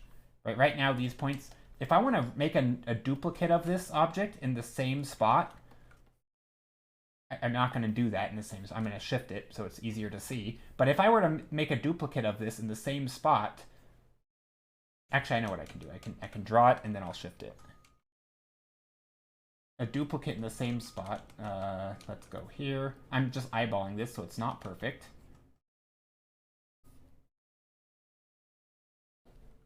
Right, and then these are gonna go like that or something. I don't know. That's not right. Something like this, right? And then these are now off the side. Essentially, what I'm doing is I'm moving this point over here, and I'm moving this point out further, right? So I'm rotating it, right? So I'm taking these points and I'm saying this point's gonna shift over here, and this point is gonna shift over here, so that the angle is still 90 degrees. And if I shift this one far enough away, like way over here, for all effective intents and purposes, it's just infinite, right? At some point, this, this vanishing point is just an infinite point off into the nowhere. But it's still out there. It's just not relevant. Just like when we zoomed into an image, it wasn't relevant to try and paint the depth, right? Because there wasn't any, because it gets too flat, right? So when you push something so far off the page that it just lines up perfectly, you don't need to paint it, right? Same thing with 3-point perspective. Most paintings, we don't need to show that there's depth going upward because we're not looking up there, right? We're zoomed so far in that this isn't above us, right? I mean, it is above us, right? Our eyes are up here. So actually these things are below us, but it's not so far below us that we're looking down at it, right? But if we're painting something that's sitting down here, well, now we're using 3-point perspective because things are getting noticeably far away, right? Just like in the other example of this, if you look down far enough, stuff's going to start getting distorted and you're going to see that depth, right, of this tree if you look down far enough. So you don't need 3-point perspective if you're zoomed way in.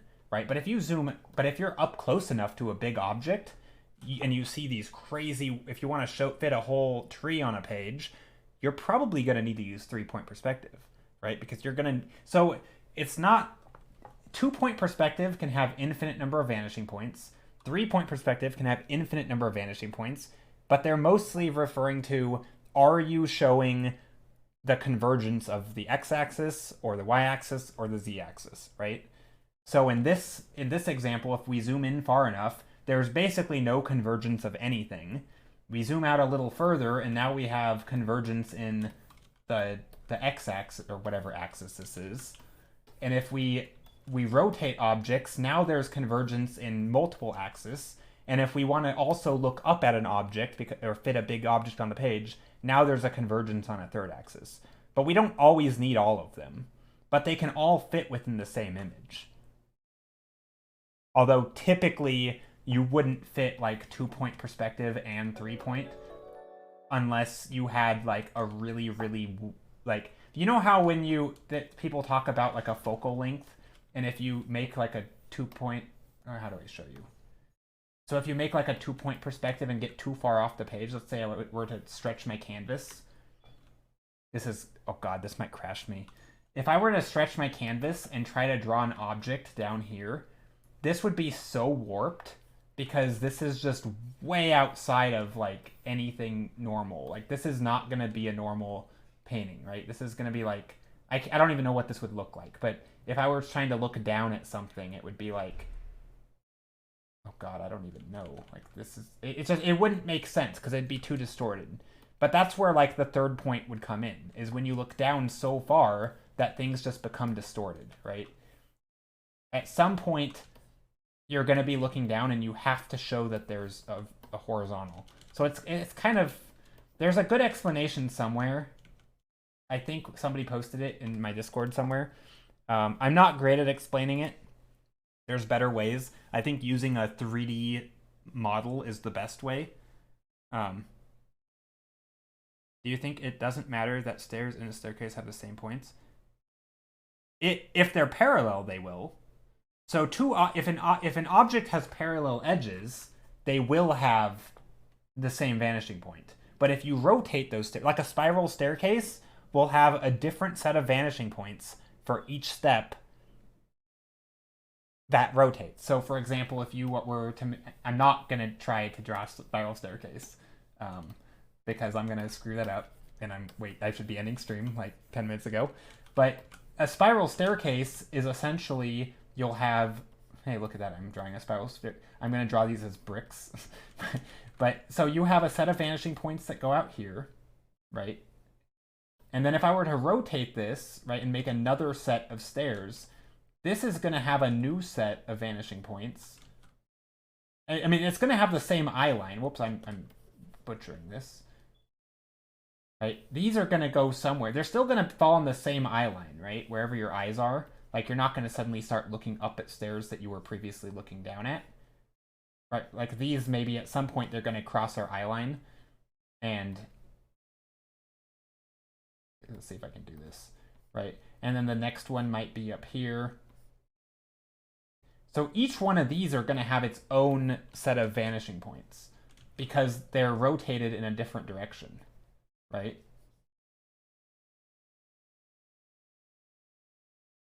And then this one maybe is just a full square. We literally, no, not quite yet.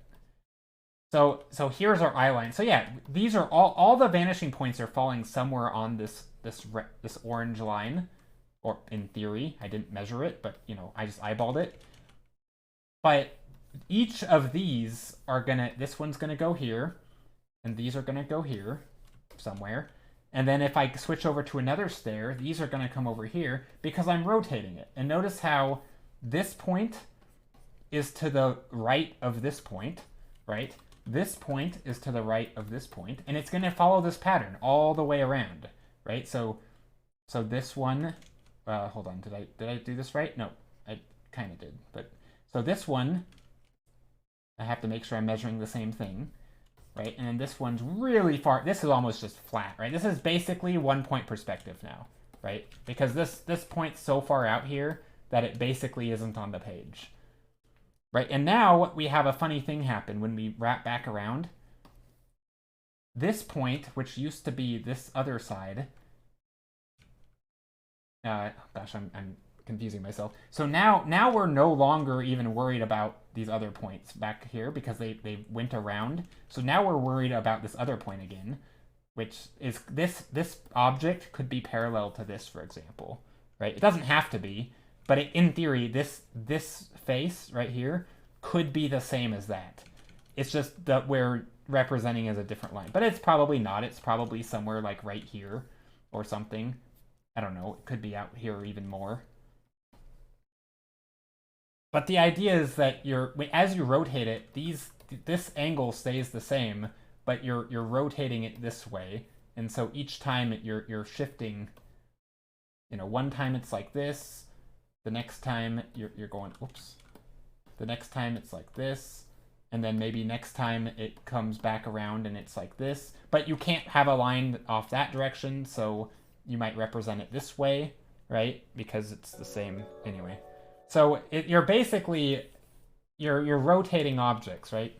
Anyway, I don't know if that made sense. Ellie friend, you're heading out. Good night, everyone. Thanks for the stream. Yeah, thank you so much for being here. Yeah, so the horizon is always your eye level, right? If you're up on a building and you're looking out and you're looking straight ahead. So a good example for the horizon line is if you're looking straight ahead and you put your hand in front of your face. So say you're looking out here, your head is, right here, and you hold your hand out, right? As a, here's your thumb, here's your hands, right? You have different fingers, whatever, right? If you hold your hand out in front of your eyes, straight ahead, that is the horizon line, always. If you tilt your head down, but keep your hand the same. Your hand goes above your head, right? Because you're tipping your head down. If you look up, the horizon line is now at the bottom of your vision, right? Same thing.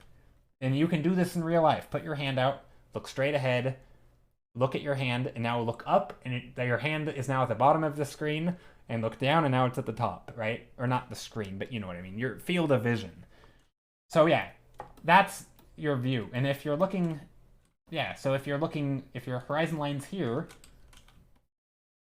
and you draw something above you, you have to see the bottom of it, right? That's just, like, this is where, like, just pattern recognition and shortcuts are nice, because you just can remember that, like, I didn't draw it perfect, but I made it so we can see the bottom, and that's what's important, right? What you don't want to do is draw your house like this.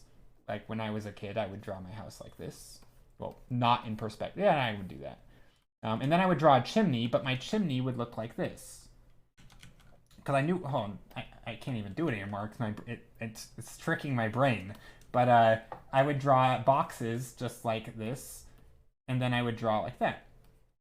The problem with this is how can we see the top of this chimney, right? We can't see the top. That makes no sense, right? We shouldn't be able to see the top of that chimney because our eyes, we've established, were down here, right? So what we should see instead, right? This is like drawing a box like this when it's above us. No, this is clearly a box that's below us, right? Because we're looking down. But stupid me as a kid would draw it above us because I didn't know what I was doing. But what it should look like, right, is we should see the top of the chimney like that, right? That corner. Just like if I were to draw a box.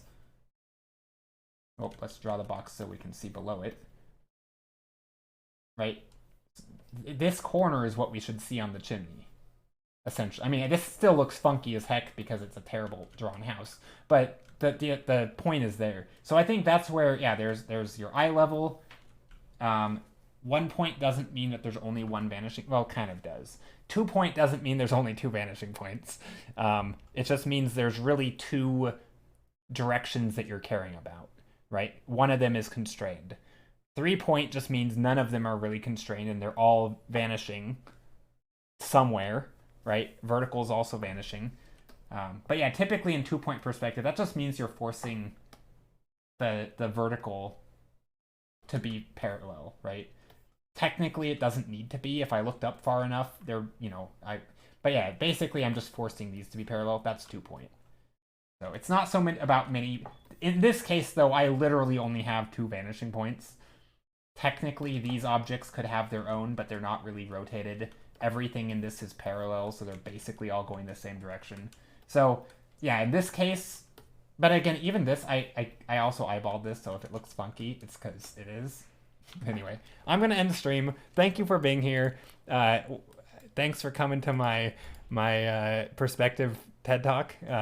And we are going to raid somebody. I don't know who.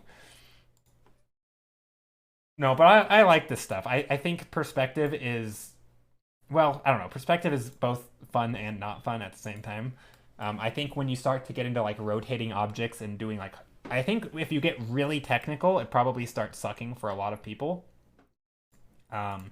Scott Robertson's really good at it because he does a ton of hard surface stuff where he'll do like these, sleek, curvy cars that are rotated and perfectly, like they look like they keep their proportions. That to me is like next level. I don't even know how you do that. I mean, I kind of know how, but I don't think I could do it. Certainly not live. I'd have to really figure it out and probably waste a lot of paper. But yeah.